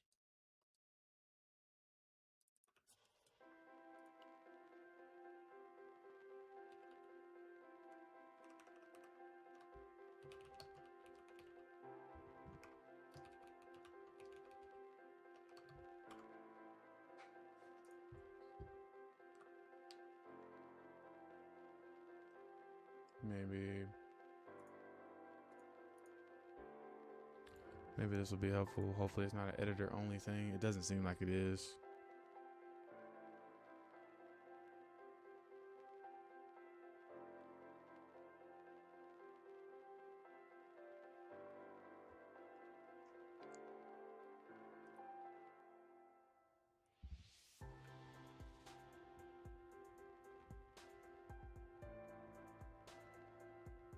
Okay. So let's see. Boom. World dynamic. Pawn. Visibility. Camera. Physics body. Vehicle.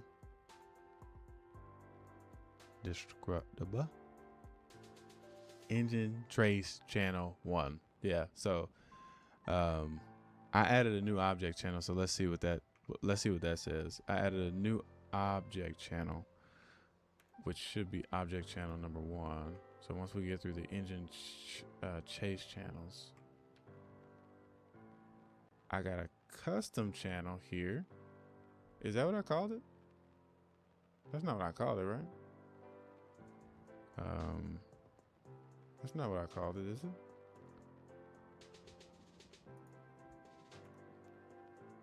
So engine game trace channel 1. I think that's game trace channel 2. Okay, so let's just do another test real quick. I want to make, oh, that is what it's called. Say less. So basically if this channel name is equal to this, like this enum name, then we have a problem. But well, that won't actually be the case. Basically, if this channel is greater than 0, 1, 2, 1, 2, 3, 4, 5, 6, 7. If it's greater than 7 and it's equal to this name, but it won't be this it'll be game trace channel. You know what I'm saying? Like I could check if the if the name contains, that'll be easier. God damn it, could I get to my code? That would be the easiest way. So we get the channel name. We can actually make this a string.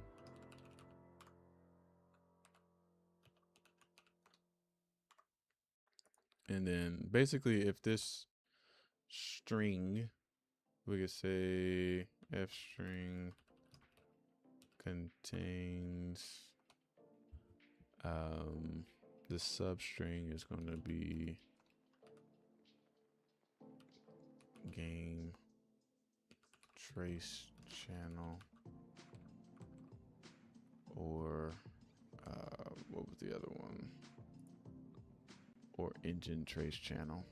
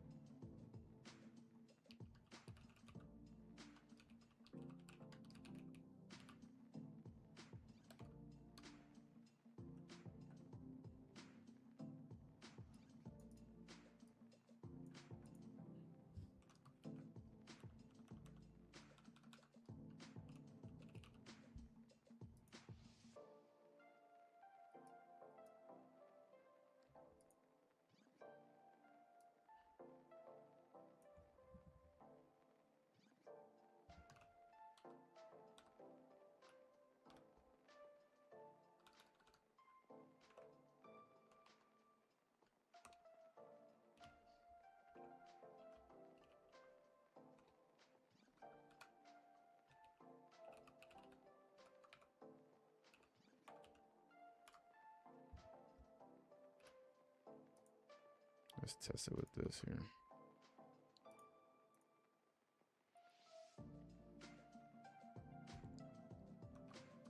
And basically we just want to see what gets past this.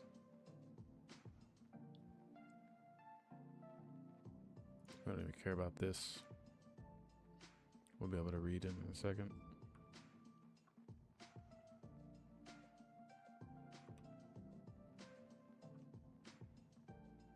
Oh shit, build failed.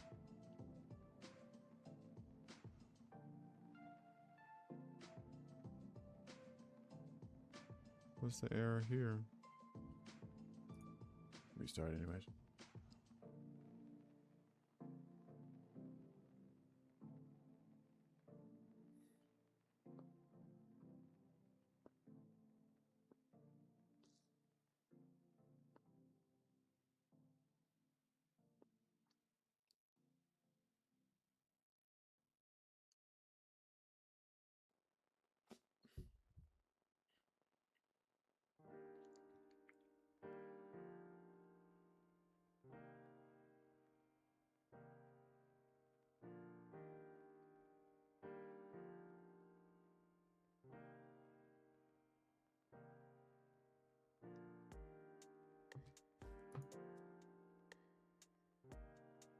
Oh shit, that's not a function. We gotta call. I'm an idiot. What's I doing here?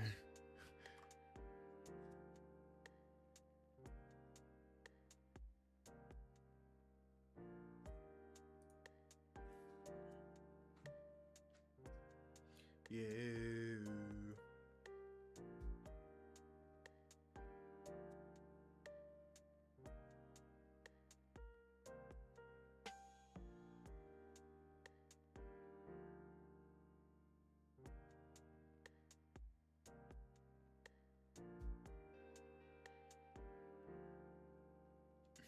All right, I think this will fix it.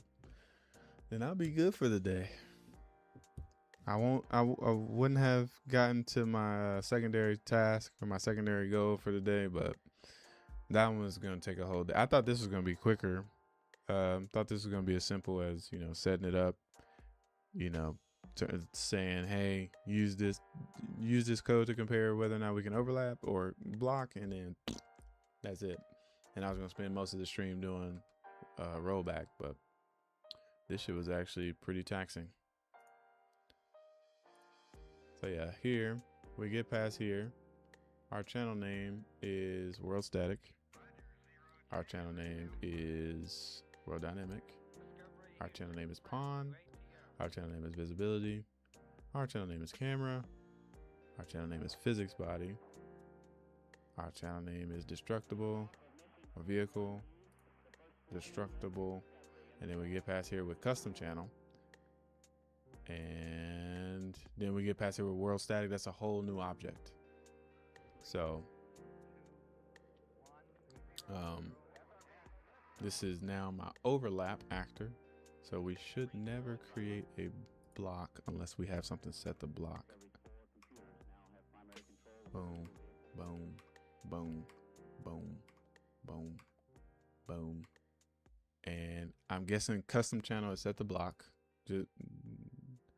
I'm pretty sure custom channel is set to block.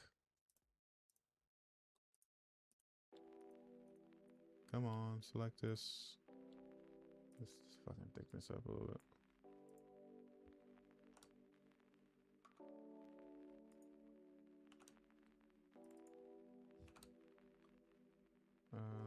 So yeah, set the block. So if we set this to overlap and we turn this off, we should not hit a breakpoint here. We do. Who is this for? This is probably for the floor though. It's probably for the floor. It's for the floor. And don't you fucking do this to me, dude. That's for the floor again. Okay, so we'll go here and then just to see if this triggers again. We don't trigger again. We don't collide with that. So boom! Your boy is there. All right.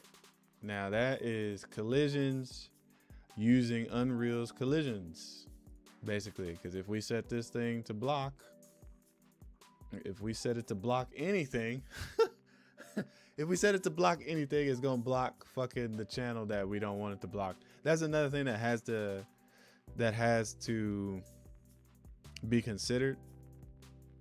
And I want to know,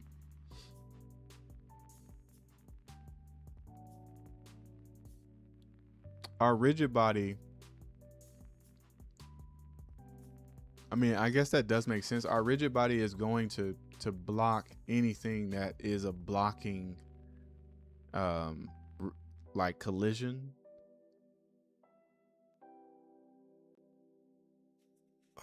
But how does that collision get it? So there is one part missing, because in the terms of like coming through here, me setting this custom channel to block, my rigid body should not hit that thing. You know what I mean? My rigid body shouldn't hit that. And it's because I don't think my rigid body is like I think that has to do with the callback, the broad phase callback, or there's another callback here that I'm not certain about. Let me just out. So not that one, that's my custom one. So this collision dispatcher, I think, might be the thing. So this supports algorithms that handle convex and concave collision pairs, time of impact, closest points, penetration depth. So I'm pretty sure there's a function in here where we can manage the needs response right here. So by default, no response between two kinematic bodies.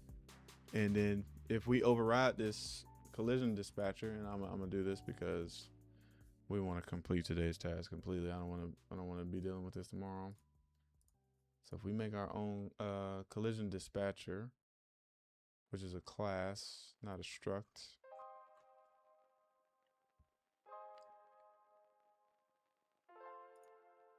Let's do bullets, public, core, collision filters. So let's say,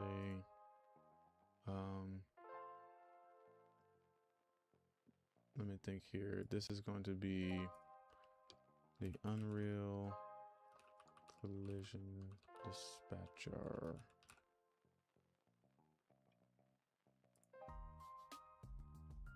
And basically this is just going to be custom.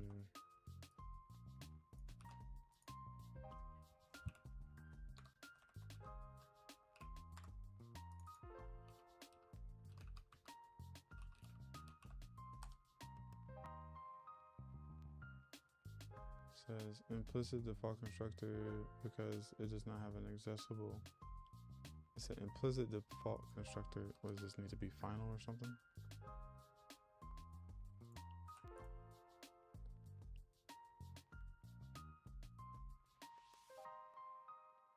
What does that mean? Do I need a constructor? I got a destructor here.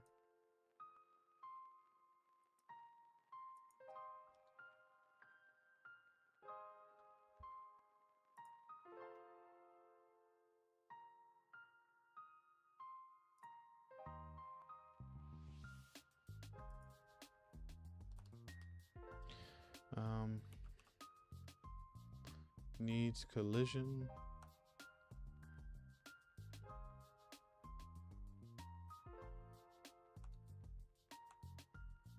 So basically before we do this, we want to say if not bullet helpers,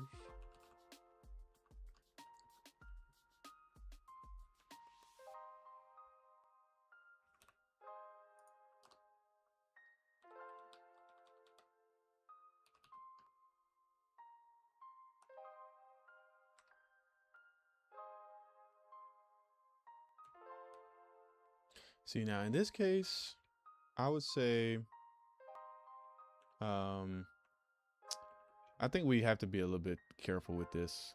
So basically, if, well, I guess we want to know if this is null here. Let me just do this.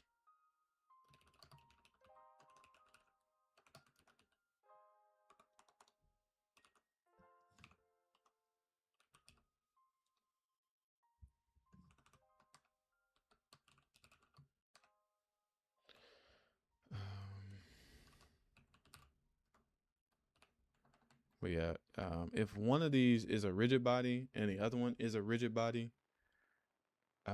we need to check if blocking collision is allowed. If one is a rigid body and another one is a ghost, we need to check if overlapping is allowed, basically.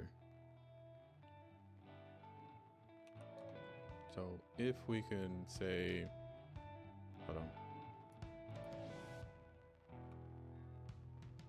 U or BT rigid body.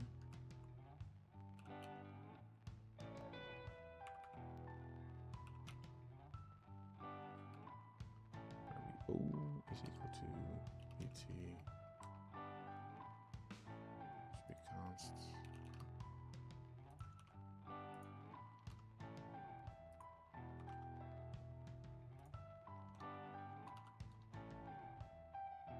If RBO and RB1, then we need to return this.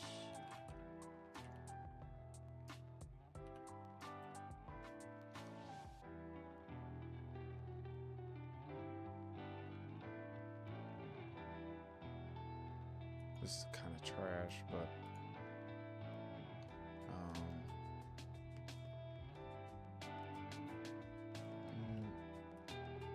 we can do it like this. We can do one.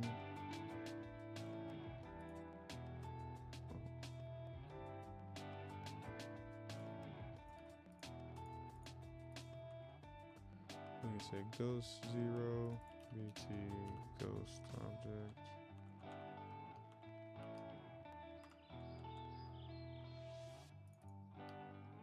Is there an upcast with this?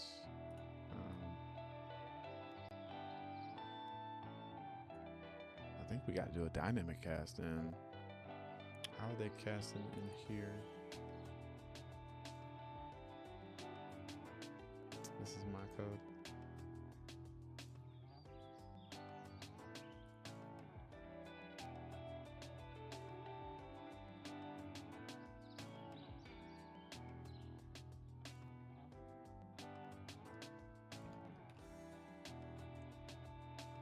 what the fuck is that class called? The overlap pair cache or whatever. Not you, but this guy who add overlap and pair.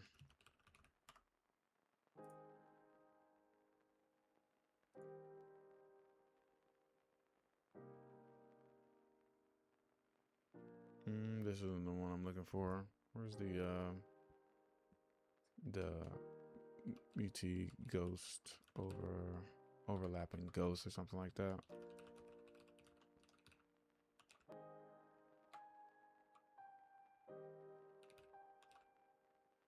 Come on.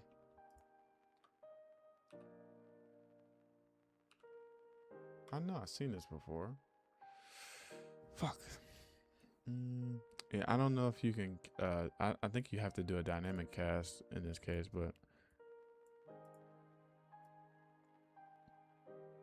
I might just do. Well,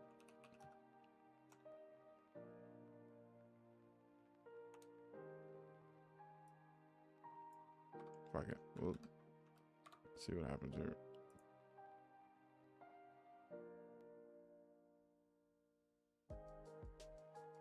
How do they fucking?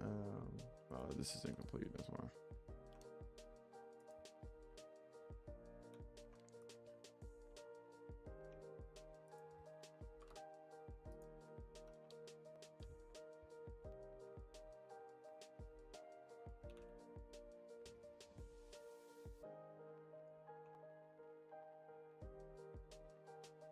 So if one of these isn't a ghost.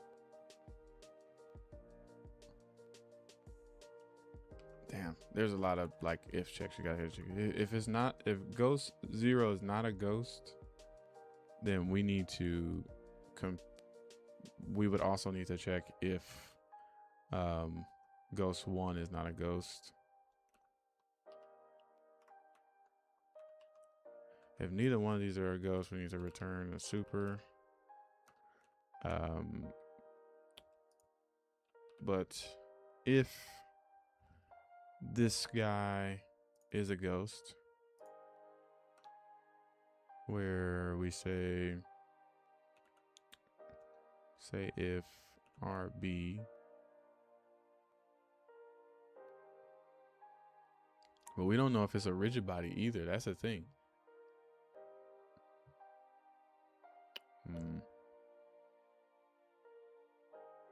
That's hard to say.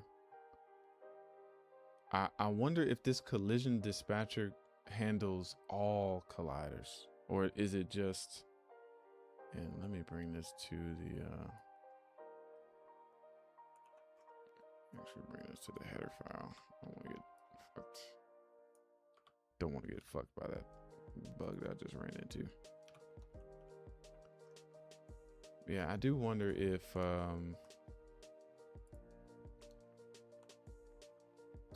this handles all collisions or just whatchamacallit. So collision pairs, time of impact, closest point, penetration depth. I don't think that this handles overlaps. So I think we're only talking about two bodies being able to collide.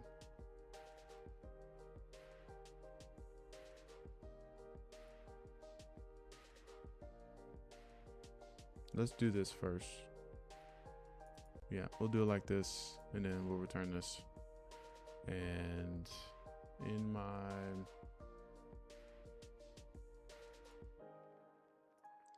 world, so I don't know if we need this pointer.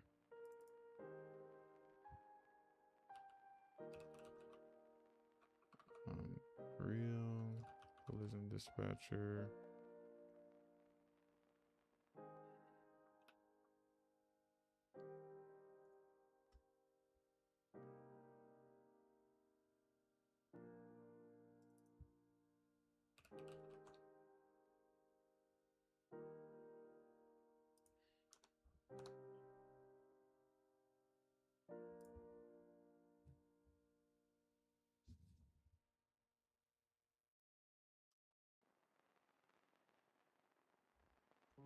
guess we can just keep an eye on this.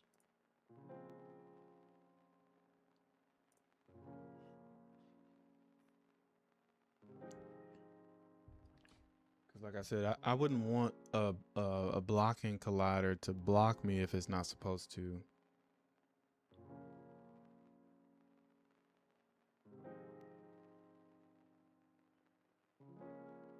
Maybe I need to override the response as well.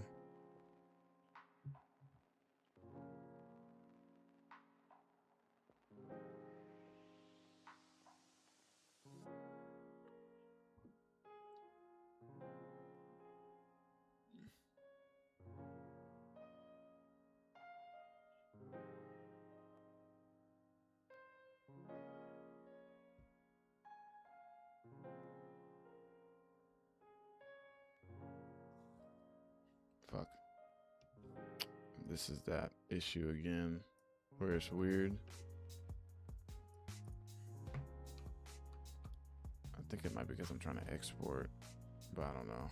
Let's try it without exporting the module. Okay, still get that. And I think anytime you have a private file, it becomes hectic. Well, first off, we don't need this.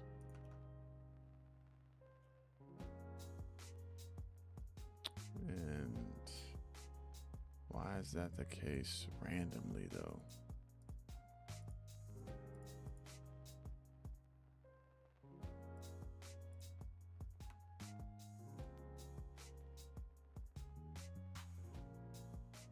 Why does that happen though? I don't get how that happens.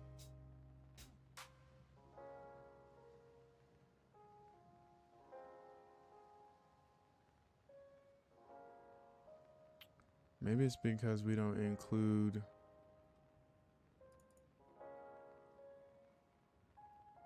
Yeah, maybe it's because we don't have the private module names for this guy. I think if we do this, we should be fine.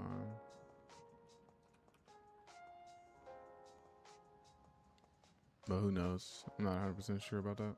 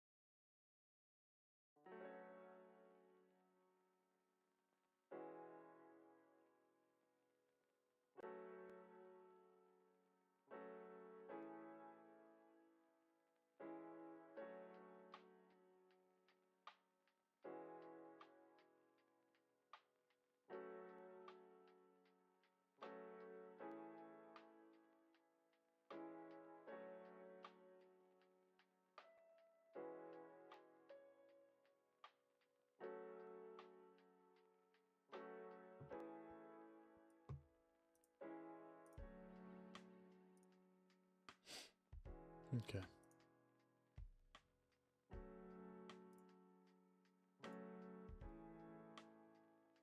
Okay, we check here if it needs collision. By default, it's true. So right now we're checking for our rigid body and that ghost object. And then we say is blocking collision allowed. And here we get the scene component, and then we compare that this is equal to block. And so we shouldn't be blocked by that. Oh my God, what happened? Hold on. Holy shit. Oh, fuck. So this is not blocking us either now. God damn it, man. It's always something, ain't it? This is on block all, bruh. This should definitely be blocking. Okay, hold on. Try this again. Oh, I don't have a fucking whatchamacallit. Breakpoint. One thing I think I need to do here is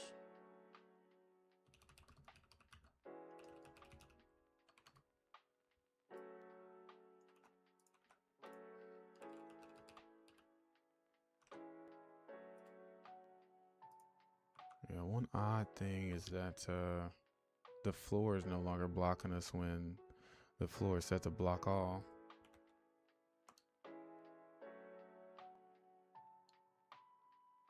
Kind of a weird thing.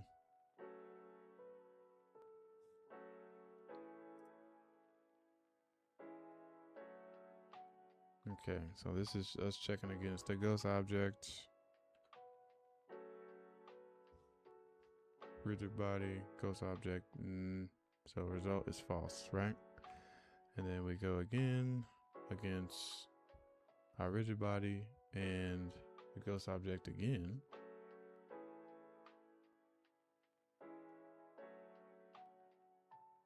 Result is false. So it's checking every frame if we ever need to collide with that ghost object. False. Okay, let me do something else because I just want to. I'm glad that the fucking whatchamacallit is working, but let's get the floor situated.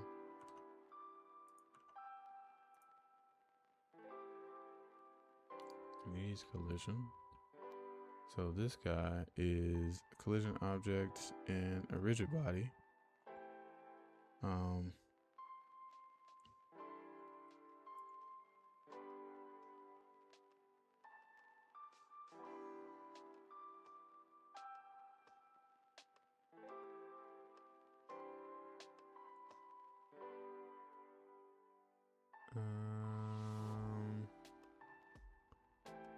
So here it's false because I'm guessing none of the channels return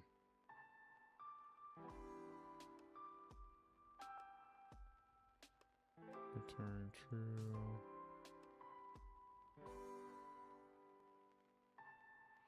Return this is equal to block. Okay, hold on. Let's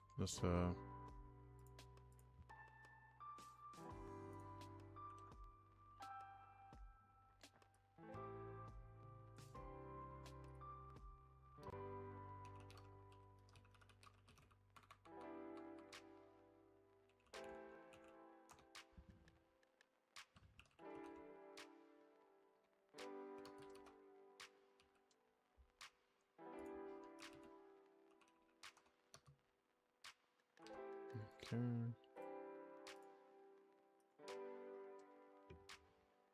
So I want to do two checks before I get off here. I want to check that we're colliding with the floor properly, which I don't know why we're not.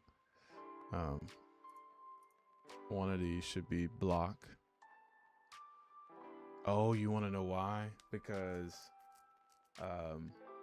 our pawn is set to overlap all, so it doesn't block anything. So that's actually right. It's actually doing what it's supposed to do. So we would never go through, we would never block this because this pawn's capsule is set to overlap all. And basically, if one of the two collision channels is set to overlap, the overlap takes over. But if I go through and I set this guy to pawn, then he will block the world static here, and boom, the capsule still goes through. What? How is that possible? Okay. Yeah, we still fall through. Huh. That's weird. We should block. Hold on. Let's see if this is custom. Let's just do block all. I don't know why that's not blocking. I see this trace hits that shit, but not this guy. Actually, we don't even hit this breakpoint. We're not hitting any breakpoints.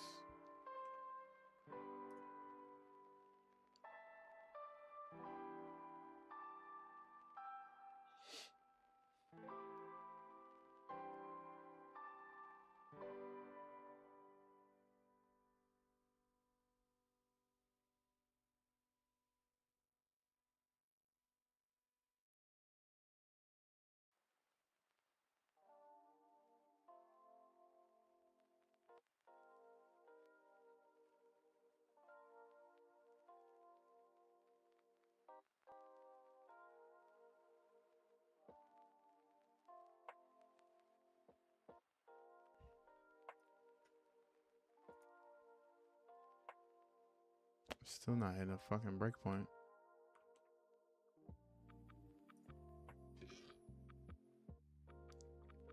So either my dispatcher got like disposed of or something, like stale memory or something. But I don't think that's the case.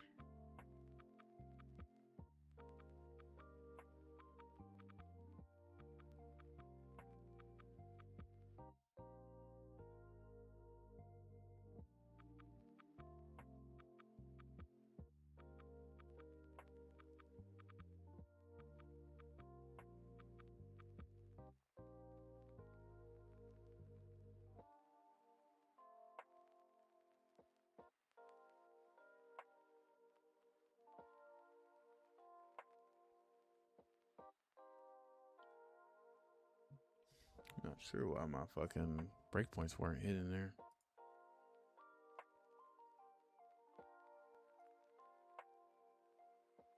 They're still not hitting, bro. What the fuck?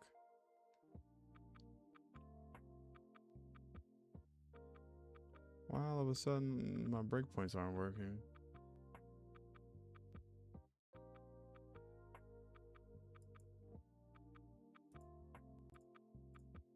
Wait, is the floor not colliding with anything? Hold on. Let's bring this back to negative 100 because it was triggering when I had this thing there. And now it's not doing that either. What the fuck, man? What happened?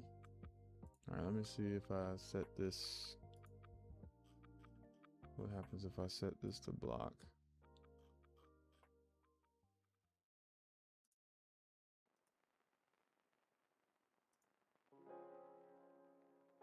I'm not colliding with that shit. And this is not being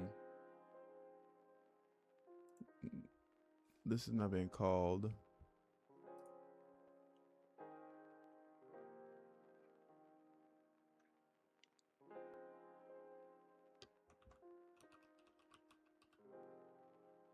What the hell is happening right now?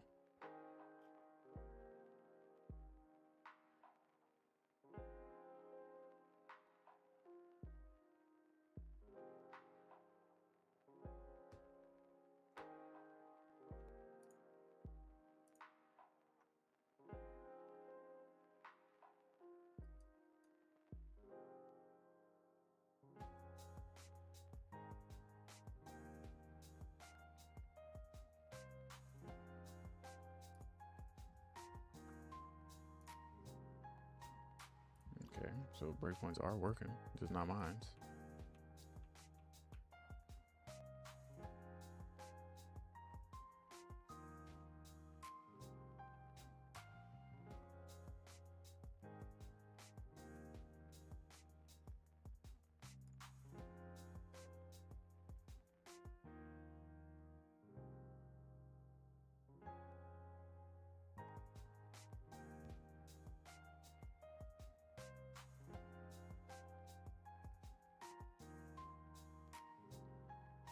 There's my dispatcher right there.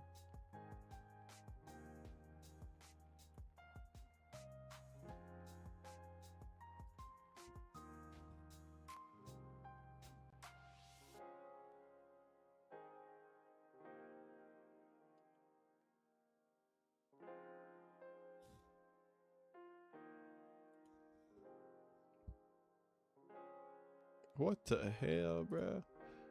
Am I not creating bodies now or something? Like, is it possible that I'm not creating physics bodies? Because that wouldn't even make sense.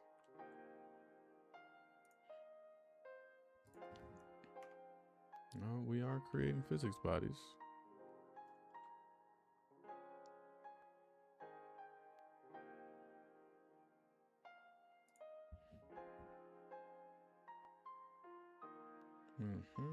We get here. Let's set the block. We create a block collider.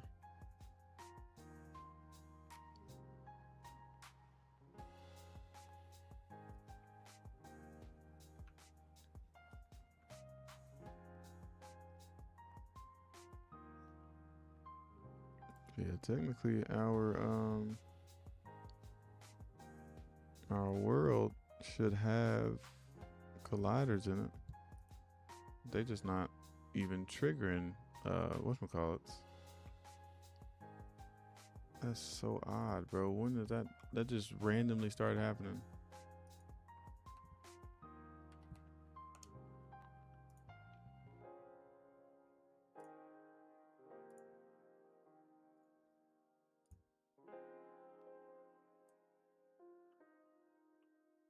Like what? Wait.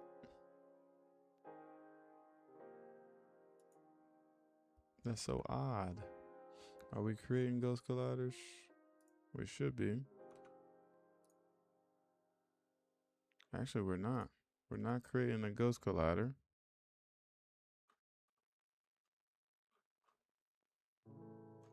Are we creating a ghost collider here? Bro, what? I mean, we are creating collision objects. I've seen that. I could see them. What's this for? This is for my physics pawn. This is for the physics object. This is for spectator pawn. And that's it. Like, what?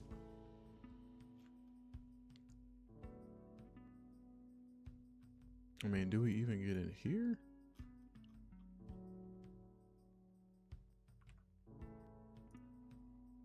Rigid body, rigid body. And we're not creating it. It's looking like we're not creating static. Hold on. Well, our static is creating like static bodies, but it doesn't make any sense how our so those are the rigid bodies.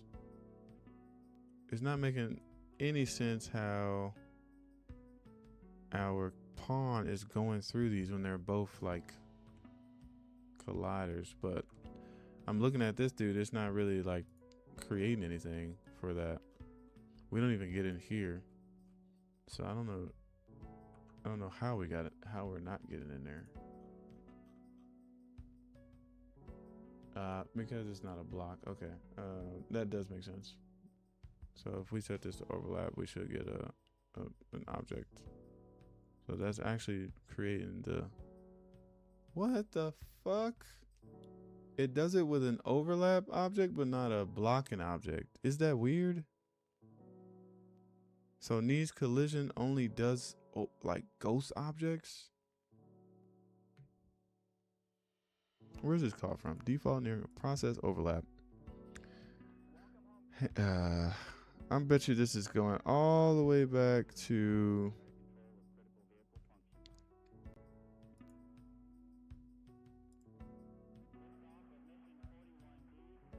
Wait.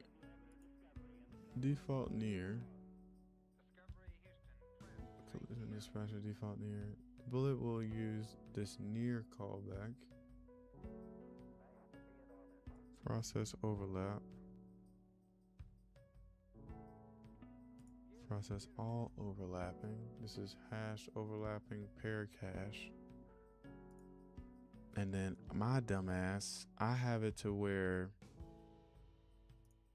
I bet you this goes when it determines the overlaps, it's using this overlap filter to decide whether something should overlap. So this would return false at the end of the day. Actually, it doesn't look like it's using the broad phase. Yeah, it is.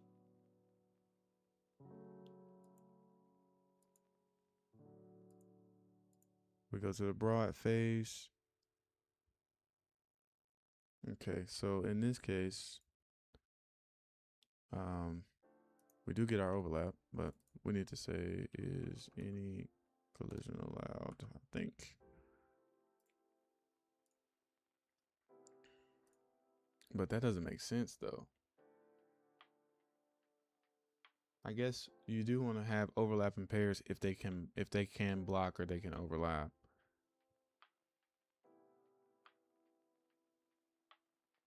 And that's the reason why I was only calculating overlaps, because I was only checking for overlaps.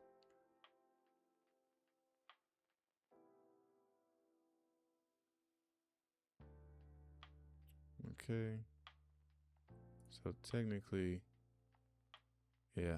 Okay. So we overlap this guy and we block the ground. Now the other test was to set one of these channels to block. So let's do overlap for everything except this custom channel.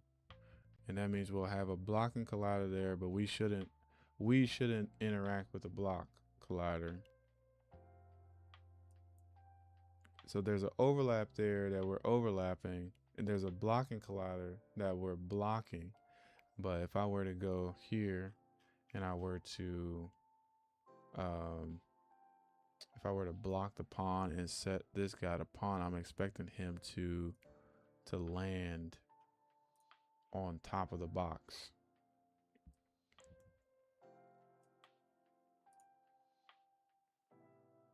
Boom. That's beautiful. That's beautiful. We're there, baby. We are there. So yeah, just so you guys who weren't paying attention, who just heard me yell out of nowhere, essentially we're able to use Unreal Engine collisions, and those will reflect in the bullet physics world. So if I set this thing to ignore, we won't get any overlaps here. It won't even get created because it doesn't have any collisions that are set to overlap. So if I were to go and I set the collision to overlap the camera, and then I set it to block the pawn, the pawn will land on top of it, and there will be a rigid body and an overlap, a ghost body that gets created right here. The ghost will handle all the camera overlaps, and the rigid body will handle blocking the pawn. And it ends up looking like this, where we land on the box. But you can see here, it is the white indicates that it's an overlap, but there should be a red line in there too. It's probably like you can't see it since they're overlapping each other. But the red line shows that that's a blocking rigid body as well. But yeah, we're cooking, bro. We're cooking. That is good. We got Unreal Engine fucking collisions working. Go back to overlap all, and then you'll see that our player doesn't stop from it. It just goes through it, and we get our overlap message right here whenever we overlap. Now the next part of this would be to get the events hooked up, like the on component begin overlap, on component end overlap, on actor begin overlap, so on and so forth, on component hit. All those delegate functions need to be called whenever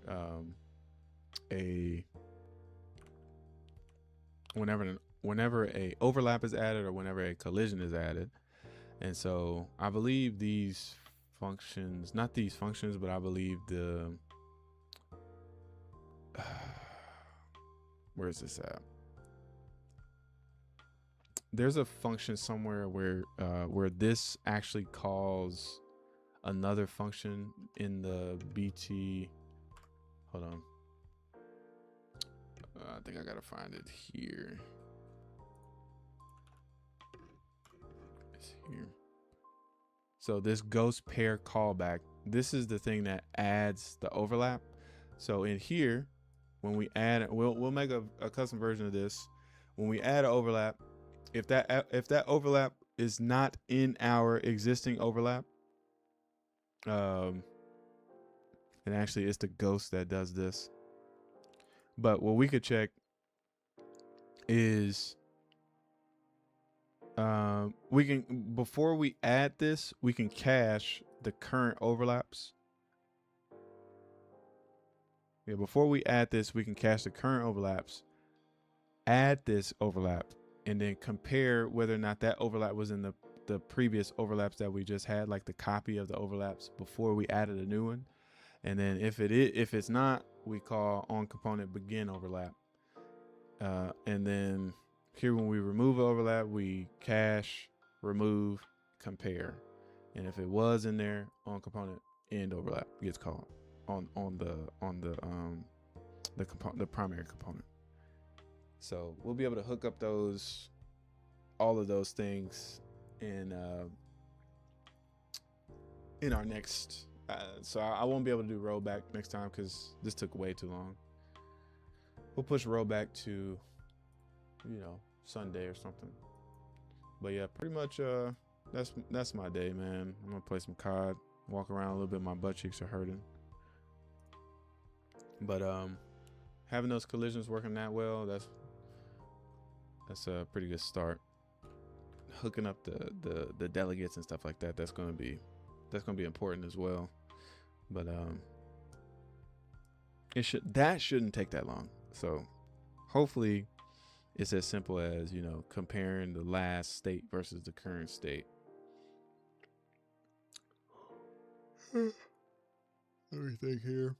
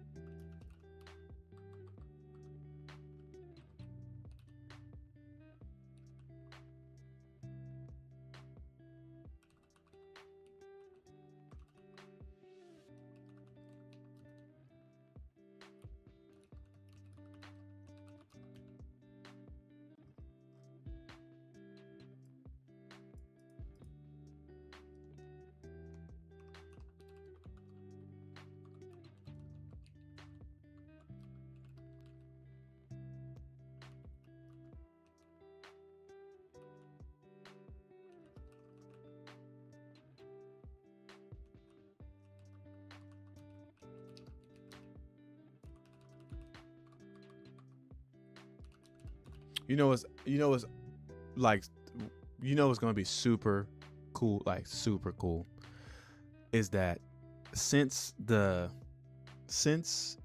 physics sim is deterministic, these delegates, you can run like client predicted code in them. Because if I'm running at a person and I get a on component hit, like, because our components will both hit each other. I get an on component hit. I could run code that like applies a force to that player from that hit, because as long as that hit, as long as the player didn't, as long as I didn't mispredict the player, that hit should be valid. You know what I'm saying? Because we're literally on the same timeline. Watch that fucking video if you haven't, that chaos mover video about like the timeline. Since our I still have to hook up the forward prediction for the physics sim. I still have to set it to be forward predicted, specifically for the physics sim, because you might want some stuff that's interpolated. Realistically though, I think if you're using this, you should be in forward predicted mode. You shouldn't be in interpolated mode.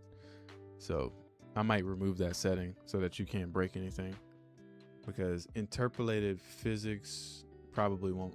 It probably will look fine, but you'll mess up some, like you'll mess up some determinism because you're interpolating at your render rate. But the interpolation should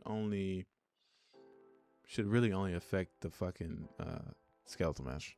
But yeah, we're gonna have the ability to do client predicted code off of a fucking hit that doesn't need to call like a server function. You can just run it, and basically, as long as that hit happened on the server, you won't get corrected. You won't have to wait on the server to do anything. You'll be able to.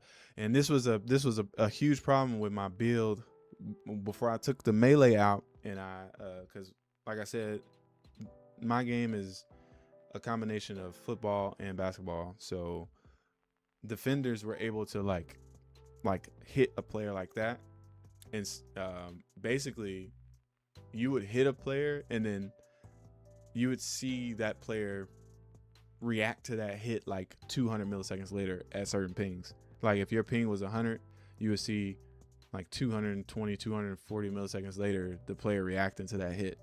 But if I'm able to client predict the hit now, which you're not able to do in like default mover, you can't client predict that you apply force to somebody. You have to apply the force to them, let the server apply the force, and then have that force reflected back to you. But in this case, since we're expecting a deterministic outcome, I could apply the force on my client on the frame that I hit the person, and then the server will do the same exact, ability to hit, do the same trace, and apply the same force. And unless that character had like some kind of invincibility or something like that, which I don't plan on adding that in the first build of the game, just so I don't have to deal with like all of those branches. Unless that player had something like that going on, or the only edge case that I really got to worry about is if that player wasn't there. Like if that player wasn't there, you'll get a reconcile, and well, basically, yeah, on that frame where that calculation happened, if that player wasn't in the spot, like within a certain distance, if the player wasn't in a spot, you would roll back your sim. The server would have already done the correct sim, and you would roll back your sim to that frame where you did the melee trace, and you just do it again, and then you'd resim back up to where you were in front of the server. But yeah, let me stop talking, man. Boys are waiting. It's time to get it in. I think I'm gonna stream tomorrow. I don't know if my wife is off, but if she is off, I will not see you guys tomorrow. I wanna cuddle with my baby girl. I feel like I haven't seen her in a while. But if she is at work, I'll see you guys tomorrow. Peace.